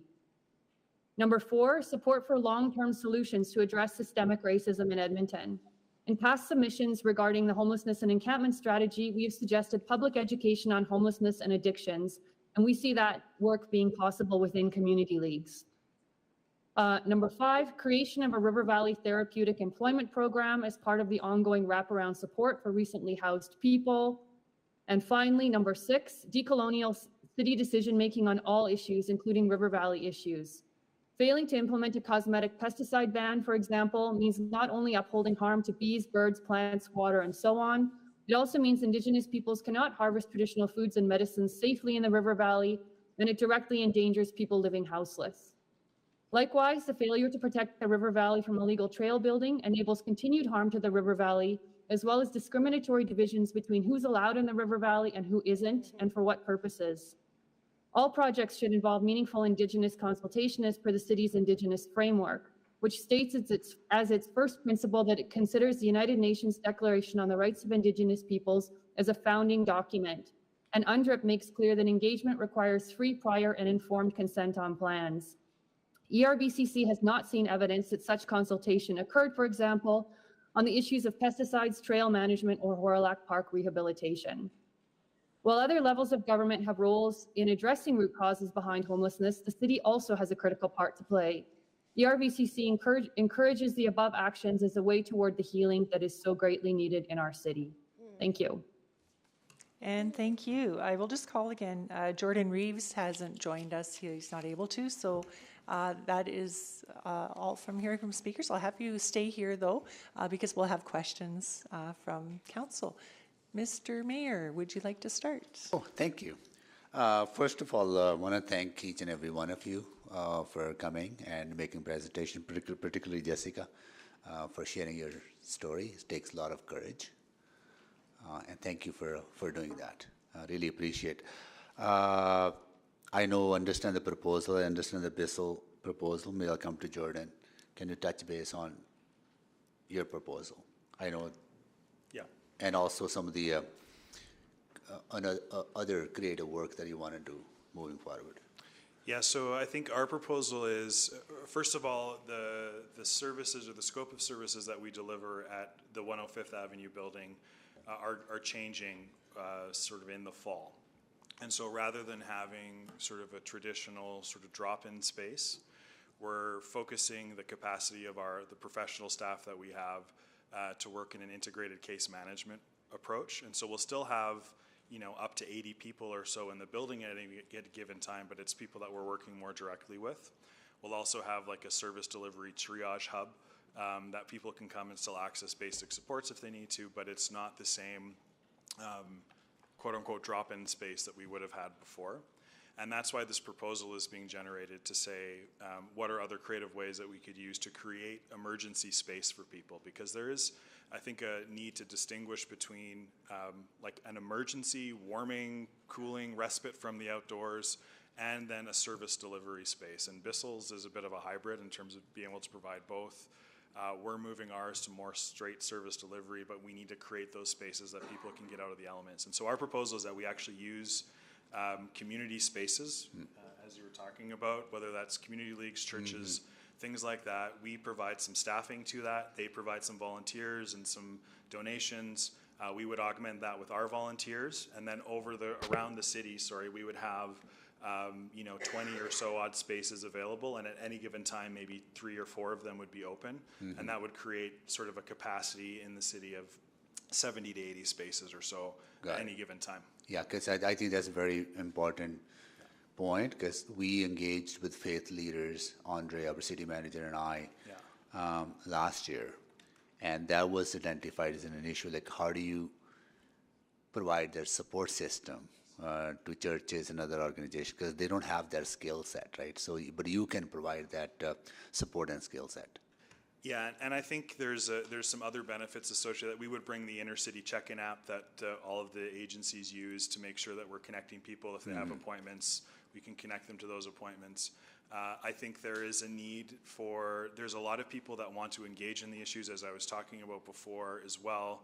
I think a real misunderstanding of the issues and what people are experiencing. So the opportunity to engage community more broadly in that relationship building exercise will help to sort of build more empathy and compassion in the community. And so I think there's lots of potential with that. And it's a scalable model as well. So we can start with those 20 spaces. But as that works and as we can kind of work out the kinks, then we can expand that beyond to scale it up around the city. Got it. No, thank you. And also thank you for reminding us that this is not a safety issue, it's a public health issue, right? And that's how we need to continue to frame. Sometimes we fall into that narrative as well, right? Because that's dominant narrative, then we start adopting that language. I might be guilty of that too, right? Sometimes, right? But thank you for reminding that to us. We have some ideas that we committee, discuss. Thank you so much. Yeah. Thank you, Mayor Sohi. Councillor Knack. Thank you, Councillor Principe, and again, thank you to each and every one of you for being here today. Jordan, just a few more questions. You mentioned it was 51 people in the first 3 months. Did I hear you correctly?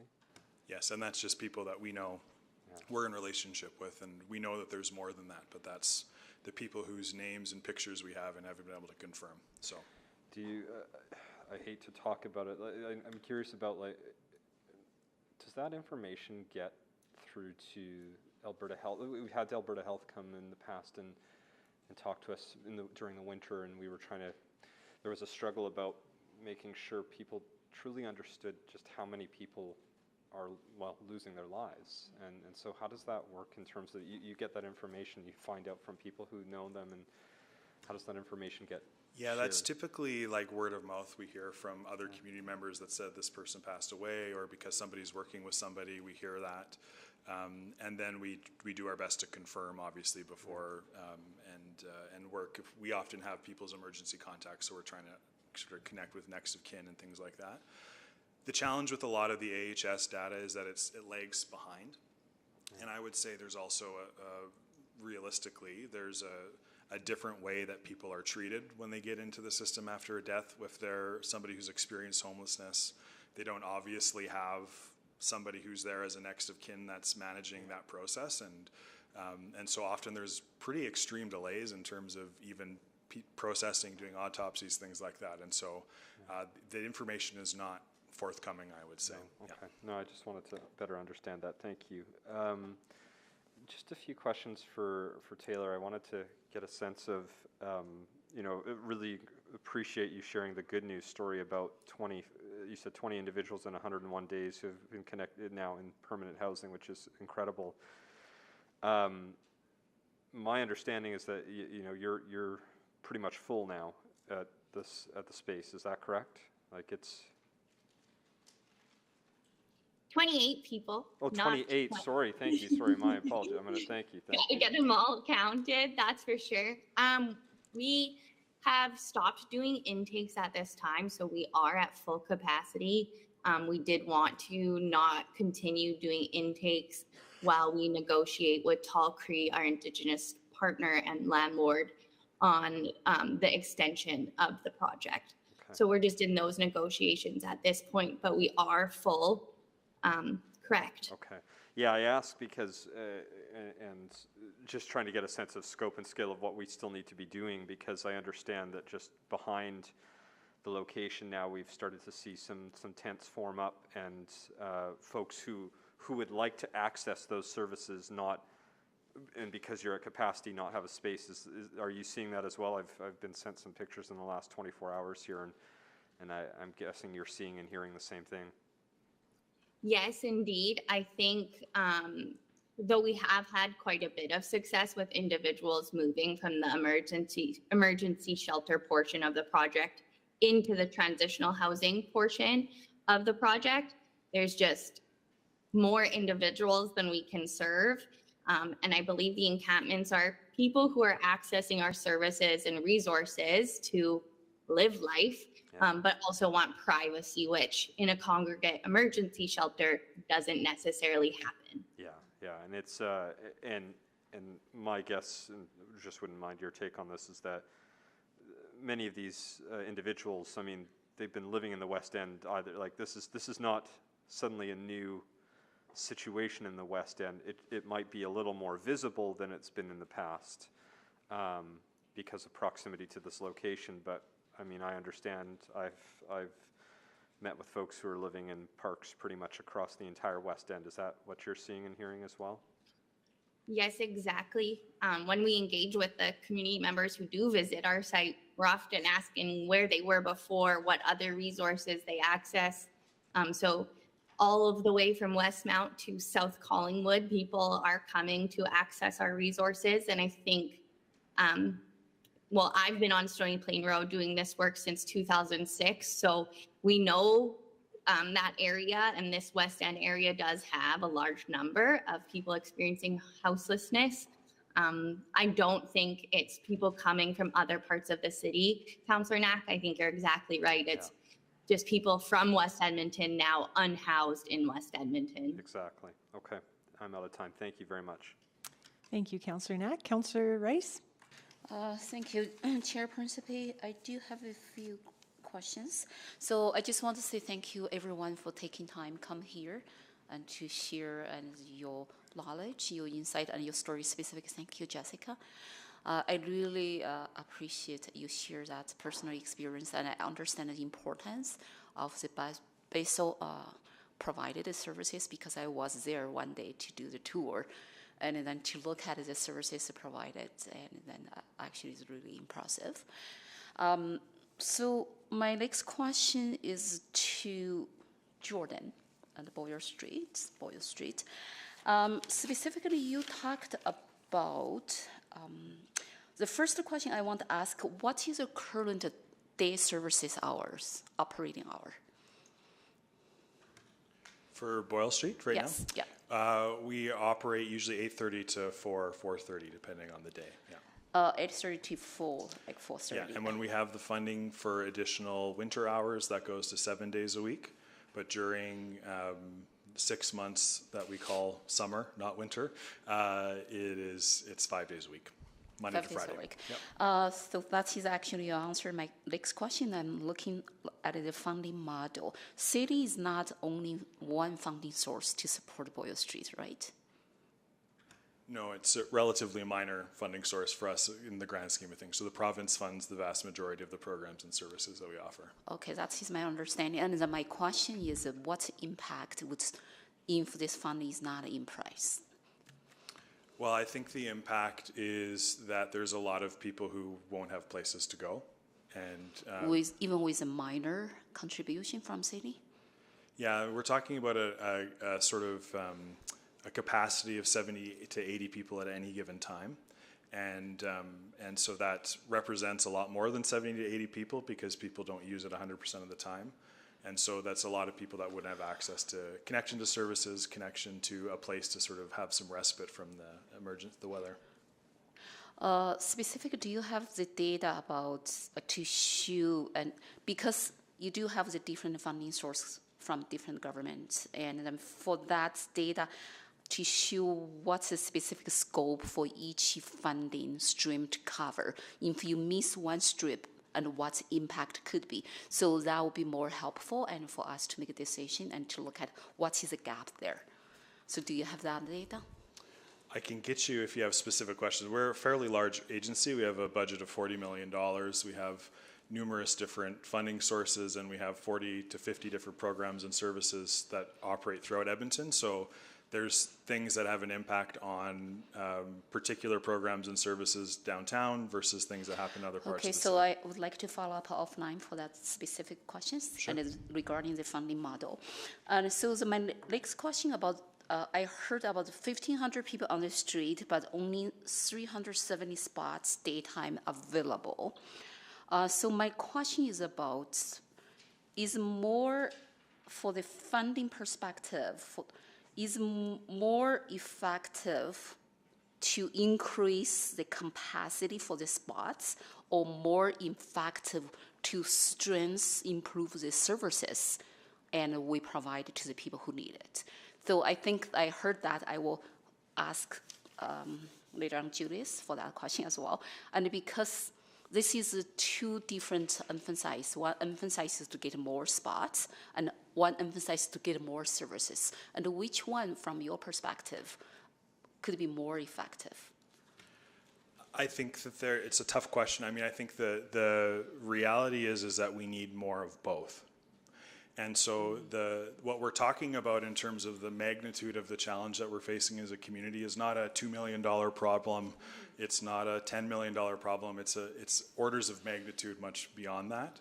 And so we need spaces for people to go, that they can feel safe, that they can get out of the elements and be connected into resources and services. We need more transitional housing, like what you saw with Jasper Place. That's the most effective way of supporting people into more permanent housing, is that people need a place to stabilize. And I think just worth noting that there's a lot of people who may be presenting as in a very rough spot, but after having a private space to have good night's sleep, have good nutrition, they're in a much different place. So we don't even know what somebody's acuity is when they're out there in an insecure environment, and how to assess them properly. They need to be more stable before we can assess them. So the system needs more of everything. The challenges are that for every permanent supportive housing space, there's probably 50 or more people who are waiting for that space, right?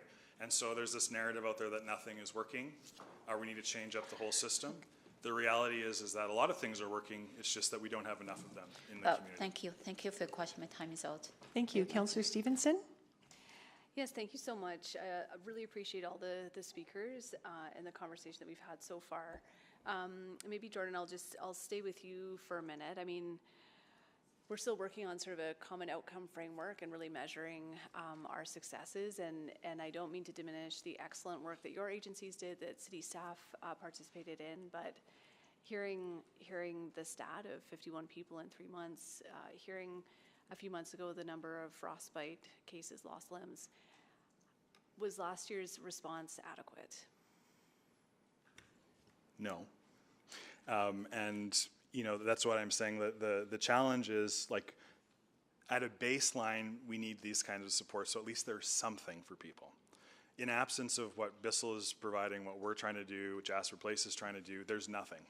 Yeah. And but the challenge and the spaces that are necessary, the different kind of resources that are necessary are orders of magnitude beyond what is being presented here today. Yeah, I appreciate that, and I think it's important for us to keep in mind as well that sort of what we are looking at is sort of an add-on we had last winter to some extent, right? So if we don't provide that additional funding for this winter, it's going to be worse than what we saw last year. Well, thank you for that. Maybe just to Lawrence, I think you've been very kind about not making a point of this, but I do hope that you could speak a bit to just the challenge of managing an organization when you are working on these 6-month contracts and what that means for your administrative time, and also just for getting good staff for that hiring. Yeah, thank you so much for that question, Councillor Stevenson. It's incredibly challenging from an organizational perspective, but I think it is most impactful on primarily our frontline staff, the people that today aren't sure if they're going to have a job this time next month. And to have to go through that process every 6 months, to have to live with that insecurity is something that I have a hard time living with personally, that I have to put people through that. If we're looking at the possibility of giving everybody on our team 40 people layoff letters because we're legally obligated by the province of Alberta. Letting them know that we're still pursuing funding, letting them know that we want to keep this program operating, but that, you know, there are no guarantees in this life. We see a lot of turnover as a result, and who could blame them? We lose a lot of really skilled, really talented people. We lose a lot of legacy knowledge. It makes it challenging to continue to build on the learnings that we've had over the past couple of years. And while we try, we do have an amazing, dedicated team. We do have incredible people that stick with us through these trials and tribulations because they're so dedicated to serving the people that we do every day. It wears on them. And I do hope in the long term to be able to cobble together some form of stabilized funding that can last us for a multi-year period. Yeah, well, thank you. Well, and I really appreciate too your openness to coming back with that longer term vision to align with the overall housing strategy as well. That makes a lot of sense to me. You know, Candace, I was just going to maybe a couple of questions just to really make sure that we're contextualizing the services you're providing really are part of the housing continuum. These is not just a crisis response. This is actually a really important first step to get people connected to services, to build those relationships that then enables them to move on to the next stages of being housed. Is that fair? 100%, especially in terms of day services, because folks generally that are sleeping rough are not wanting to interact with shelter services, and so day services are the resource that they're accessing. So in terms of finding my housing workers finding people, you can communicate with whether it's the Intercity Check-In app and those sorts of things to locate folks that have appointments for viewings and whatnot, a place to take them so that they could have a shower for an apartment viewing, you know, a community closet where they could get a fresh change of clothes, so they could feel like they have some dignity going into an apartment viewing and meeting a potential landlord. It's absolutely crucial in the housing continuum, for sure. Great, thank you so much. I think I'll leave my questions there, but appreciate you all so much being here and for all the work you do every day. Thank you, Councillor Stevenson. Councillor Tang? Great, thank you very much. I think some of those workers who are on the periodic cycles are here, and I guess just kind of want to build on that a little bit, because I remember, you know, 6 months ago we were having this conversation, and come March next year, probably going to have the same conversation. And I think it's not a matter of not wanting, and we're always scrambling to try, how do we continue this? I think previously we just heard, with the previous presentation, we heard about the importance of having that day programming. How do we stop doing that?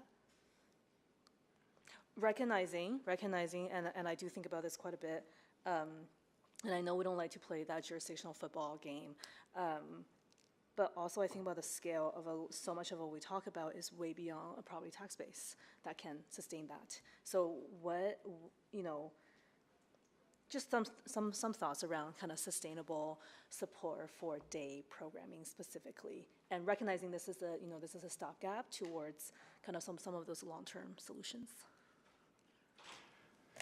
Thank you so much for that question, Councillor Tang. So part of my job is securing funding for this program. I have 18 active funding contracts that I look at and am accountable to. We actively pursue funding resources from every avenue we can, whether it's pursuing food security so that we can fund, like food security funding so that we can provide meals, or approaching the health sector to cover off our nursing station, or approaching different ministries to hopefully engage in deeper and broader conversation with stakeholders in the province. We are really looking at this from every angle we possibly can. I'm convinced that there is a future where we get regularized spending to keep these day services afloat. I'm convinced that that is on the horizon. I don't think it'll be a single funder. I don't think it'll be a single government's stakeholder, City of Edmonton or province. I think it'll be a coalition of funders that we're able to bring together, and I work on that every day. And I'm, again, so grateful for the city for being that stopgap as we work on building that network of funding. Yeah, that's actually, I guess, good to think about the sort of that coalition approach. I imagine not just the day programming, but many different programs kind of come at.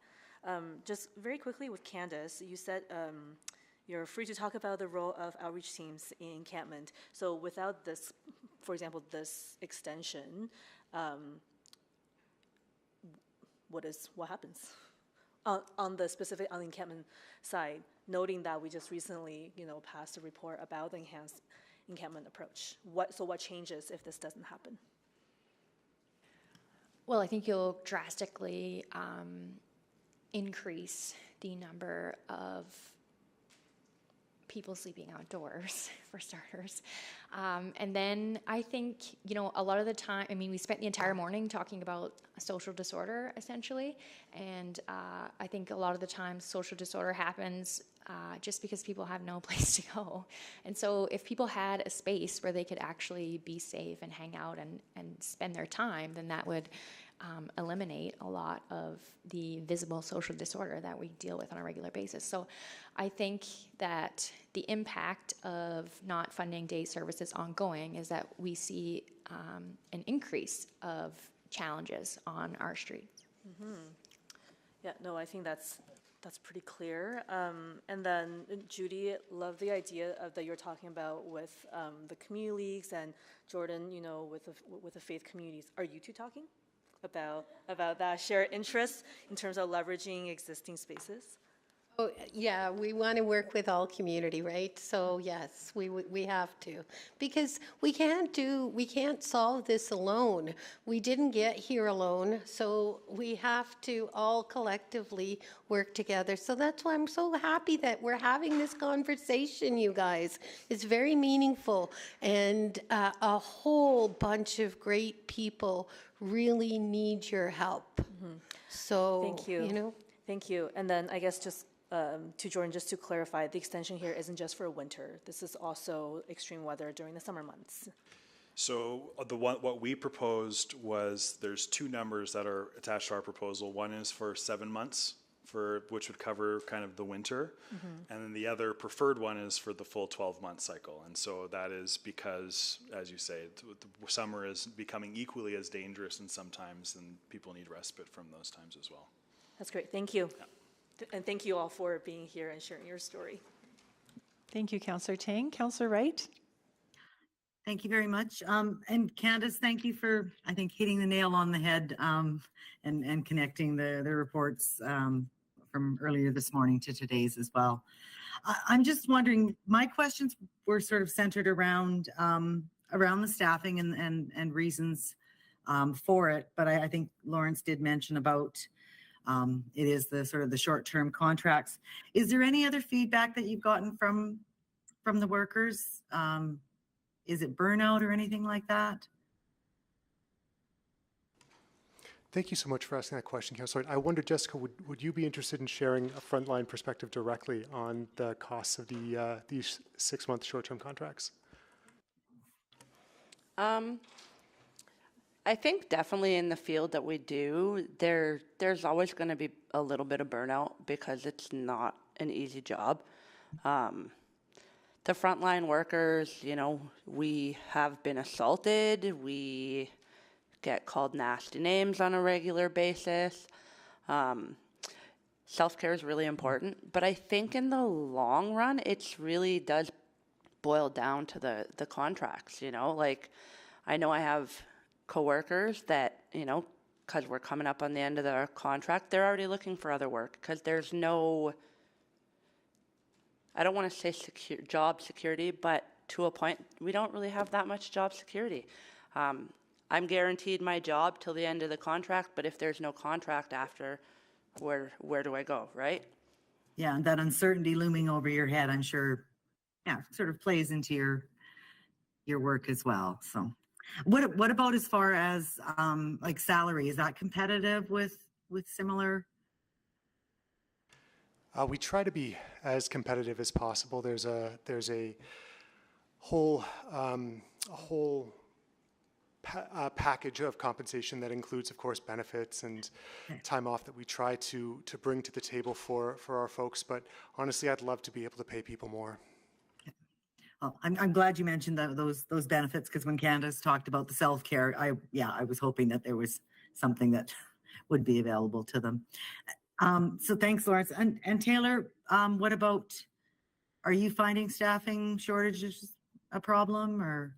Absolutely. The contracts, the short-term contracts, are very difficult. Someone earlier mentioned the wisdom that comes with community who have done this work for such a long time. That's really important. But also just, I'm already losing staff for our transitional housing. So yes, it is an issue. Yeah, and I'm sure, yeah, that wisdom and that trust that have built with clients, you don't want to lose that, that's for sure. And then if you can just clarify for me, you're indicated you're at full capacity. Is that of the 200 beds, or? Okay, so the project is split into two portions for us. We operate the emergency shelter portion and the transitional housing portion.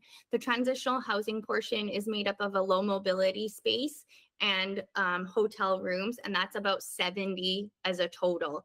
That is at what's max capacity. The shelter ebbs and flows throughout the day, but we are seeing upwards of 80 people nightly. Okay. Awesome. I just need a clarification on that. I don't know if I had any other questions. No, I think that's it. Thank you very much, and thank you all for your presentations. Thank you, Councillor Wright. Councillor Knack? Thanks, Councillor Principe. Sorry, just a few more questions. Taylor, just on that last piece there. So you might have 80 people staying overnight, but it is a 24/7 space. So some people are choosing to sleep outside and maybe come during the day to access different services that you're offering there in that space. Is that right? Is that how I understand it? Yes, absolutely. So due to a plumbing issue, our community resource center is actually functioning out of the shelter space currently. So community members, some who are housed, the majority are unhoused, will visit that space for resources such as income reporting, coming to get food. So we are all open 24/7, but that ebbs and flows. People go out through the day, like you said. Yeah, absolutely. Okay, that's good. Are there any, and sorry, I'm going to ask West End specific because we are thinking about this plan. If an individual struggling with addictions, are they still able to visit? Is there any restriction to that? No.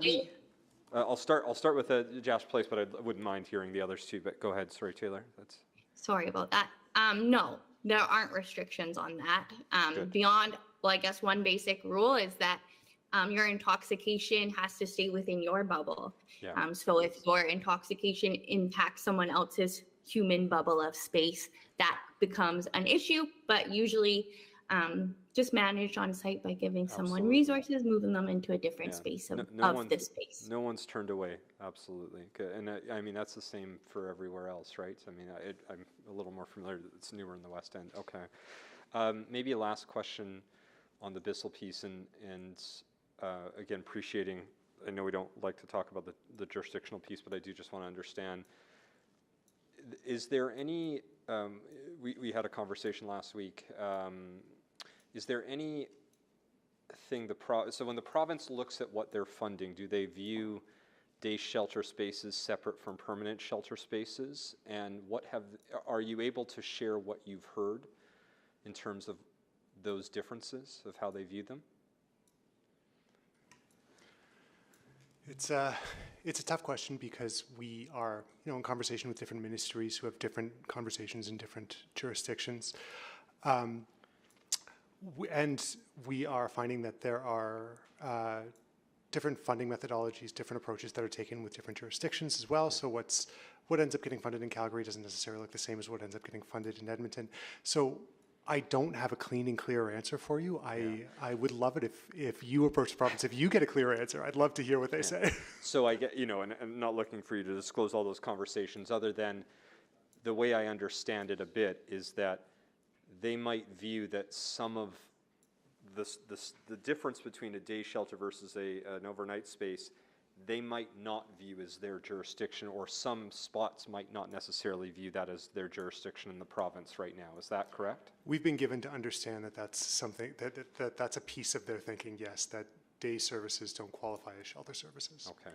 Yeah, and you found the same as well, John? Yeah, I'll just say the evidence of the last 50 years for us, 120 years for Bissell, has been that nobody has ever been willing to fund it as part of the jurisdiction that they're in, no matter which government we've had. Essentially, right now, a day space feels like it's not falling under any jurisdiction of any three orders. Yeah. I'm guessing, and we'll probably, when we get to questions of admin, I'm sure there is a legal definition underneath our Municipal Government Act that would be clear, but I'm glad to get a better understanding of that. Okay, those are all my questions. Thank you. Thank you, Councillor Knack. Councillor Rice? Thank you. I still have a few follow-up questions. And to Lawrence, and then specific for Bissell Center, and the city started funded just 2 years ago, and then we started funding. And what's this 2 years and for city funding, and then including last year, we approved $2.6 million, made the difference from funding gap perspective and also from service gap perspective. Yeah, it's a great question. So I'll address that question of gap right up top before going into the history a little bit. Currently, we've been able to pull together $1.66 million worth of funding for the fiscal year. If we were to rely just on those funds, we would be going down to 3 hours of service a day with small pieces of like case management. We would be able to retain one case manager to be able to try and do some housing referrals. We'd be able to do a little bit of the community development work that we're doing. We try to like retain the some elements of each of the core parts of our service, but being able to provide that emergency relief 3 hours a day throughout the entirety of 2023, 2024 is a pretty grim prospect for us. Is that fair to say, and with the funding from different governments, and then you're still able to operate, just without city support, the level of services will be impacted? Yes, if we lost city supports, it would mean for the rest of the year we're just operating 3 hours a day. It would be a pretty serious impact. Before you had city funding, and 2 years ago, I really want to understand what's the difference made, and with the city's $2.6 million in the past 2 years. Yeah, I would be happy to speak to that. So before we built this incredibly productive relationship with the city of Edmonton, we were operating 20 hours a week. There was 4 hours a day, 5 days a week, and we were operating with staff pulled from other departments. It was we were seconding people from our finance department to work a couple hours here and there to cover off breaks. It was pretty dire. So thank you, but let me more specific. And then from service perspective, and 2 years ago, like how many people you served per day, and right now, how many people you served right now per day, and based on that increased level of services? Right. That's a great question. Okay, so since we began receiving funds from the city, we have been serving roughly 300 people a day on average, 300 unique individuals a day. And before that, I would have to dig through my data to give you a concrete answer. But I can take that offline and make sure you get that information, Councillor Rice. Okay, wonderful. Thank you very much. So the next question to Taylor, and I think that is related to this question as well. So between the day services and the transition housing support there, so is the service user groups totally different, or is the similar or overlap user groups? In terms of our community resource center, yes. So is overlap? The day services we provide out of our community resource center is an overlap of people who visit the transitional housing and the shelter We also serve seniors in the area who are low income, can't afford to go get a cup of coffee or get their taxes done. They come to our day services to have that completed. So it's a very large demographic and a very big group. And I'm sure every service provider, including Boyle and Bissell, sees the same accessing. It's not directly just the visibly unhoused. It's people who are couch surfing and in community. On average, and do you have the data on average how many people serve and use this day services per day? Yep, at our community resource center in West Edmonton, we're quite small compared to all of the other groups. We see at least 100 unique individuals a day, and on cold weather or hot weather days, we're seeing upwards of 150 to 200 unique visitors a day. Okay, so my next question to Jordan, do you have the number daily services and users average? Yeah, with our current facility, we would average right now about 275 in the winter. It would be probably closer to 350 to 400 unique individuals. Okay, thank you very much. And my last very quick question to Judith. Thank you, and then for all your great points. And then specifically, when you talk about Indigenous need, I know we had that conversation, and Council passed the motion, and we're going to do some further work. But I just want to get a sense from you: is that services is additional the day services, or is the additional cover both transition housing and day services? Thank you. I think that it should encompass both day services and what you said. Transition housing. Yeah, transitions housing Bridge, together. house together. Okay, thank you. For My sure. time is up. Thank you. Any more questions to the speakers? I don't see anyone coming up, so thank you very much for joining us today. It's wonderful and all that information. Please, I welcome you to stay and have a seat over there if you would like, or if you need to head off, that's okay.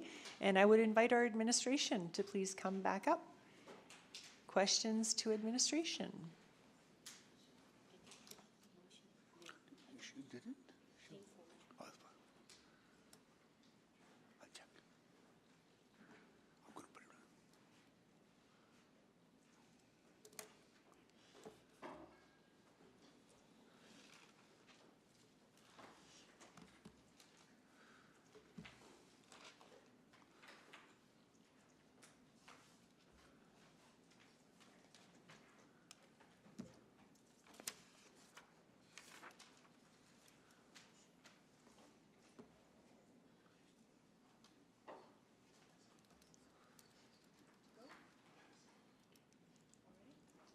All right, Mr. Mayor, please go ahead. Yeah, so Chair Principe, from time management perspective, like we are at 2:42 and we have one more item after this, we have speakers.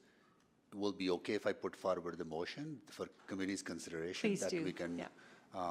talk about that motion as well? That sounds okay, great, good. thanks. I'll move that the May 1st, 2023 Community Services Report CS01762 be referred back to administration to prepare updated information and potential agreements between the City of Edmonton, Bissell Center, and the Boyle Street Services Society for day shelter services, and the return to City Council on May 16, 2023. So we can deal with the situation as quickly as possible at the will of the, if that's the will of the council. So that will be the motion that I'm putting forward. Just a quick introduction. This will allow Bissell and Boyle to continue to provide the services that they're providing now, and also allow Boyle to explore that new creative way of engaging the community. And I understand the total cost will be what was the new number? I think there was a different number in the report and the presentation. 4.09 million. 4.0. Sorry, 4.08 million. 4.08 million. Okay. And if a committee approves, it'll go to council, and if council, then at that time, administration will come back with some options, right? So my question is related to funding. I know that we have the only funding source is FSR, right? and we have a little bit money without going into the to the minimum required. This is important work because if we don't fund this, then our response come next winter will not be as robust, even though this year was not as robust, right? But how would this impact if we don't fund this? What will be the impact? Well, the impact would be that there would be less day service spaces available, considerably less day services space available through next winter. Right. And where we can find the resources to fund this? So I'm just seeing if Ms. Padbury is on the phone. Yeah. And I think So she I is. am here. There you go. Thank you, Stacy.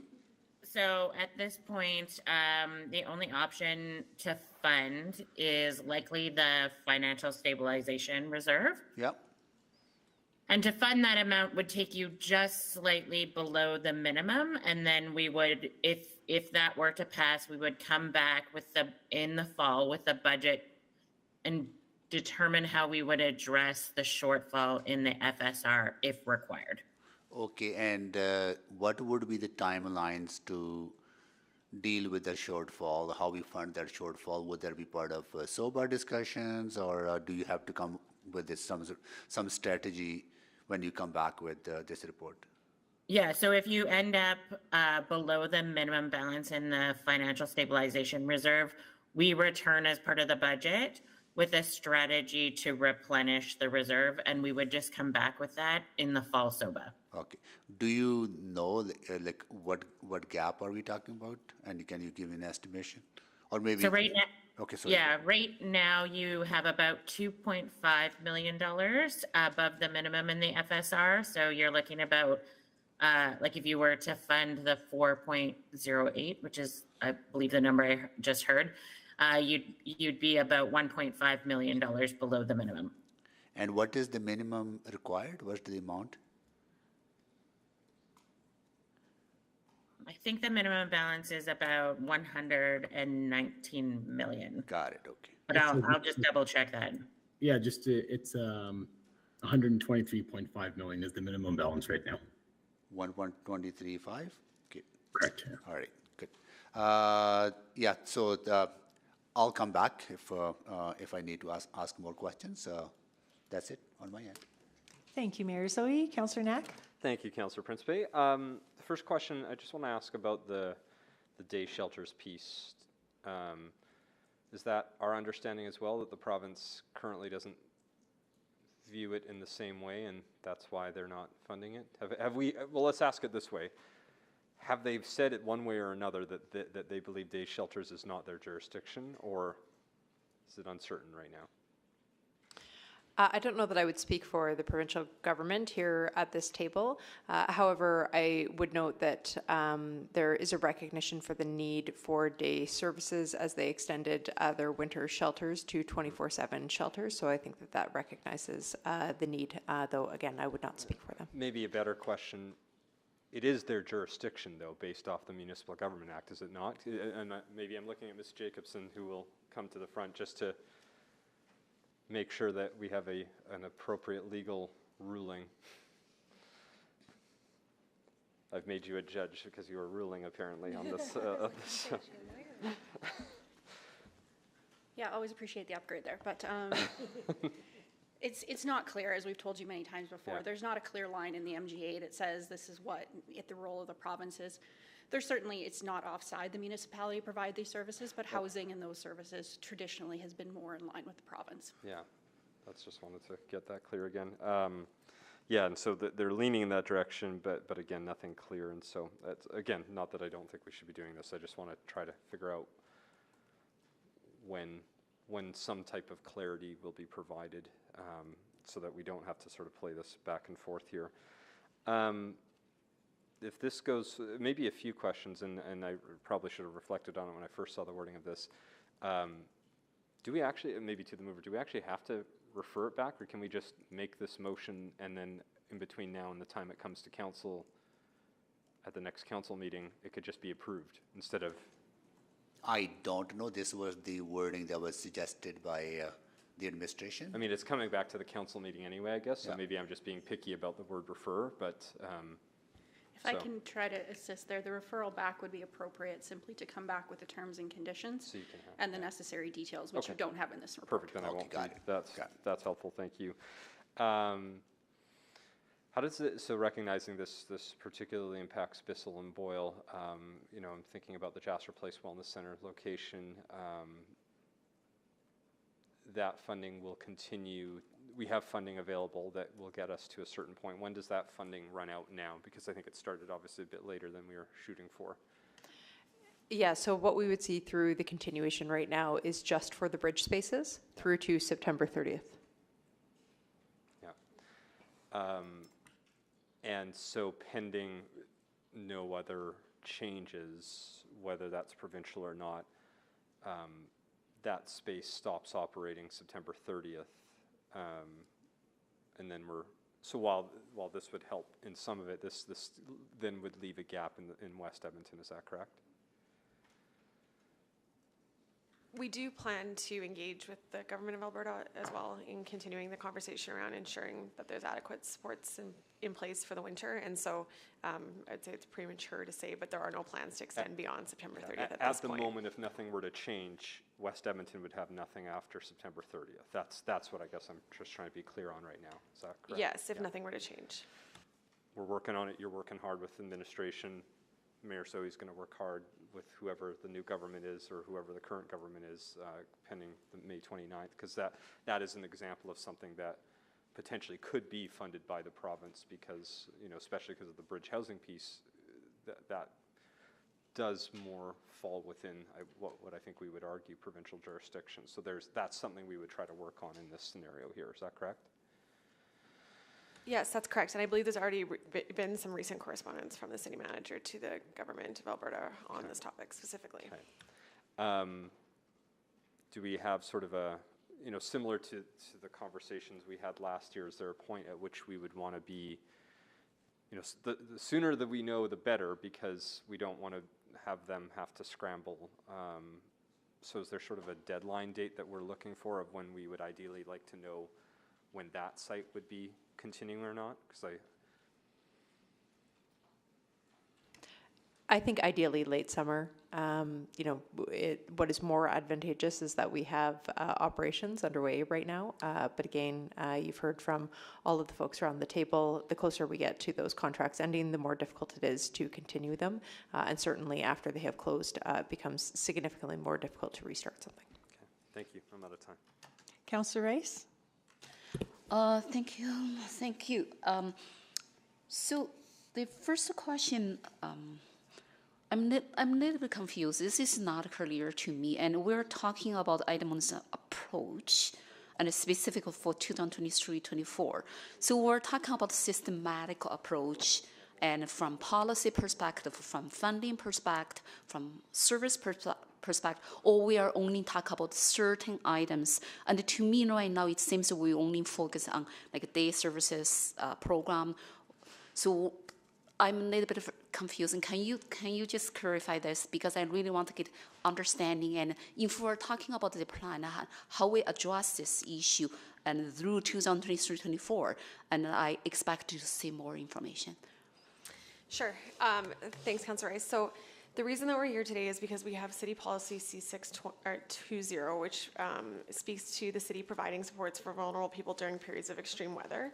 So that's the policy that sort of put the city in this space around ensuring that there's adequate spaces to go to for shelter and day services during winter. And so, but we recognize that this has been a reactive planning approach, and you've heard a lot about that today. And so part of the work that we're doing this year is on a new community plan with Homeward Trust around the full system that you're talking about, Councillor Rice. So it's not just the day services and the shelter, as important as they are. There's a much broader homeless serving spectrum of care that needs to be coordinated. And I'll also just say quickly, we're also working on our corporate homelessness plan, which will allow council to give us some proactive direction around the role that the City of Edmonton should play going forward on an annual basis, and what things we will fund, what things we won't fund, and what space they want us to inhabit. And so we're looking forward to that direction later this year. So that means we will have a larger conversation and comprehensive conversation, ideally, and it will happen in a larger time. So I do not see this is a efficient process, and for us to discuss this complex, very important issue for our city. So I want to put a point there. That's my first question. And so the second question is about I understand the Basel Center and Boyle Street, and their agreements will expire. So one is April 30 and one is May 31st. And then the funding, the motion, thank you, Mayor, put the motion on the floor for this. This motion actually covers the length of the funding is from the expire date and to next year. Is that understanding correct? Yes, that's correct for the Bissell contract. For the Bissell, but how about Boyle Street? The funding that's been budgeted as part of our early discussion here is to pilot the new approach for next winter. So it would start November 1. So then for the allocation for the $4.08 million is all allocated to Basel Center, or is just separate? It's for both. Do you have a specific portion for both? Yes, I do. Let me get that for you.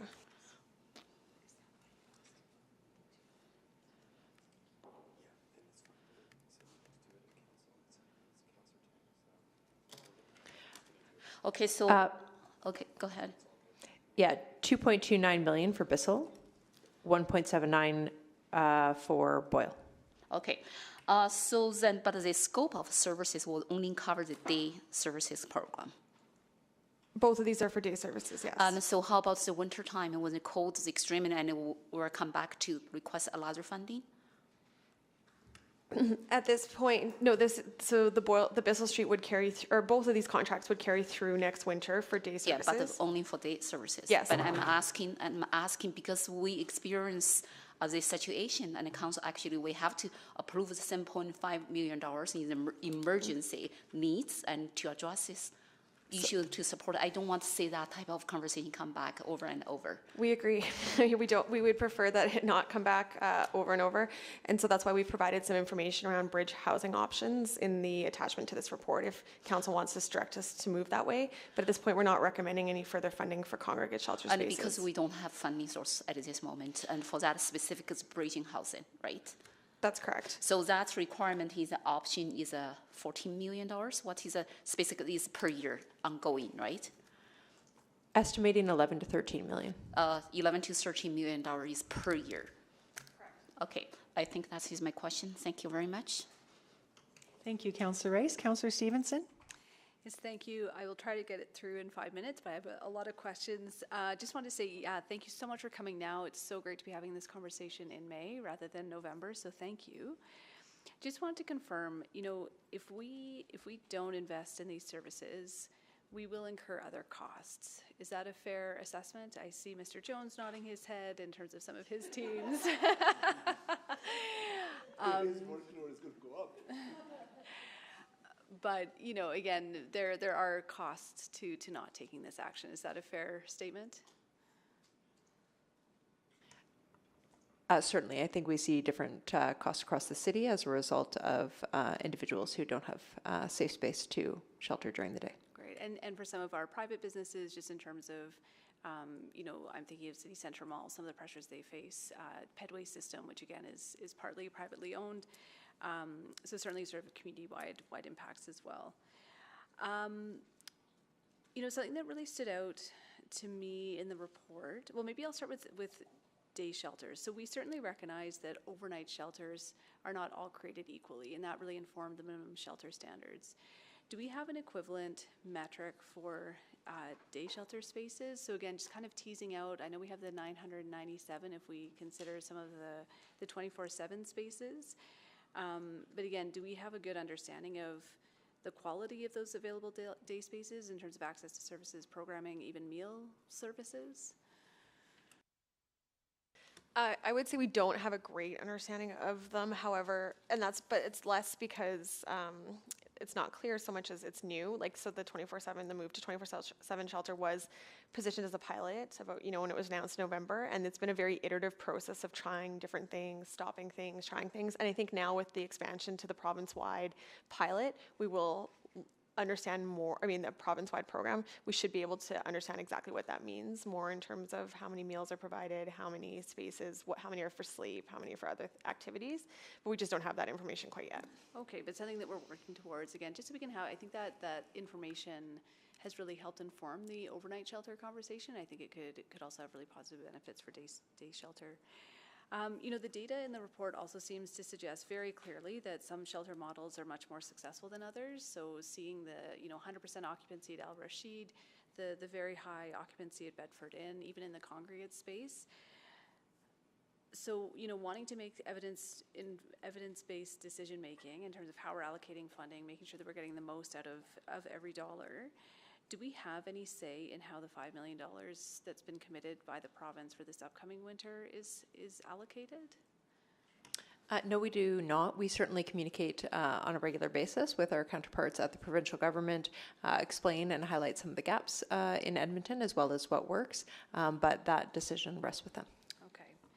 Maybe just quickly, appreciated the flag around the transportation challenges. Wondering if we've connected with crisis diversion 24/7, because they do have funding for growth, and I feel like sort of some of that transportation piece is maybe aligned with their mandate and their skills, and again, they have some funding coming online. We haven't yet, but we are planning to do that. In part of that, in the report, we talk about how, yeah, we're looking at if there's alternative service models beyond ETS or to supplement ETS, or what's the appropriate role for everybody in the space to provide those transportation options, not just in extreme weather, but in -10 and potentially at other times. We tried some new things this year with having Boyle Street's bus supporting, you know, transit stations, and actually after because they would do a daytime route normally, they had a supplemental route in the evenings that they went through transit stations, and so we'll be evaluating that too. Great. And talking to any other service providers out there to see if there is a different way of doing that, or, you know, we always want to iterate and be as good as we can. Yeah. Then just want to follow up, and we've been requested by AHS to extend some of our public washroom strategy. Have we received any funding from AHS specifically? Is that an ask that we've made, recognizing that we're supporting a public health response? Yeah, certainly, you know, administratively on a working, we participate on a task force together with AHS and a bunch of other agencies around Shigella, and we have raised this point there with the representatives there, and they have indicated that they think that the public washrooms are really the municipality's responsibility. So we haven't received any extra funding for those at this point. Interesting. And so just to clarify, I know there may be a subsequent motion around some of the advocacy work we do. Is advocacy to the GOA equivalent to advocacy to the AHS, or does that need to happen as a separate process? For something like this, we would generally ask the Ministry of Health, but again, we have relationships with both the AHS and the provincial government, and we keep these conversations in scope with both. Okay, thank you. Thanks so much. Thank you. Councillor Wright?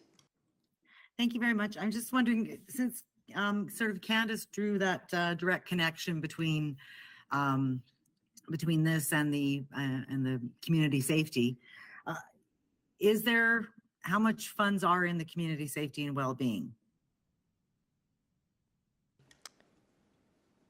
I'm not sure if Stacey Padbury is on the line or Harm able to answer that question. So there's about $2.2 million in 2023 and also in 2024. Okay. How much is available would depend on whether you wanted to use it one time or ongoing. But we had not proposed community safety and well-being as a funding source here, as administration is coming back with a report on the overall strategy for community safety and well-being. Okay, and if we were to use it for ongoing, how much? You said it would depend whether it was ongoing or one time, because I'm just, you know, needing to sort of look at the stability and consistency. Just give me 1 second, Councillor.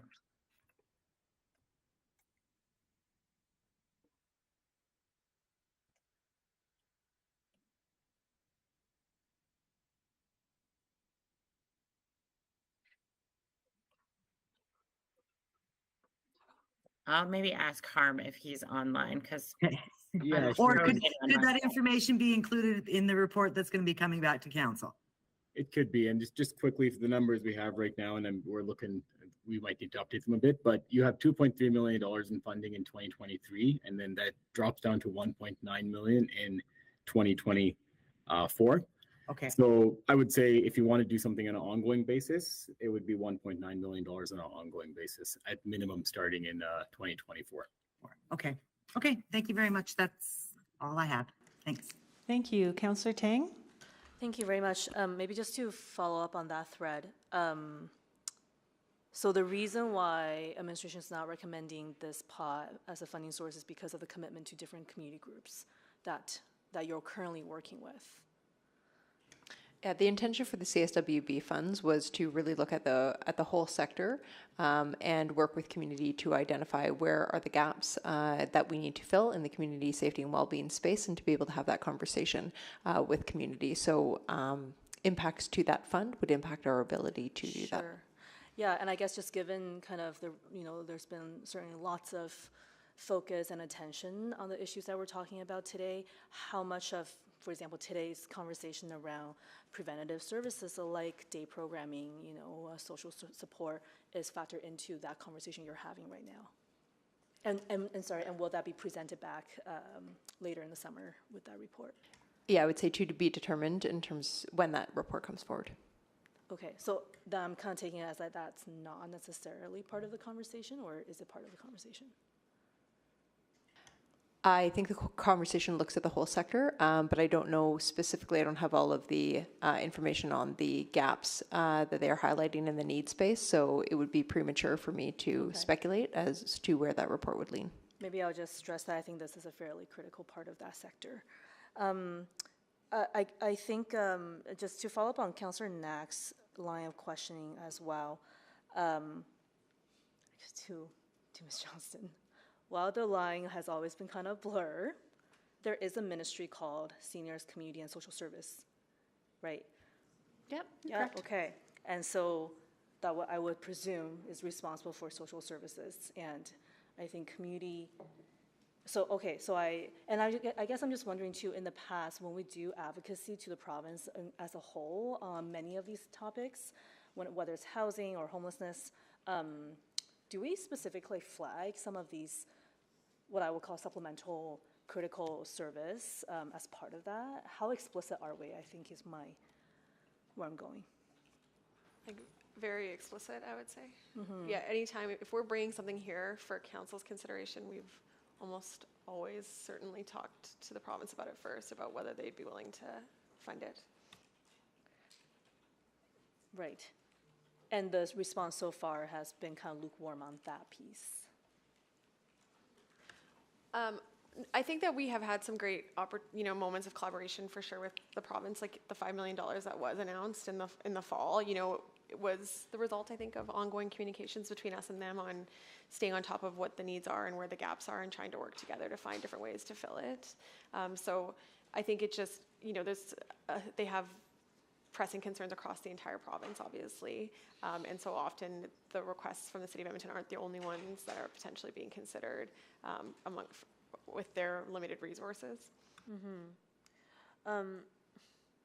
And then I think the motion here only focuses on the day programming.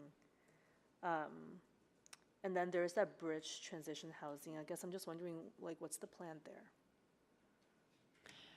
Currently, we do not have funding to be able to support that extension for bridge housing over the winter, next winter. I get that, but I guess I'm just wondering what kind of conversation is in the works. Presumably, even if we do engage with the province post-election, will there be something? Is there anything OP12 related that's possible? Come fall SOBA, what can we expect? So we will be continuing conversations with the provincial government. As we know, we're not unable to do those at this moment in time, but after the election, our full intention would be to pick up those conversations with the provincial government and encourage them for that. That is first option always in this space. Barring that, certainly we can look at when we're a little bit further along on OP12, what that looks like and what that means. But, again, every every day, every week that we lose, it reduces the viability of options for next winter. Okay, thank you. Thank you. Mayor Sohi? Yeah, I just want to follow up on that because that's the question I had. This motion will deal with day spots, right? Daytime spots. When, yes, conversation with the province will happen after the election, but I don't want to wait till November the way we did last year, right? So when can you update committee or council sometime maybe in July?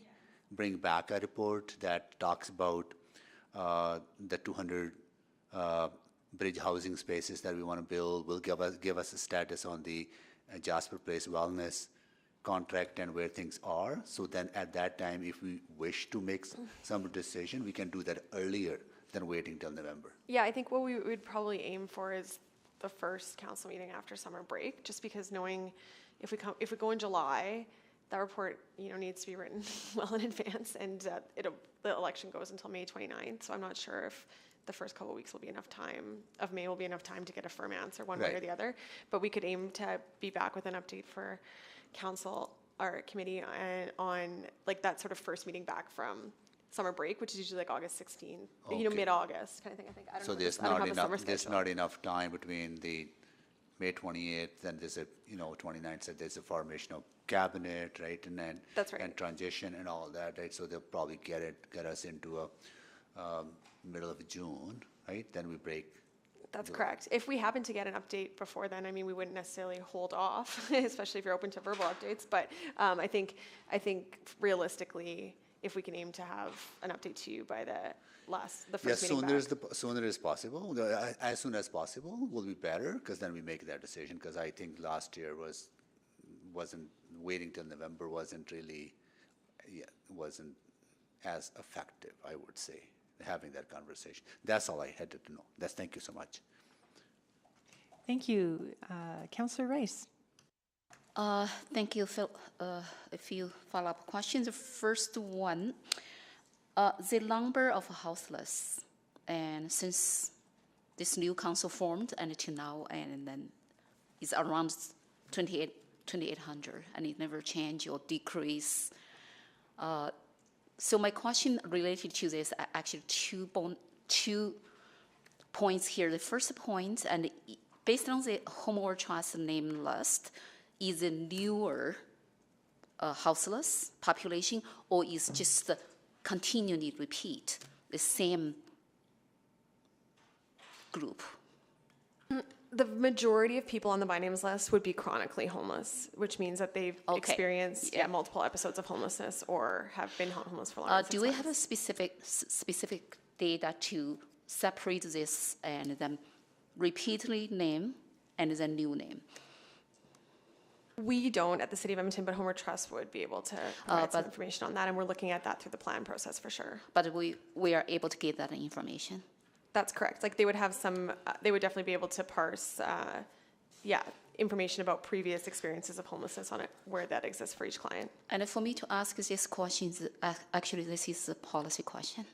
And then I do have the concern and to hear these results as this. And then because right now, the difference I heard here is we're going to prioritize to provide their services, or we are going to prioritize them and to focus on the permanent solution. And we are overdoing over 10 years already. And then in the reports, it said very clear, the only permanent solution to homelessness is to ensure people have access to safe, affordable, and appropriate housing, and then to address, with combination with address the root causes here. And then so right now, to me, the gap is here between here housing first and between here day services first. So I just want to understand better what we're doing in our city right now. And this is related to my next question, but I want to get an answer first for this question. So, I mean, they're all part of the entire continuum of care that's necessary to help people both prevent and end homelessness.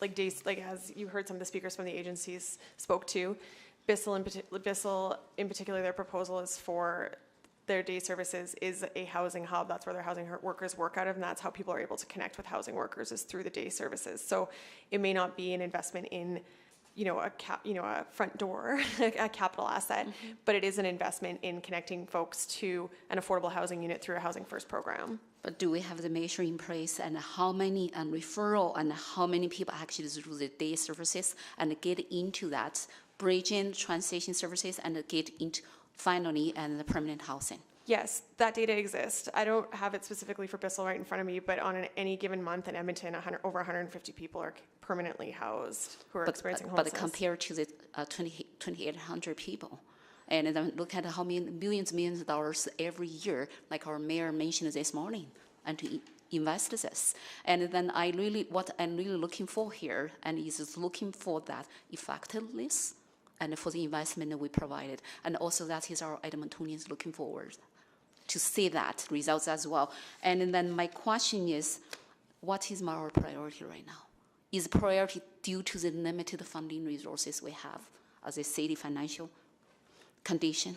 We're going to continue to do certain things. To me, this is not clear. And then I expect some conversation will come back to talk about the housing and request additional funding for housing.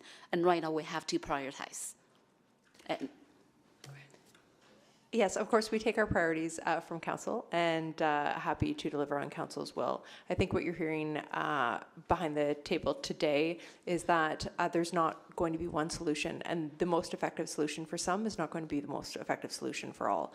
And so what we have tried to do is work with community partners, work with everyone possible to ensure that no matter where somebody is showing up and how they are showing up, that we have a hand ready to help them towards housing. Okay, that's my question. Thank you. Thank you, Councillor Rice. Councillor Stevenson? Very briefly, really appreciate that we'll have some more information on the bridge housing approach. Just want to confirm that, again, that's an opportunity where we could make capital investments in long-term assets. I know there's been a model in the past of leasing spaces, but wondering if we can take a strategy where we are purchasing buildings, or partner agencies are purchasing buildings, so that, in time, hopefully those are converted into PSH or affordable housing as like sort of this crunch is passed. Is that a possible consideration in the report coming back?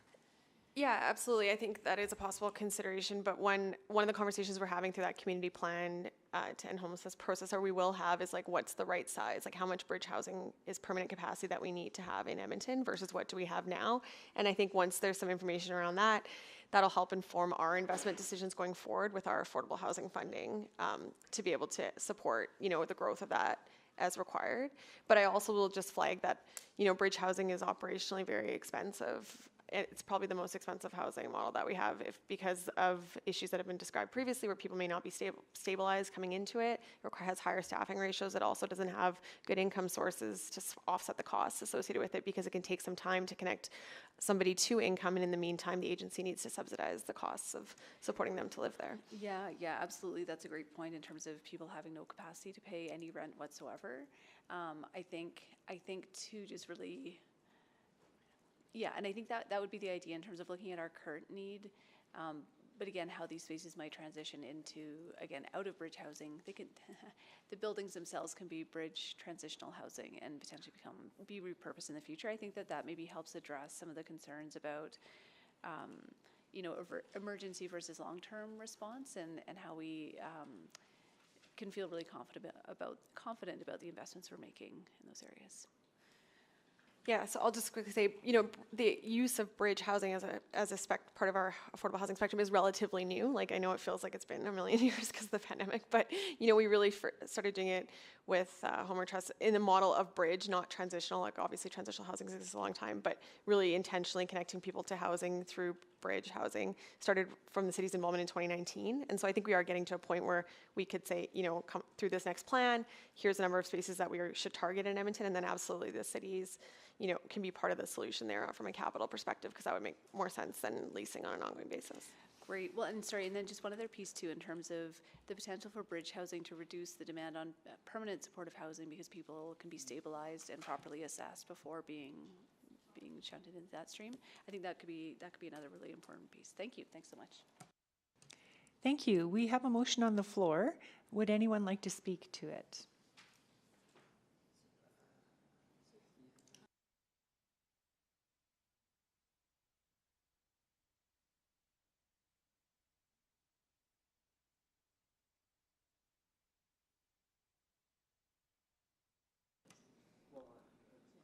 Councillor Knack, go ahead. Yeah, I guess I should probably speak to it now, even though I'm guessing we could speak to it at council, but I have a feeling our council agenda might be, I never know. So I'm going to speak to it now because we managed to finish this relatively quick. So I'll go, and you can start my time. I probably only have 4 minutes and 45 seconds left while I debated with myself.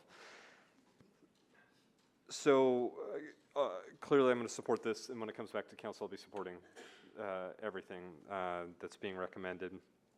And I've talked about this a million times, even just in the last 3 months. So everyone here is probably sick of the same points.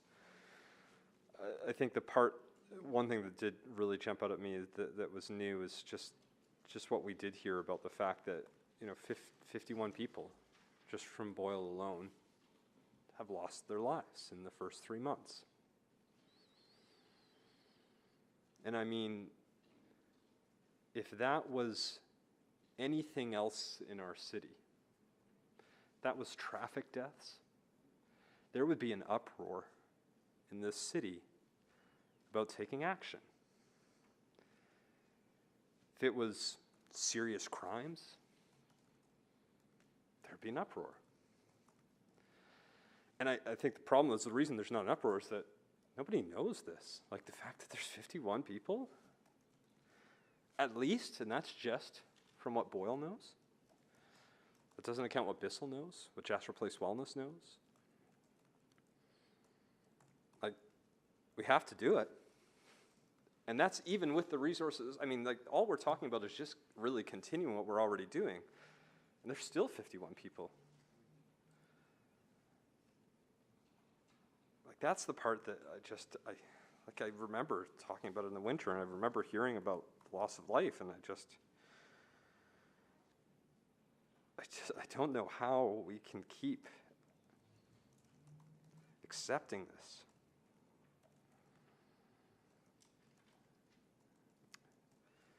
And so we'll do what we need to do to fill in the gaps. And I know we don't want it to keep talking, but we don't have the financial capacity to do everything we need to be doing. Like, I wish we could just do everything in this report, but legitimately there's not enough city funding to do it. And yeah, even though it is provincial jurisdiction, I would have rather just us having done it so that we don't have to play that guessing game about will it or won't it. I mean, the fact is, in the West End, where there is clearly a need, we don't know as of right now whether by September 30th, if there will be a place for folks in the West End, my neighbors in the West End who don't have a home, to access services and support and care.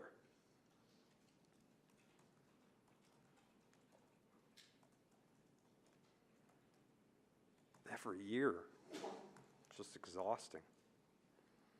Gosh, I'm exhausted just talking about it. Can't even imagine the people who are living it.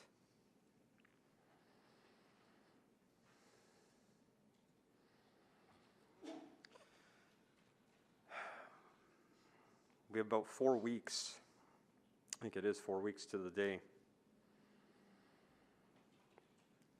to where the order of government we'll find out what happens. Please, I hope people are asking about this to every candidate. I don't care if you made up your mind or not. Ask every single person who comes knock on your door if they're okay with this.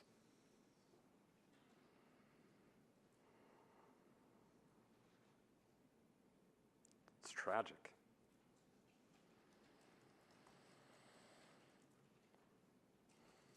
So I'll obviously support this and support it at council, but just figure I'd save us the time and not speak at council, but please use this opportunity over the next 4 weeks to talk to the people who could, if anyone wanted to, could truly address this within a very short amount of time. I mean, a $13 billion surplus for a fraction of that, nobody has to die. Thank you. Councillor Rice? Thank you. I know every time when we talk about our houseless population, and then our heart broken, because that's life. That's people's life. And then every life deserves to have place, safe place to stay. No doubt at all. And specifically, I don't think nobody wants to see, and the people live on the street suffering, and in the winter time, and lose their life as well. And specifically, and by visit, I visit Home Mission. I visited Bissell Center. I do understand that service is important.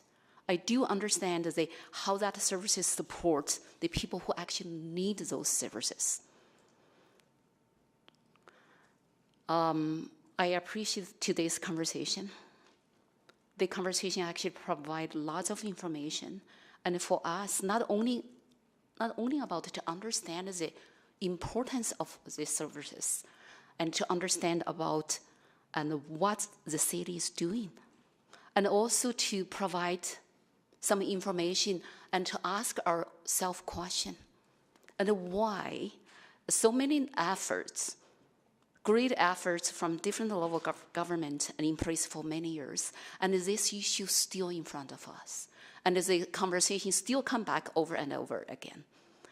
And then I do believe there is a policy discussion is needed. The policy discussion is needed specifically to ask ourselves, what is our priority in the policy to address this comprehensive, complex social issue? We know we cannot resolve it over one night, and even in short term. And also, what is not working?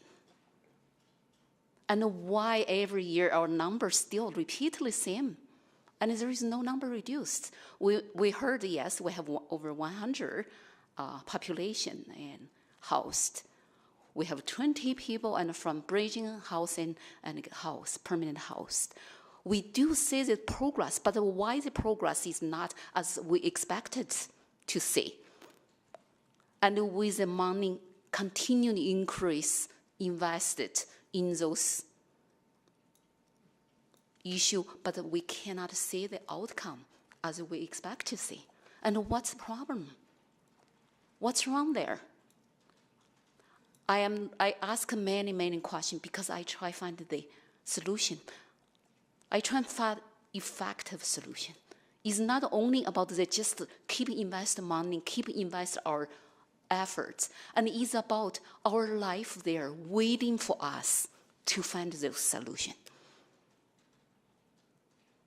We cannot just over year and year to have the same conversation and then put more and more money, but the outcome is not there. I'm going to support this motion because I do want to say what's the updated information come back, and based on the conversation we had today, and based on the questions and we asked today, and also to look at the funding allocation and look at different opportunity, and we could find the different funding source. Because right now our city's financial is in the risk, and as we heard, and if we use FSR as a funding source, and then our FSR will be in the risk under minimum requirements. So I'm looking forward to the information come back for the council and see those updates and agreements, and also to looking for the strategic connection and interlink and between the day services to the bridge supportive housing and then permanent housing. I think that could provide some evidence to show our Edmontonians we are doing on the right track. This is what we're doing, and the final outcome is permanent solution and to housing them. So I looking forward to that information come back, and then we'll support this motion on the floor right now. Thank you. Okay, at this time, we will go on our break, and we will be back at 3:44. We'll see you then.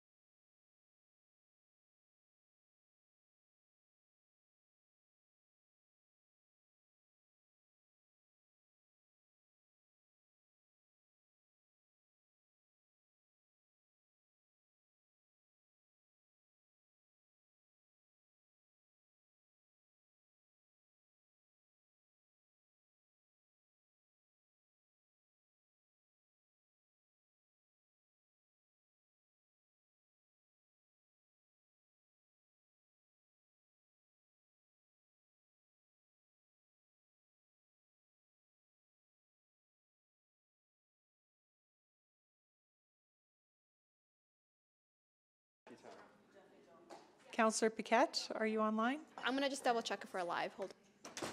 Okay. Yeah, we're live from River Valley. We're live. Yeah. Okay, great, thanks. Councillor Paquette, are you online? We do not have quorum at this time. There we go, we have quorum. Just a quick roll call. Councillor Knack?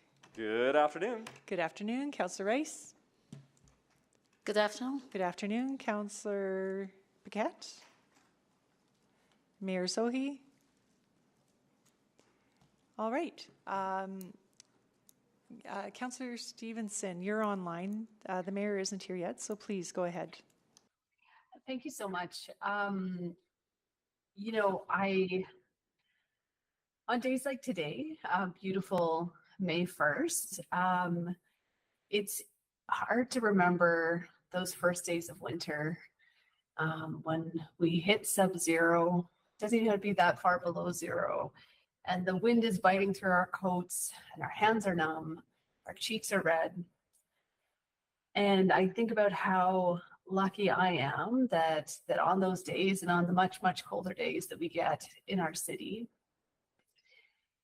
that my time outside is only as I move between one warm space and another, that I have warm and welcoming places where I am and where I can be.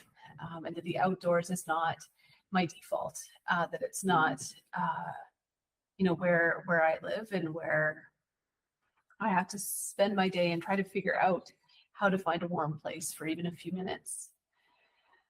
I spoke earlier about the costs to our city when we don't invest in these essential services. And I was thinking, you know, speaking about costs to city services, our peace officers, EPS, police services, the impact of private businesses.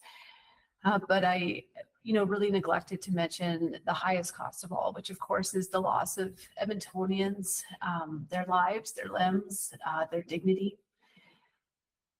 I'm so proud that this motion is on the floor and that it will be moving forward to council. I think this is absolutely the work we need to do and the work we need to fund. I've been reflecting a lot on Jordan's principle, which at its base speaks about how you know, fundamental services should never be denied to those who need them, just as different orders of government are arguing over who should pay for that. So there is an impact. There's an impact to Edmontonians and our tax base, but again, the other impacts that we face as a community are much higher. So very grateful to committee for advancing this and to the mover for advancing it. I look forward to a really robust conversation later this year around bridge housing. Again, I think that's an incredibly important investment that we need to be making. And again, I think the value of that investment can't be understated in terms of the impact it has for every Edmontonian. And again, just a reminder that the entire community is impacted when not all of us have a safe place to be. So thank you. I look forward to supporting this when it comes to council. And again, thanks to committee for their work on this. Thank you. Councillor Tang? Since we were encouraged to speak now, then maybe later, I'll just share a few thoughts. So many years ago, I worked at a so-called day shelter or community center in a different city, serving largely, serving the Indigenous community, but largely those who are homeless, unemployed, and struggling with all kinds of issues. I actually really don't like that term day shelter. I know it's a sector terminology right now, but I like to call it community space, community center, because people show up for all kinds of reasons, but at the end of the day, they're also there to gather and to be with one another. And I know how valuable these spaces are, and I see them as part of that continuum of support. It's not about one or the other, or stopgap or not, but I think there's value in having these kinds of services permanently, sustainably on an ongoing basis. I think city has a role to play in that. we've been kind of talking about some of the subsequent potentially and future advocacy goals. I think we can't let up, or we can't, forget about those very explicit asks. Make sure that our government partners also contribute. And also, I actually really appreciate this conversation today about the role of the community. I think last winter we saw all kinds of players come forward, communities, faith institutions, and I'm actually really glad to hear from the speakers today that there's those conversations being carried forward. And I know that, of course, our city team will be supporting that along the way. And I really hope come next, whatever happens, in this instance, come March next year, we're now kind of in this cycle of that conversation again. I do think there's a few pieces of work coming up in the next few months that could potentially help with some of these conversations. But just to share my support in this, of course, I recently had a community conversation at a senior center, and of course, issue of homelessness, mental health condition came up, and I got seniors yelling at me about, you need to fund housing, and I'm like, oh, trying so hard. But so I think that, so I'm also hearing these kind of narratives in our community too, and everyday Edmontonians are seeing these solutions, which I think is really promising, actually. So thank you for all the work. Thank you to the community folks who came out. I feel like the other thing I keep hearing this past year and a half is staff burnout, just the struggle and the hiring constraint that's been, we need more outreach workers, we need more social workers. Well, there's a real challenge in that, and I certainly think sort of short-term contracts don't help with that, and hopefully, we're not gonna be that cycle much longer.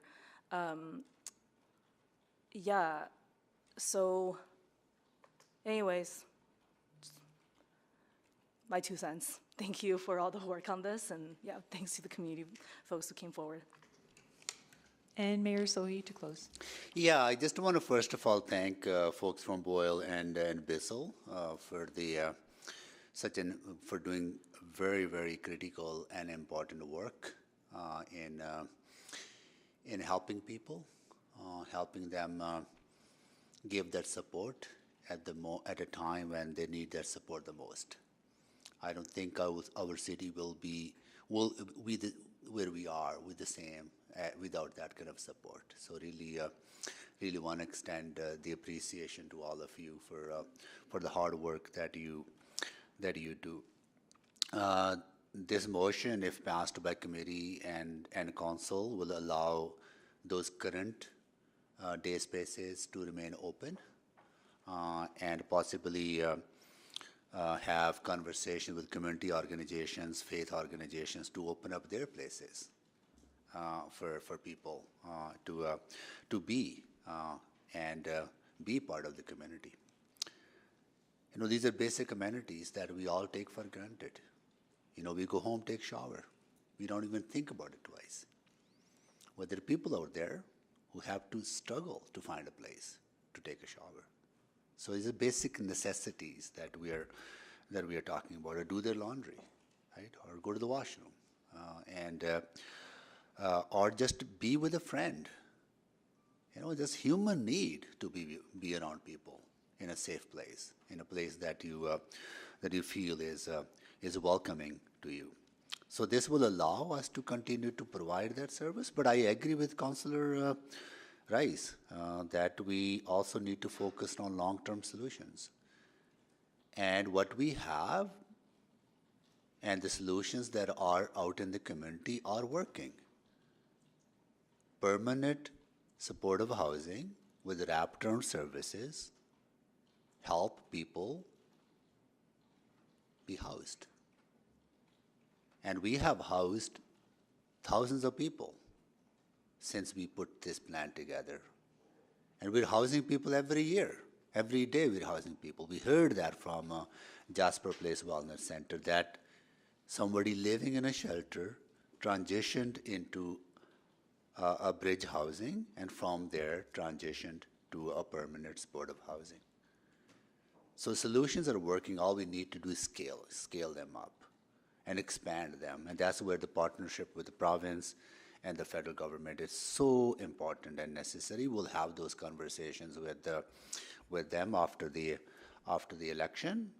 If the approach remains the same, then we might have, I think I am willing to have a conversation, very serious conversation with Edmontonians, that if province is not going to step up to fulfill their responsibilities, then how we do that with the property taxes. I think we need to have that conversation. Otherwise, we will not be able to scale up these solutions that work. So this is kind of a small step in that support, and I hope that council will support this as well, right? And but then we also have that conversation later on bridge housing and supportive housing when the report comes back to us, either July or August. Yeah. Thank you so much. Yeah. And with that, I'll call the vote. Please vote.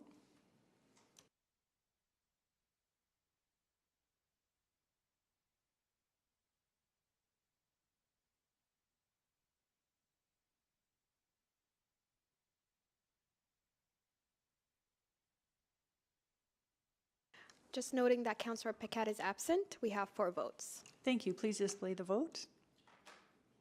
And that has carried. Thank you, everyone. All right, next we will go to item 7.4, 7.5.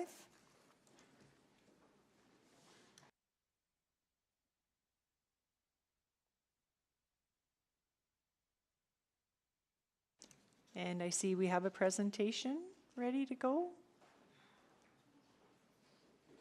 It says urban planning and economy, but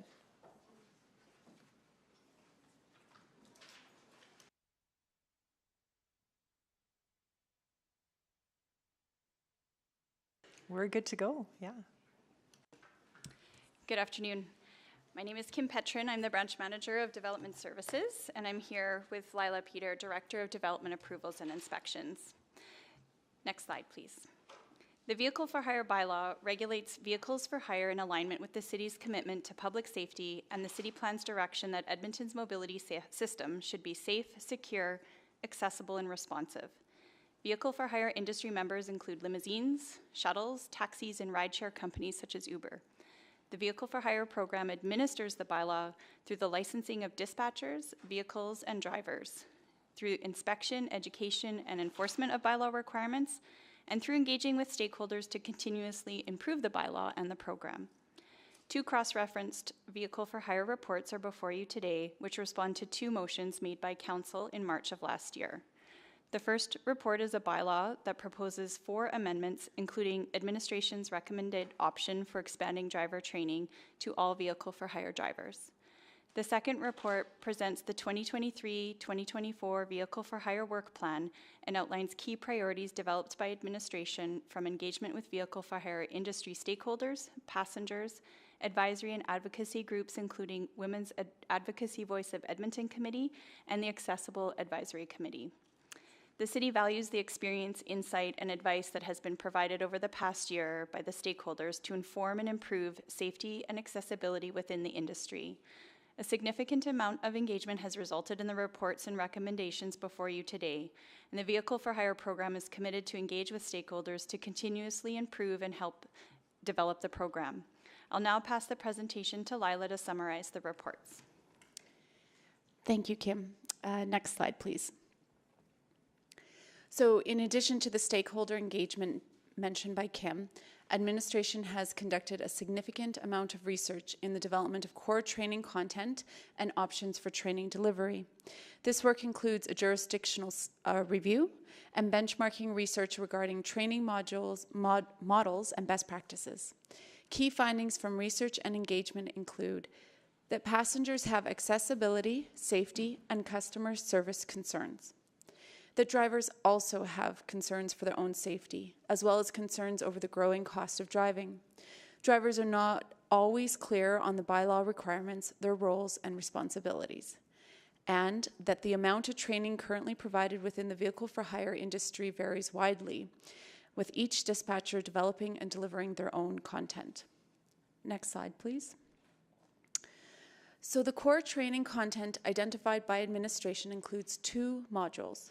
The first module will cover customer service, accessibility, and safety. This module will include training on topics such as different types of disabilities, barriers, bias, mobility aids, service dogs, and the safe securement of passengers into the vehicles.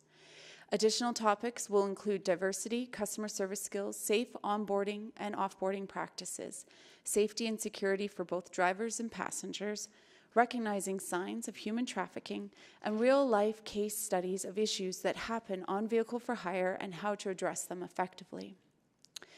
Then the second module will support drivers navigating the vehicle for hire industry and the bylaw, with the goal of ensuring that drivers have a clear understanding of their roles and responsibilities to passengers with varying accessibility requirements, and how the vehicle for hire complaints and investigation processes work. So based on the research and engagement that was undertaken, 4 training delivery proposals are here today for committee's consideration. Administration is recommending option 1, which has the City of Edmonton mandating content requirements and developing the training program, and industry delivering the training. Option 1 has been recommended as it best balances the perspectives of industry and passenger stakeholders while being mindful of the city's current fiscal realities and the potential implications to the vehicle for hire reserve. And completion of training requirements will be a condition of all new license and license renewals beginning in April 2025. I will now move on to our second report and provide an overview of the 2023-2024 Vehicle for Hire Work Plan and its priorities. So the 2023, and next slide please. The 2023 and 2024 Vehicle for Hire Work Plan has been developed based on the feedback administration received at the March 7th, 2022 CPSC meeting. And within it, there are 4 main streams of work. Number 1, mandate development. Number 2, industry support. Number 3, accessible vehicle for hire service enhancements. And number 4, stakeholder relationships. And within this work plan, priorities have been identified based on engagement feedback from dispatchers, advisory, and advocacy groups.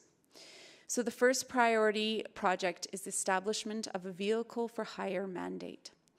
The Vehicle for Hire program has not undertaken a significant review of its roles, responsibilities, or mandates since the bylaw was implemented in 1999, including since the former Taxi Commission was dissolved in 2012.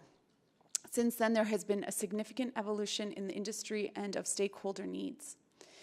So until a clear mandate and role for the program has been established, it will be challenging to undertake many of the projects associated with the accessible vehicle for hire service enhancement stream. And this is because the mandate will establish to what degree administration should regulate, incentivize, subsidize, or operate vehicle for hire services. The mandate development work will also explore the intersection of vehicle for hire services with the larger mobility network in Edmonton, providing transportation service across the city. Work relating to industry support, which includes a fare, license, and plate review, along with implementing enhanced driver training, can advance as this mandate work is being undertaken. And so finally, much of the work related to establishing a stakeholder strategy has been finalized, and this strategy will continue to guide efforts over the coming years. And if we go to the closing slide, this ends today's presentation, and we are pleased to answer any questions you may have. Great, thank you. We will now hear from our speakers. So I'll just have you come forward as I call out your name. Phil Strong,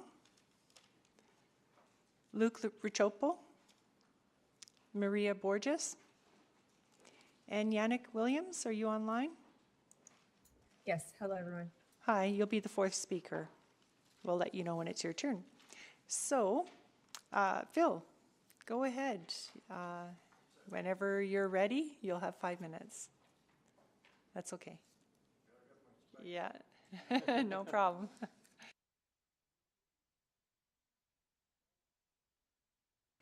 I feel a little guilty because our discussions aren't as weighty or complex as ones you just listened to, but they are important to us and probably to the city. First, we would like to say that we don't want you to pass this amendment bylaw till two things are added in. And one is very directly related to safety, and it's the deposit. Drivers should be allowed to ask for a deposit. Now, apparently, we've got clarification from the city that they can. The kicker is, if the person doesn't give you a deposit, they get a ticket for refusing a ride. Now, that's not right, because a lot of people, they know who the sort of shady actors are, and if they don't get a deposit up front, they'll just become runners. So why take them? Because it's a risk. They can end up in a fight, whatever else. And that's opposite to what happens in Uber. Uber already has your Visa card, so there's no danger there. So I'd ask you to recommend they quickly put a deposit in the lack of a ticket if you refuse a deposit, no different than any other refusals you might do.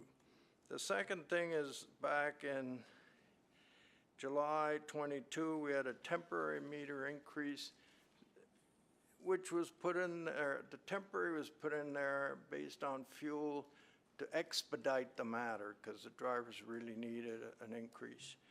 But now we got to take the temporary out somehow, and I don't know that the administration knows better than me, because it's not a temporary increase. We're going to be needing another increase right away because of all the costs going up. We're about 15 to 18% behind Calgary still. Sorry, I thought I had 10 minutes, so that's my first item. The second item I'm going to discuss is the work plan. The administration's done a great job of putting together a training syllabus and policy, but we have a number of things that take priority today compared to a year ago that I think we are requesting that you refocus the committee to do a number of things. Meter rate review, my colleague's going to talk about. Wheelchair accessible incentives, they're also going to talk about. I'm going to talk about insurance and the taxi industry. We need your help in lobbying the provincial government when the election's over to become an extension of public transit. Because I'm telling you, insurance is going up 200% to 300%, and drivers won't be able to absorb this. The industry won't be able to absorb this, and if the taxi industry fails, there's a whole bunch of other consequences to people in fixed incomes, on age and stuff that can't drive with TNC companies. So we really need your help in that. I'm not sure how to approach it. Maybe the administration can help. I don't think there's a legal problem. Initially, when I talked to them, they mentioned there might be a legal problem. I talked to our lawyers. They said, no, there can be a workaround to that if you have contracts with the city and if you're an extension of transit, which cabs are. They often do work when the buses aren't around. They do the first mile, last mile type of stuff. Another item is removing the taxi licenses from drivers. We're not in a pre-COVID level of business yet, and some drivers haven't returned. Now, there's some discussion that this April's renewal, they're going to remove those licenses, and I'm not sure if that's right yet. Downtown's still a bit of a ghost town. It's getting better, but it's not yet.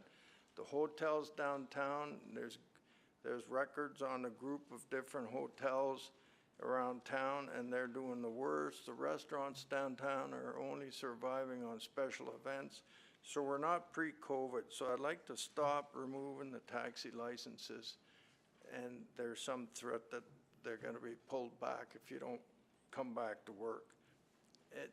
The people at our work are making money, but if everyone came back to work, it'd be a problem.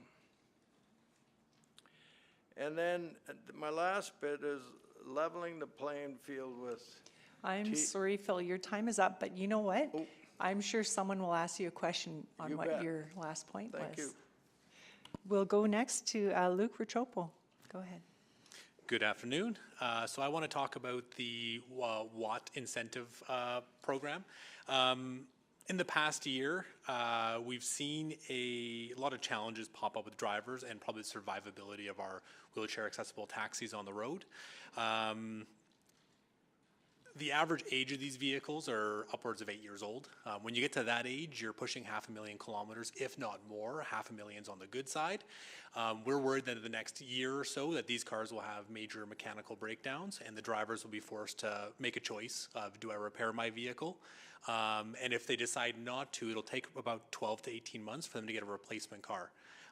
In that time, without any kind of subsidies or help for the drivers to kind of get these vehicles going, they'll be driving normal taxis, and that'll create further accessibility problems throughout the city of Edmonton. And then we also believe that there's also probably, from our knowledge, that about 50% are maybe operational today. Again, there are a lot of guys who have not come back to work because they do not believe that there's enough business, whether they have a normal taxi permit or a wheelchair accessible taxi license. They don't know if there's enough work for them to survive if they leave their jobs. And then on top of that too, again, I just want to touch on Phil's point real quick regarding revoking taxi plates. I know renewal, I think today is the new renewal period. Again, there are a lot of plate holders that were very concerned about this as they were talking to us. And just finding replacement vehicles has been a challenge for them. So again, this is their livelihood, as Phil was saying. The business hasn't quite returned, to Edmonton. It is coming back, but if they were all to come back all at once, I don't think there'd be enough business for everyone that would return to work. So that's all I have. Thank you. Thank you very much. Next, we'll go to Maria Borges. Go ahead. Thank you. So I'm here to talk about 7.4 in the work plan. I guess what I'd like the committee to consider is a reprioritizing of the work plan to deal with more pressing items that are negatively impacting our industry, as Phil pointed out.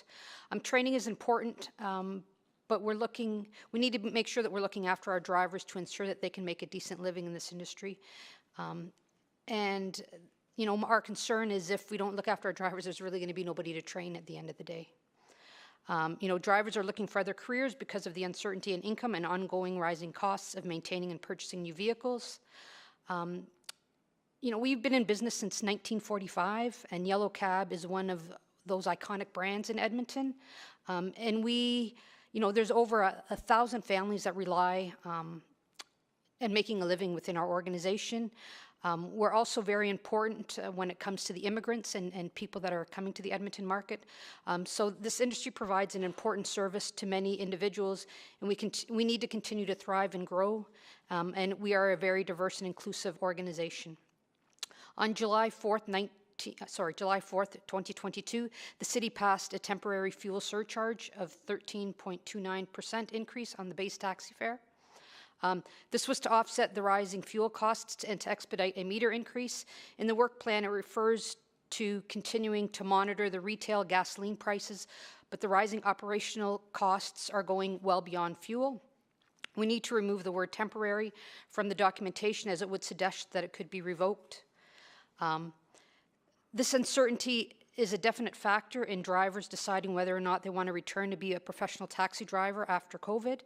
And this is creating additional stress on our drivers and limiting the availability of drivers and the vehicles to deliver this essential service to the community of Edmonton.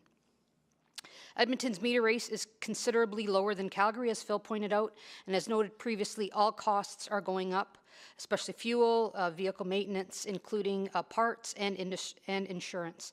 In fact, as Phil talked about, we're bracing ourselves for about a 200 to 300 increase in insurance by the middle of the year, which is significant. Therefore, we're going to need another meter increase, and we can't let the past temporary increase get in our way or stall the process. I also did some research on the annual consumer price index for Alberta, and from August 2019 to October 2022, transportation has increased by 25% and gasoline has increased by 62%. And that's even when you look at the vehicle for hire summary research that they did with stakeholders, the meter increase was an important issue that needed to be addressed. So in conclusion, I guess what I'm asking is for the temporary fuel surcharge of 13.29 is not enough, and that is why we need a permanent solution so that these increasing costs and the meter review needs to be a top priority for the vehicle for hire team, and a comprehensive and permanent solution needs to be put in place. So I'm going to switch gears now to go to 7.5, and I'm now talking on behalf of Prestige Limousine. When I reviewed the training stuff that the organization sent out, we feel that limousine companies should be exempt from the training and the mandatory accessible training. When we looked at your report on what we heard, the vehicle for hire enhanced training, it was about the public survey feedback. It was all based on taxi, accessible taxi and rideshare companies. None of the feedback there was on the limousine organizations whatsoever. And it was all based on on-demand services. So that is why we feel that as you look at the training and who should be included in that training, the limousine industry should be excluded. Limousine is basically, we provide a premium white glove service. The customers, it's all based on, exceptional service, and it's all pre-booked, and it's not on demand, and that's why we're recommending that when you look at the training, you exclude the limousine companies from that training. Thank you. Next, we'll go to Yannick Williams. Go ahead, you have 5 minutes. Good afternoon, Madam Chair and members of committee. My name is Yannick Williams. I'm the Public Policy Manager for Western Canada at Uber. I'm here today to speak to you about Uber's experience in Edmonton and what we are doing to keep our platform safe and a platform of choice. I want to thank the administration for the outreach they engaged in, consulting with taxi, limo, and TNC industries to ensure stakeholders had the opportunity to speak to these proposed changes and the impact on their services. Through this engagement process, Uber also met with Women's Advocacy Voice of Edmonton Committee, where we provided them with an informative overview of the Uber platform and the active steps we take to center safety and inclusion on our platform. We would like to propose that Uber's existing resources be accepted by the committee and by the city to meet the training requirements that are being considered. Our informational modules created in partnership with civil society are tailored to the use case of Uber's users. We would be concerned with a one-size-fits-all approach, which might actually be less effective in practice. Drivers on the platform complete informational modules covering topics such as how to use the app, preventing sexual misconduct and sexual assault, and interacting with other users on the road, such as people on bicycles. In addition, Uber informs all users about the requirements of our community guidelines, which ensure safety and respect for all and cover such topics as discrimination, following the law, and avoiding interpersonal conflict. Also, Uber does inform all drivers of their obligation under human rights law to transport service animals and persons with disabilities, in accordance with our service animal and assistive devices policy. Finally, Uber ensures that drivers have a Class 4 commercial driver's license, which means they have met the provincial competency requirements to transport passengers for a fee. The modules are available online, accessible directly in the driver version of the Uber app or on a computer. The modules are also self-paced and viewed at the driver's schedule.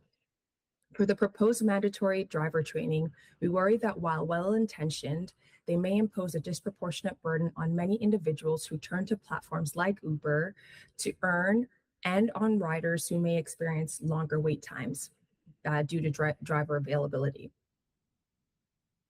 Administration is proposing 2 mandatory training courses, with Module 1 being delivered in person and as a full-day course. This full-day course could be a barrier to entry to drivers who look to the Uber platform as a flexible earning option, providing important additional income to help them pay rent, support their caregiving responsibilities, support their children's university education, or save a bit extra for retirement. As stated above, we propose that platforms offering existing educational resources should be accepted by the city. Barring that, we recommend that the proposed course should not require an entire day for completion and should be flexible and accessible for folks to complete online and at their own pace. Many drivers come to Uber to supplement their income and may have limited time related to other work and responsibilities. Administration is also exploring English language conditions as a requirement for drivers. I caution the committee against incorporating such a requirement, as this could lead to discrimination based on language characteristics or quality, which would disproportionately impact drivers who are mute, newcomers to Edmonton, and other underserved and racialized groups. Other municipalities have implemented their version of mandatory driver training, which in their own ways have affected the way drivers are able to access the platform to gain additional earnings. For instance, in Calgary, where the city provides training in-house, there's a $95 fee that drivers are required to pay to access the training. Not only is this an additional cost to drivers, but it is also an administrative cost to the city to develop and implement the training. Likewise, the City of Toronto has rolled out its own training for drivers provided through third-party providers. While this option absolves the city of internal administrative burden to implementing the training, they are still laden with the responsibility of accrediting third-party service providers. It's taken the city more than 2 years to roll out its training program. This delay affected the availability of safe and reliable transportation options to riders in Toronto, especially during the busy festive season last winter.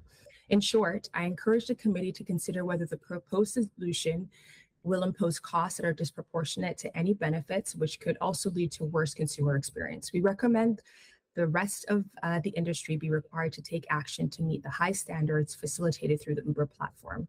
I thank the committee and the administration for the opportunity to speak today.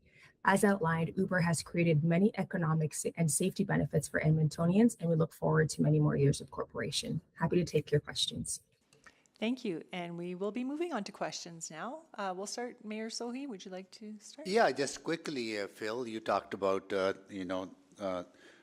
deposit requirement, meter increase to be permanent, dealing with insurance by looking at industry to be part of the public transit, and renew inactive owner held plates, right? And there was one point that you wanted to make at the end of your presentation for which you didn't have time. Can you quickly, in one minute, tell me what that was? Absolutely, and you've heard it here. I want to make a car, it has 4 wheels. Nothing should be different in the training between an Uber person or a taxi person. It's the same service under a different name. And I don't believe in having it handled any different. I think if chauffeurs permits are required, they should be required all the way around. They got it originally because they're all part-time. I'll guarantee you they're not all part-time. We lose full-time drivers to full-time Uber work, so that doesn't stand anymore. So training for everyone, does that also include, like I heard from some of the limo drivers that they have some concerns about, because they serve a different clientele, right?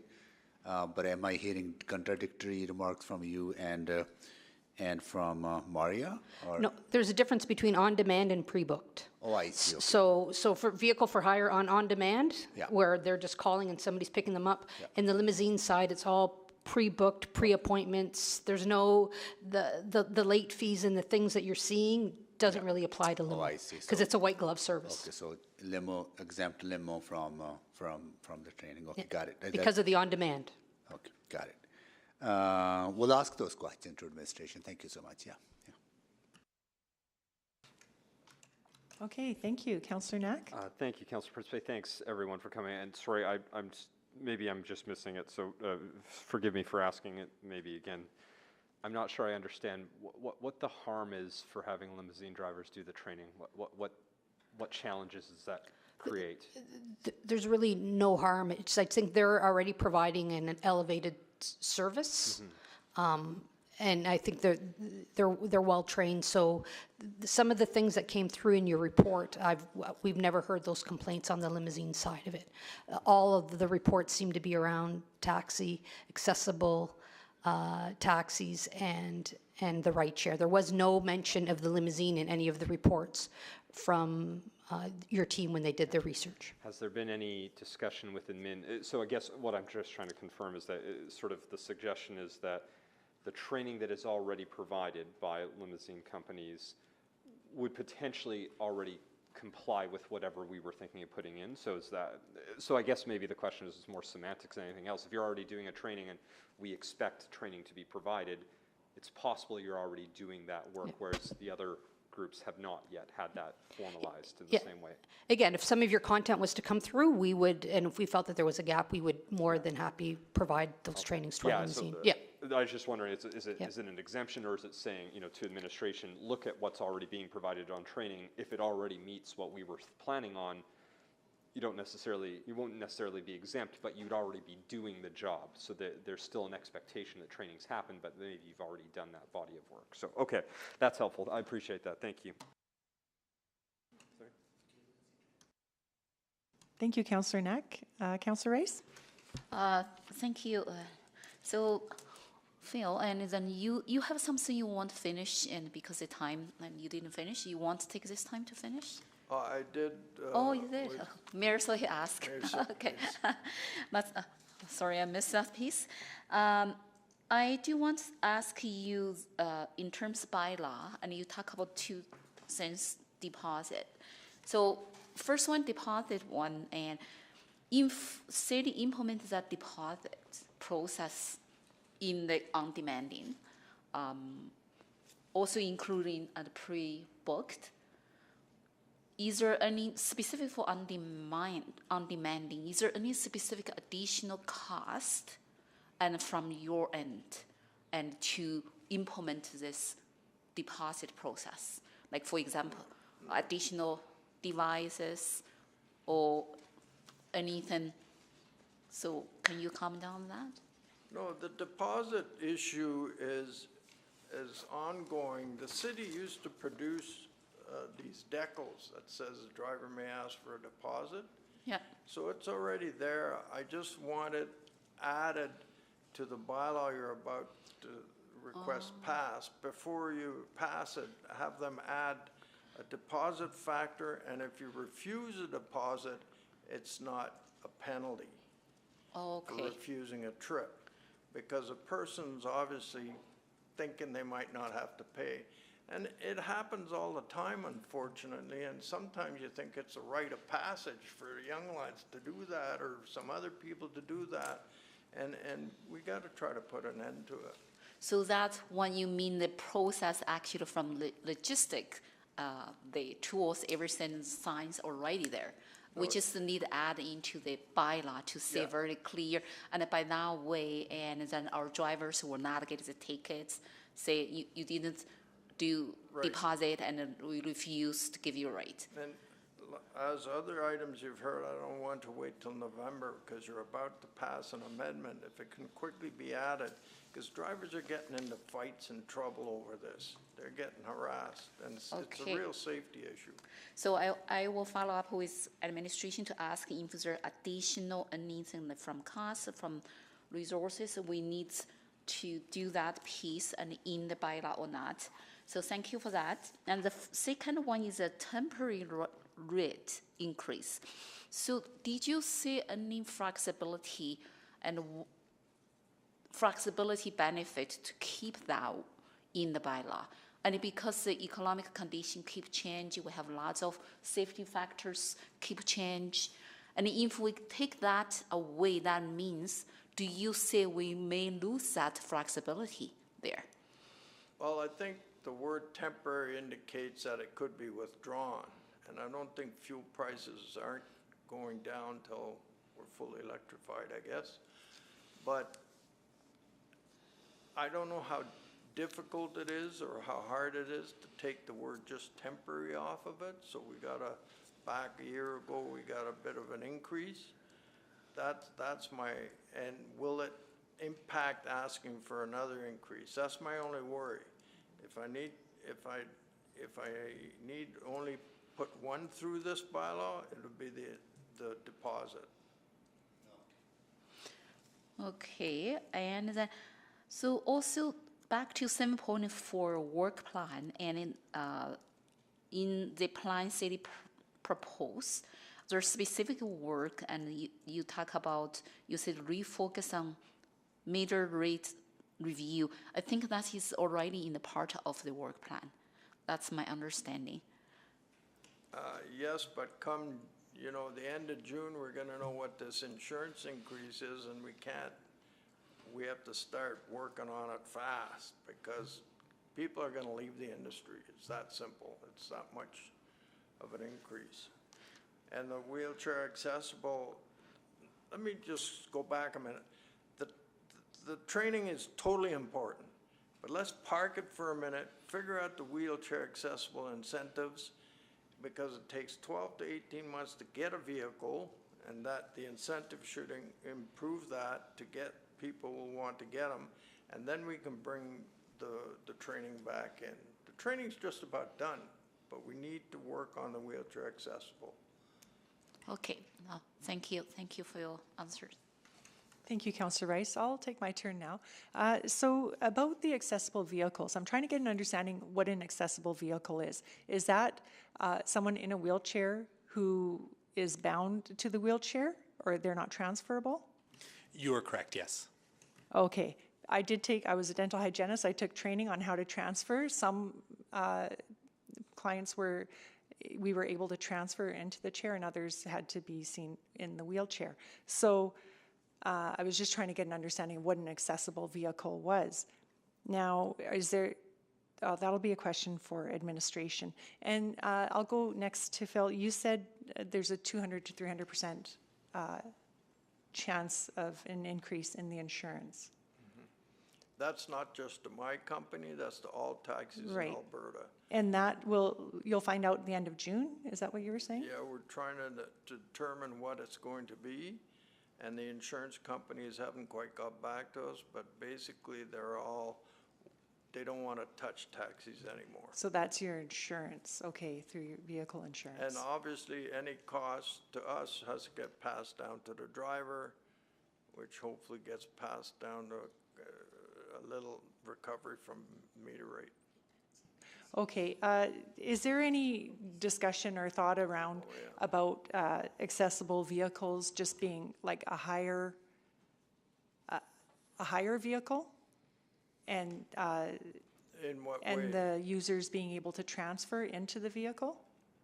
No, like actually higher off the ground? These people can't get out of their wheelchairs predominantly, and you push them up a ramp, you tie them down. Right. And the conversion of a van into a wheelchair accessible van has taken 12 to 18 months. Sorry, again, I'm just relating back to my days. We would simply lift up our chair because it's easier to transfer someone when it's a level surface. Your liability issues today are... And that's what I think the training would be for, is that not? I'm not sure. No. Just as a way to try to find a solution to help if we don't have enough accessible vehicles on the road. We wouldn't be allowed No to transferring do that. at all? No. Okay, So yeah. just on the insurance bit, DCPD, which is no fault insurance, that's where we need the city's help on becoming an extension of municipal transportation. Thank you. That was going to be my That'll next question. that'll See, save you're us ahead of some me. money. Yes, okay, thanks for explaining that, because I An was going to ask you exemption. that next. Okay, thank you. That's it for me. Councillor Wright, go ahead. Oh, thank you. So actually, Phil, just on that line then, the extension of public transit. So would that be then in consort with our DATS service, or would that be in competition with DATS? No, if you get classified as an extension of public service, you're exempt from the DCPD rules. So you can go and get your repairs paid by the third party. Today you can't because of non-fault insurance. Paratransit is a different kettle of fish, but paratransit is probably easier to prove that it's an extension of public transit, whereas taxis are too, but we need a lobbying effort by the city council and bureaucracy, whatever, to convince the province that we should be exempt. So you're proposing then this exemption for all vehicle for hires? not just the accessibility? Correct, all taxis. Okay. Okay, thanks for that clarification. And then just in regards to the fare increases in that to offset the fuel costs, how many, I guess, how many of your taxis in that might be hybrid or electric vehicles? Well, we don't have any electric yet, but over 63% are hybrid, but they still use fuel. Right. But not as much if they were all. Correct. All use fuel, okay. Okay, thank you very much. And then I guess, Ms. Williams, the jurisdictional scan that was provided to us for Calgary, Toronto, and Ottawa indicate that all vehicle for hires are required to take the training. Are they? Like, are there any barriers or challenges that is being experienced in those other jurisdictions? So they are required to take the training, but one of the things that I wanted to make sure that came across in my remarks is that we do provide informational modules to drivers on our platform that covers a large amount of the training that's being proposed. We've worked with organizations like CNIB, we've worked with RAIN, which is the Rape, Abuse, and Incest National Network, on some of our sexual violence awareness programs. We've worked with Velo Bikes Canada, Canadian Center to End Human Trafficking, etc. We've worked with a plethora of different, and hashtag Not in My City, we've worked with a plethora of different organizations to help build out these modules that drivers already, even in places that don't currently have mandatory training. So drivers even currently in Edmonton have access to this, where they're able to go through those modules. So one of the things I'm advocating for is to have council recognize those modules and have them be, of course, looking through what administration is putting forward, but having it be recognized as being appropriate information that can be shared with drivers.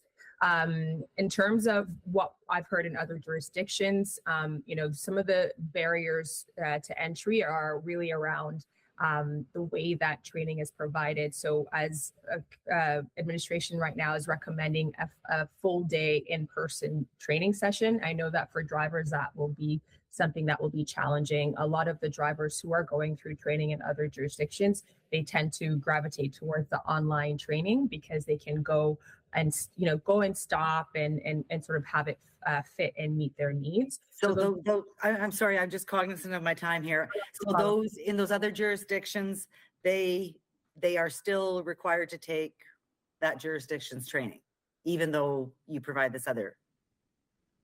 Because yes, and in those in Toronto, yes, and in Calgary, they are required to take this training. Okay, all right, thank you very much. And then to Ms. Borges, for the Prestige Limousine service, would your guests or clients that receive this white glove service, they might not have the mobility issues where they're needing the accessible vehicles for the wheelchairs, but wouldn't they have other disabilities, possibly the visually impaired, or they might need service dogs for some emotional support?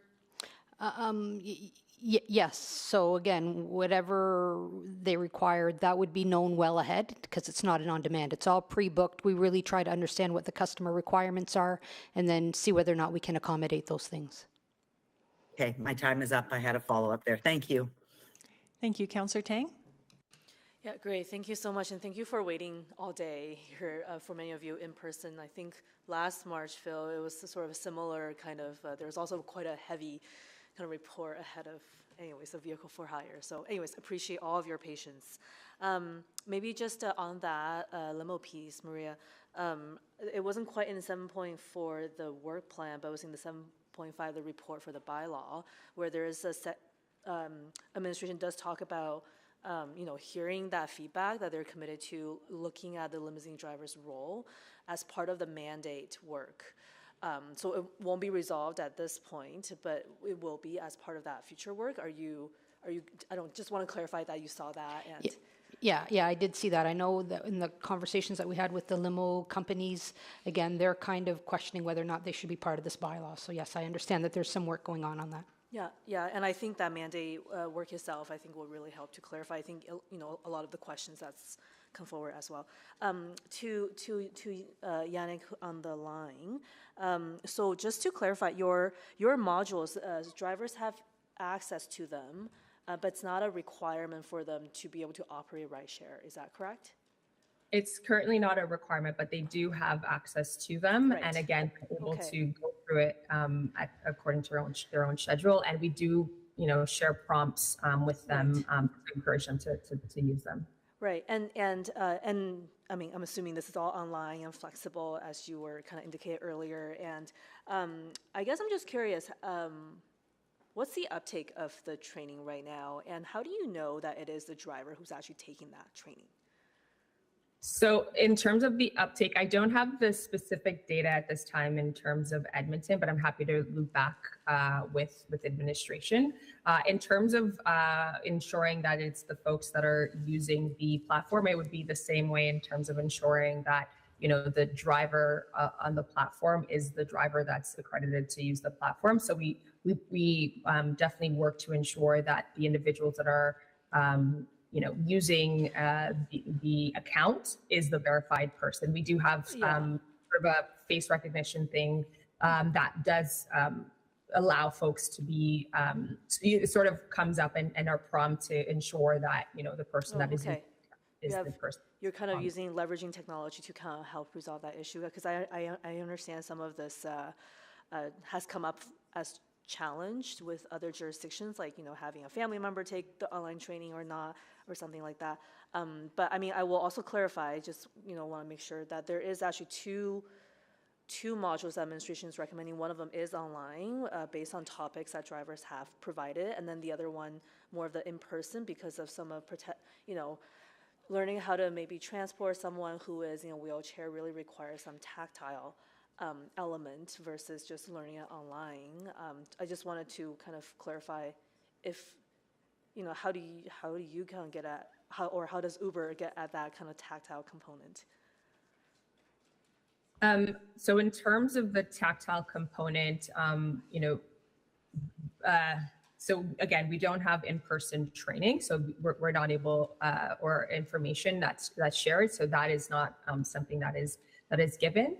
But again, the information that we do have, as an example, does speak about transferring folks with accessibility or mobility challenges. So we do go through it, but again, we don't have the in-person component. Okay, great, thank you. And my final kind of question, I will turn back to Phil, because you were here also last year. I think I think a lot of this work came out of a lot of the conversation around awareness about accessibility issues, around gender issues, and that's where kind of training came forward as quite high. But I'm hearing from you too that you would like to see maybe this be part to have some other work, some other priorities come forward first. And for me, I'm wondering, is there really we need to kind of work through a orderly way, or can some of this work happening at the same time? Do we have to park something in order for something else to happen, or is there a need for all of it? Well, that's a question to ask the administration, why we can't get more than one thing done at the time. And I'm not sure how to answer it. All I know is that even talking to the Accessible Advisory Committee, they understand that till we get a incentive program, everything else isn't going to work. Yeah, and I do plan on asking that, and I want to acknowledge that Accessibility Advisory sees the need for the wheelchair accessible vehicles on the road as well. Very important. Thank you all very much for being here. Thank you. Councillor Wright? Oh, thank you very much.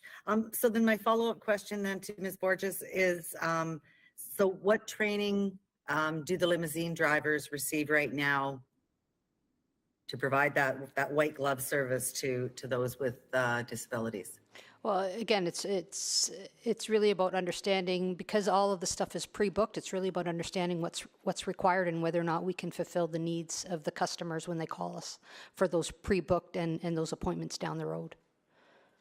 Okay, so I guess, so is there any sort of customer service training in that they go through? Yeah, very much so, because again, it's about that white glove service and customer, providing that world-class customer experience, because you're paying a premium, is very critical for the training for our limousine drivers. Okay, and is there anything that does specifically addresses accessibility, mobility issues? Yes, there is. Okay, thank you. And then because I'm looking at module 1, and maybe there is a portion that can be taken out about how, safely securing passengers, because obviously the limousines wouldn't have the wheelchair accessibility, so maybe that could be broken out. Thank you very much. And then, Mr. Strong, I've just got another question for you about how much are you looking for these incentives or subsidies for the vehicles? Well, we don't have to reinvent the wheel. I mean, our sister city, Calgary, has done this a long time ago, and they're through funding from the industry, I might add, are producing $15 per wheelchair trip during the day and 25 at night. I sent you the backup in the emails. It's not rocket scientist. It shouldn't take too long. Okay, so subsidizing the fare, is that what you're saying, or? That's correct. And okay, I'm sorry. No, the theory I thought it was like subsidizing the purchase or the upgrade of the vehicles. Well, they do that as well, by the way. But it's all meant to give the driver more money to keep a wheelchair accessible taxi. And when it expires, he doesn't go back to regular taxi, or she, I should add, but they can afford to buy another one. Okay, so you said Calgary provides a subsidy of $25 at night? And 15. Night service, and 15 a day, Yeah. okay. Plus other subsidies to buy the equipment. Okay, and what's the standard wait time for an accessible vehicle? 12 plus months. Oh, no, I'm sorry, if I were to call for an accessible vehicle, how long would I have to wait? Today? For a service, yeah. With less than 50% of the 95 units out there, you're probably 3 to 4 hours.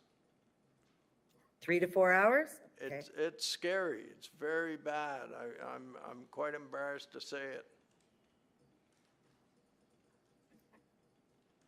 Unless you get lucky and someone's in your neighborhood.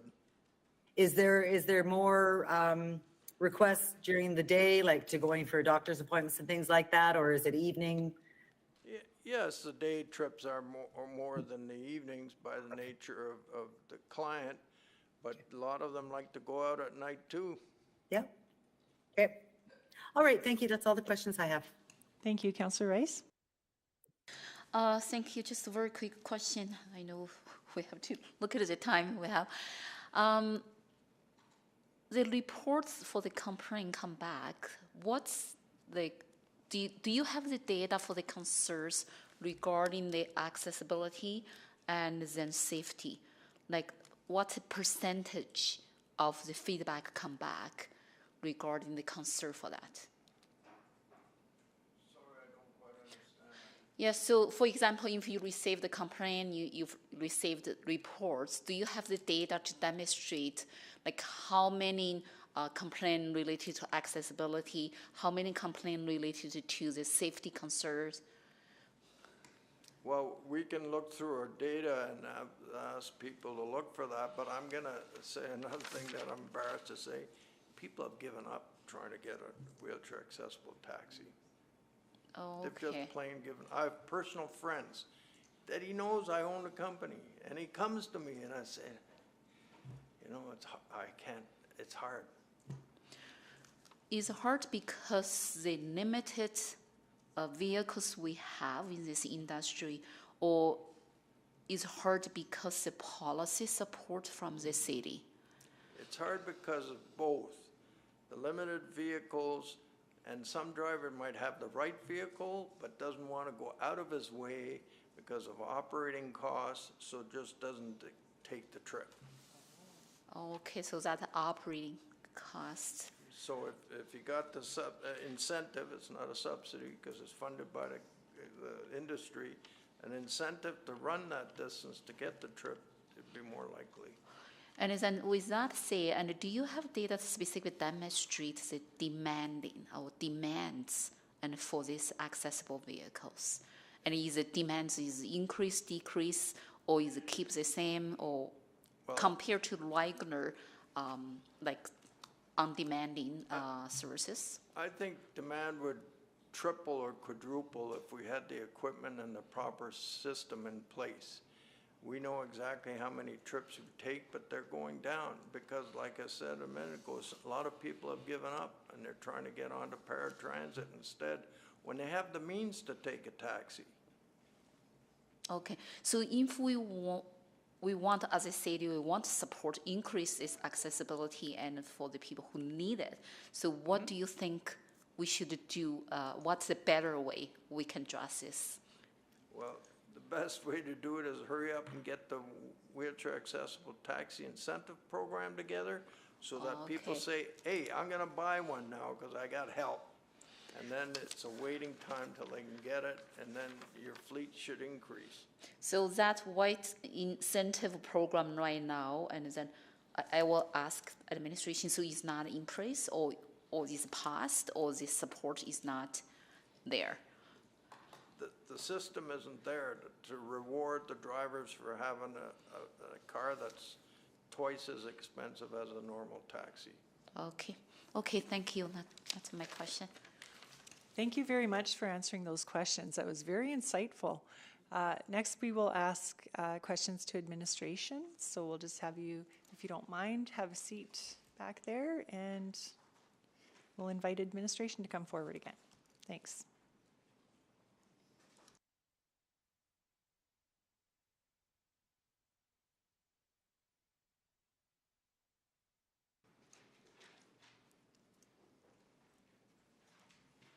Mayor Soy, would you like to go ahead? Quickly on the deposit required, can that be added to the bylaw, or does it require different process? If you want to add anything to this bylaw as proposed, something like deposit, I'd ask you to refer it back to administration. Oh, I see. Okay, and that would also. But is it complicated? Is it easy? Look. It's relatively easy, but there's a few sections that need to change, so it's not well done as a motion. Okay, and would you recommend meter increase rate to be permanent as part of the amending bylaw, or does that require further conversation? There is no amendment required to do that. The meter rate that you approved is in effect until you change it.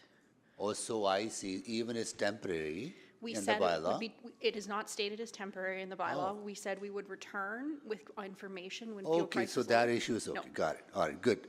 Equivalency for training, right? If limo drivers have similar training offered through their company, or better training offered, then what a day-long course is required? How do you determine that? Is there flexibility in the training to consider that equivalency? The intent was to establish a training program that would be consistent and for everyone to use, but we're willing to work with each of the dispatcher and stakeholder groups to see if there's a way to complement the training that they're already doing. It was recommended certainly for the second module that it could be in person, but if there was a way to deliver it virtually or in another way, we can certainly look at that with industry through the development of the program. And you'll do that as part of your ongoing engagement with industry? Absolutely. You don't need, okay, got it. I am really concerned about the insurance part, that it is really becoming, some of the companies have started refusing insurance taxi companies, right? So it will bankrupt number of, like it will have a significant burden on the industry. What can we do? Like, what would you suggest that, what avenues are available to us to deal with that? Is it possible to have taxis defined as public service? Or is there advocacy role? What would you recommend? Advocacy would be your avenue if you do want to take this up. There isn't a definitional piece that we can change. The insurance piece on whether or not you are out of the direct property claims damage form is based on whether or not you self-insure and carry a financial responsibility card. It is not about the type of nature. City is out because we self-insure. That's why we're out. Okay, so it cannot because it's privately owned, right? Can't. There's not much we can do directly. That would have to be advocacy and work with the superintendent of insurance. Okay, got it on that. And on the renewal question on the inactive owner-held plates, is there flexibility? Because of COVID, some people might still be worried about not coming out working, and because of health reasons. Like, how you determine is there flexibility in that? You don't want to punish people if they're willing to come back 6 months from now. That's right. We were going to conduct engagement to see what the situations were with each of those licenses, and then to establish what the next steps might be. So that will be part of our engagement approach with industry. And Lila, did you want to add anything more to that? I think just that we have to very much consider the reasons why industry is not coming back, but we also have to balance the perspective that those vehicles are not on the road, those vehicles are not serving, and those vehicles that license can't be transferred to somebody who might be willing to come into the industry as well. And so that's why we want to have these conversations, but we're mindful of the impact that those vehicles not being on the road is having to the service. Absolutely. But there will be a process. It's not that all of a sudden somebody's going to get a note to say, we're canceling your license. Right? No, we've had conversations about this for the last little while. It isn't something brand new, as in we've had vehicles off the road throughout COVID. So we do want to have those conversations, and we're hoping that those vehicles are going to be coming back to the road. Got it. Okay. Thank you so much. Thank you. Councillor Rice? So I have the same questions as Mayor. So he has added the deposits that's into the bylaw. So I heard it's not too much work. And then if chair, I'm okay, and I have been working with the administration, we can put the wording and the motion to refer back. Is that okay? Yeah, yeah, adding deposits, and before we pass the bylaw, if we could, can I get the wording for that? Absolutely. And I would just make one note just to for committee to be mindful of that if we made that type of change in terms of referring the bylaw back and coming back in short order to council, we don't have the opportunity to conduct a more comprehensive engagement in order to do that change. So I'm just flagging that further stakeholder engagement, we wouldn't have time to do to bring that bylaw back. For the further engagement, stakeholder engagement, and then you will do that through the work plan and review, and for other things. I think that there's still opportunity in there, right? Potentially, if we're making a change to the bylaw now to come to council, that engagement wouldn't happen. We do and are committed to a work plan that includes stakeholder engagement. Yes, I understand, but I also heard if the sign, everything is already there, and then just add a piece to the bylaw to make sure we have that. And I didn't see the big difference, right? And so, but I do have one question regarding this, to add this piece to the bylaw and refer back and to administration to come back. And what's the specific impact on the training if we refer bylaw back to administration? Is there any specific impact on the training requirement? No, because the training requirements were going to be delayed to come into force at a much later date. So if you return this bylaw quickly to just add the deposit, that date won't be affected. Okay, wonderful. Thank you. So I will put the motion on the floor.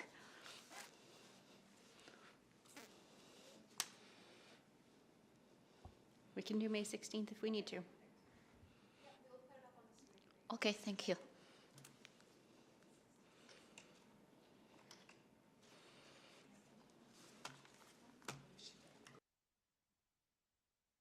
Okay, we'll go ahead to Councillor Knack while we're waiting for that motion. Sure, and I know we're almost done. Should we just do a motion to extend orders to 5:15 just to play it safe? you, Councillor Knack. Absolutely, we can do Okay, that. I'll move that. Thank you. Please vote.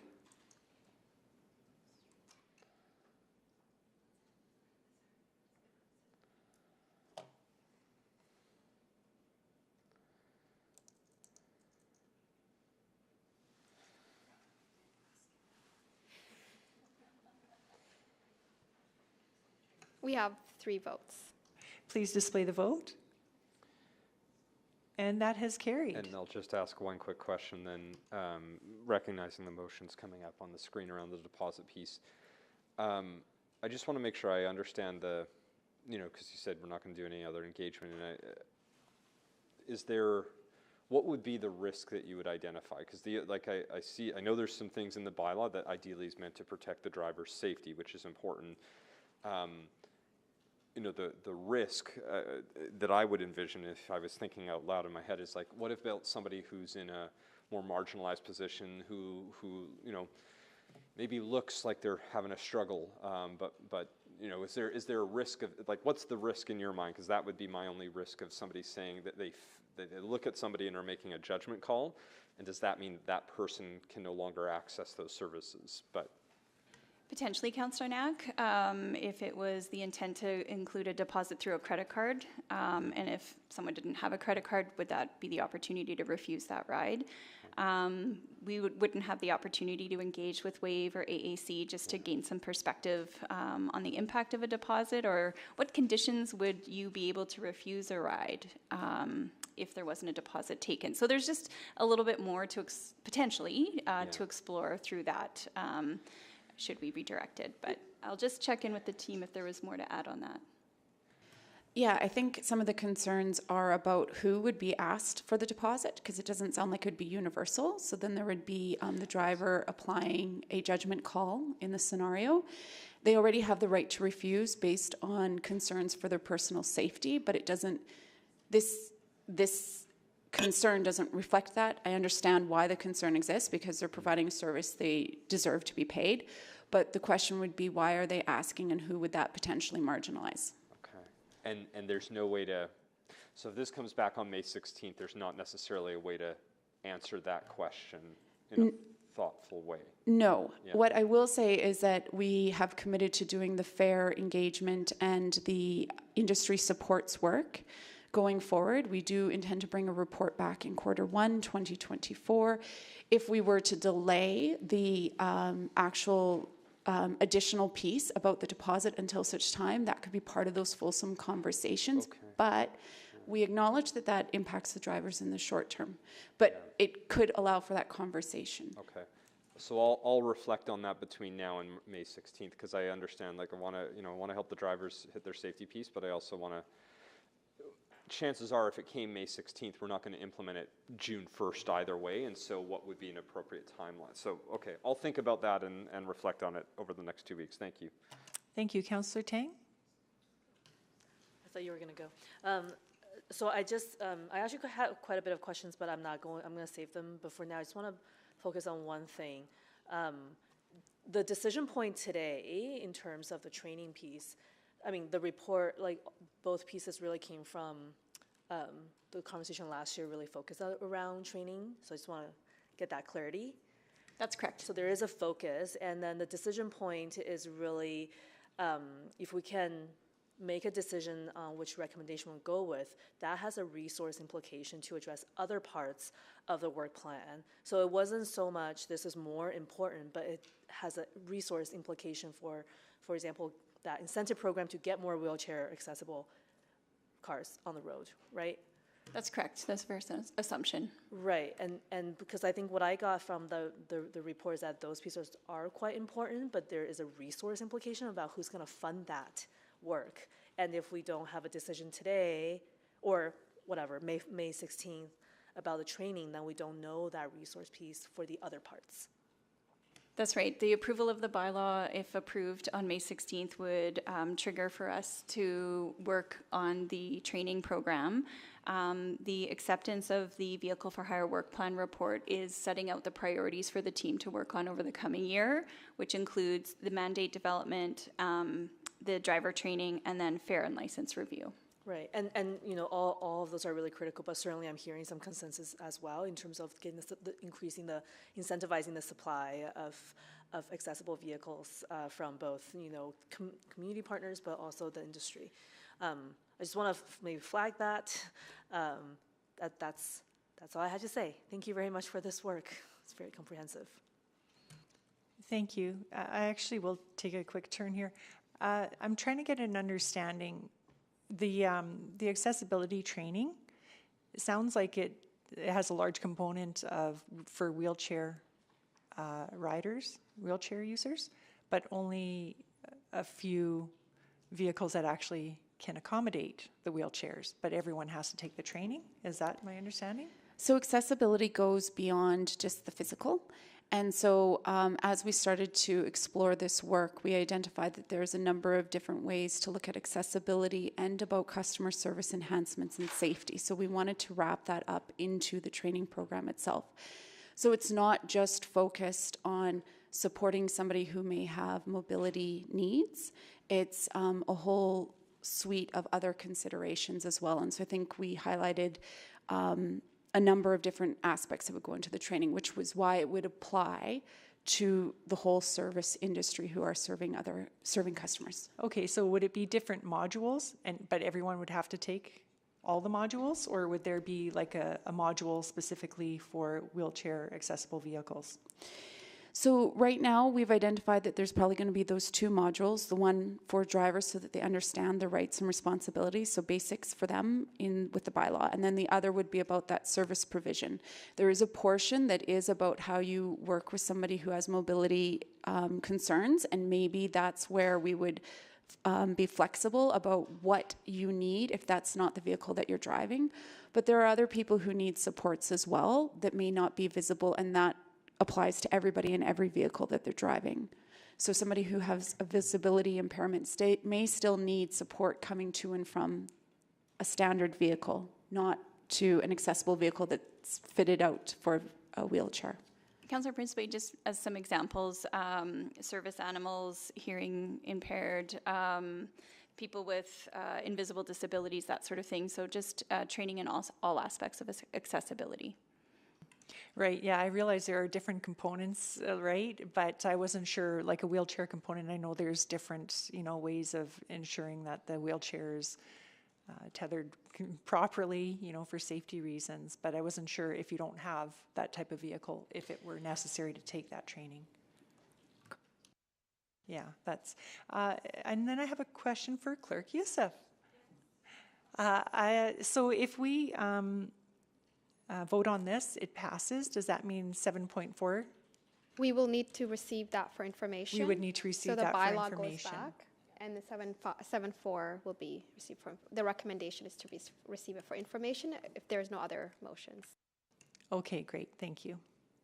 Councillor Rice? Yeah.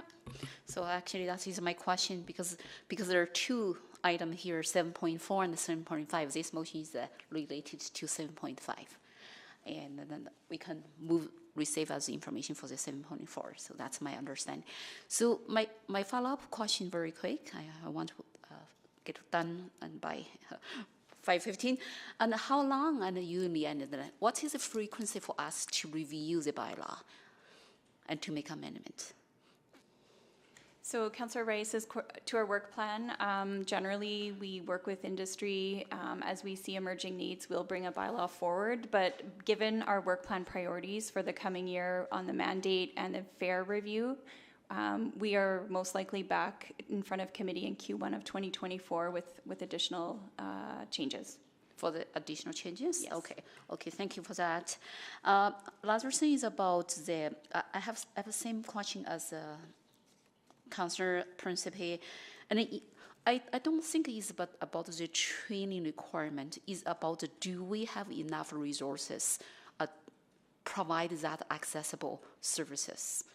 And so because right now what I heard very clear to the industry and worry about, and because incentive program is not in place to support, we actually have that services in place. If we don't have enough services in place and we ask everyone to do that training, so I'm a little bit confusing here. So my questions become, and what incentive program where we are right now, and how that program we can leverage to really support this industry and provide that accessibility, and then also from safety perspective and to our customers, to our Edmontonians, and who needs this service. So if I understand the question correctly, is do we have enough resources on the road to provide? No, Oh, sorry. what is about what intensive program? And because I didn't say this program review in the work plan. So incentive. The incentive. Yes. Okay, so we are committed to undertaking that work, and we do understand that there is a need for that work. However, part of the challenge is that we need to look at this mandate first. So how far and how much are we going to look at incentivizing and supporting private sectors within serving a very important portion of our mobility network? So we have a private industry and we have limited funds. Yep. And so we have to figure out how far and how much we're going to do through the dollars. And is this part of the work plan? yes, so that would come through the mandate as well. So we'd be bringing forward some options for us to explore. But I heard the major focus is about the rate review, middle rate review, and it's not about the mandate. But the mandate, what I heard here, will be part of work plan.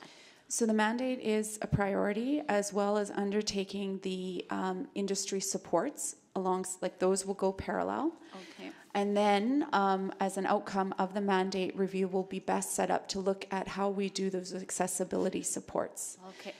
So there is a bit of a cadence, there is a bit of sequence to the work that we do. Okay. Thank you for that clarification. I do want to take the rest of the time and to Chair, if I could take the rest of the time just to do the quick speak about the motion. Sure, I please don't go need to ahead. take additional time. I do think because the deposit is not only about the deposit, actually deposit is this action or this process, and specifically could effectively reduce lots of like personal conflict, reduce cities' energy or time to deal with some complaint and from either side. I think if we could implement this type of sense as soon as possible, actually we can save our time or the energy to focus on work plan review to improve some other aspects and in this work. So I do think encourage my colleagues consider to support this. And I know Mayor Sohi supported and he was not here, and to really reflect our city in the place to support everybody, include business community, and specific for this industry is really important for us to move people around and in our city, in airport, and in the people and into our city. So I just want to quickly say that. Thank you. Thank you, Councillor Rice. I'll ask, please vote.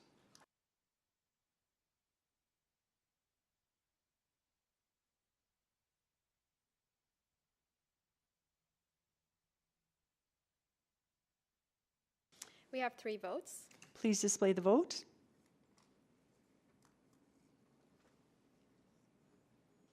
And that has carried. So that's for item 7.5. Now we would need to move item 7.4.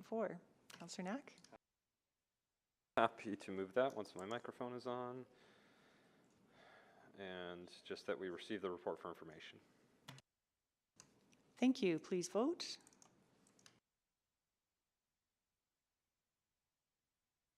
We have 3 votes. Please display the vote. And that has carried. Thank you, everyone, for being here today. Now, next, responses to councillor inquiries, none. Private reports, none. Motions pending, none. Notices of motion and motions without customary notice. None. We are adjourned. Thank you, everyone.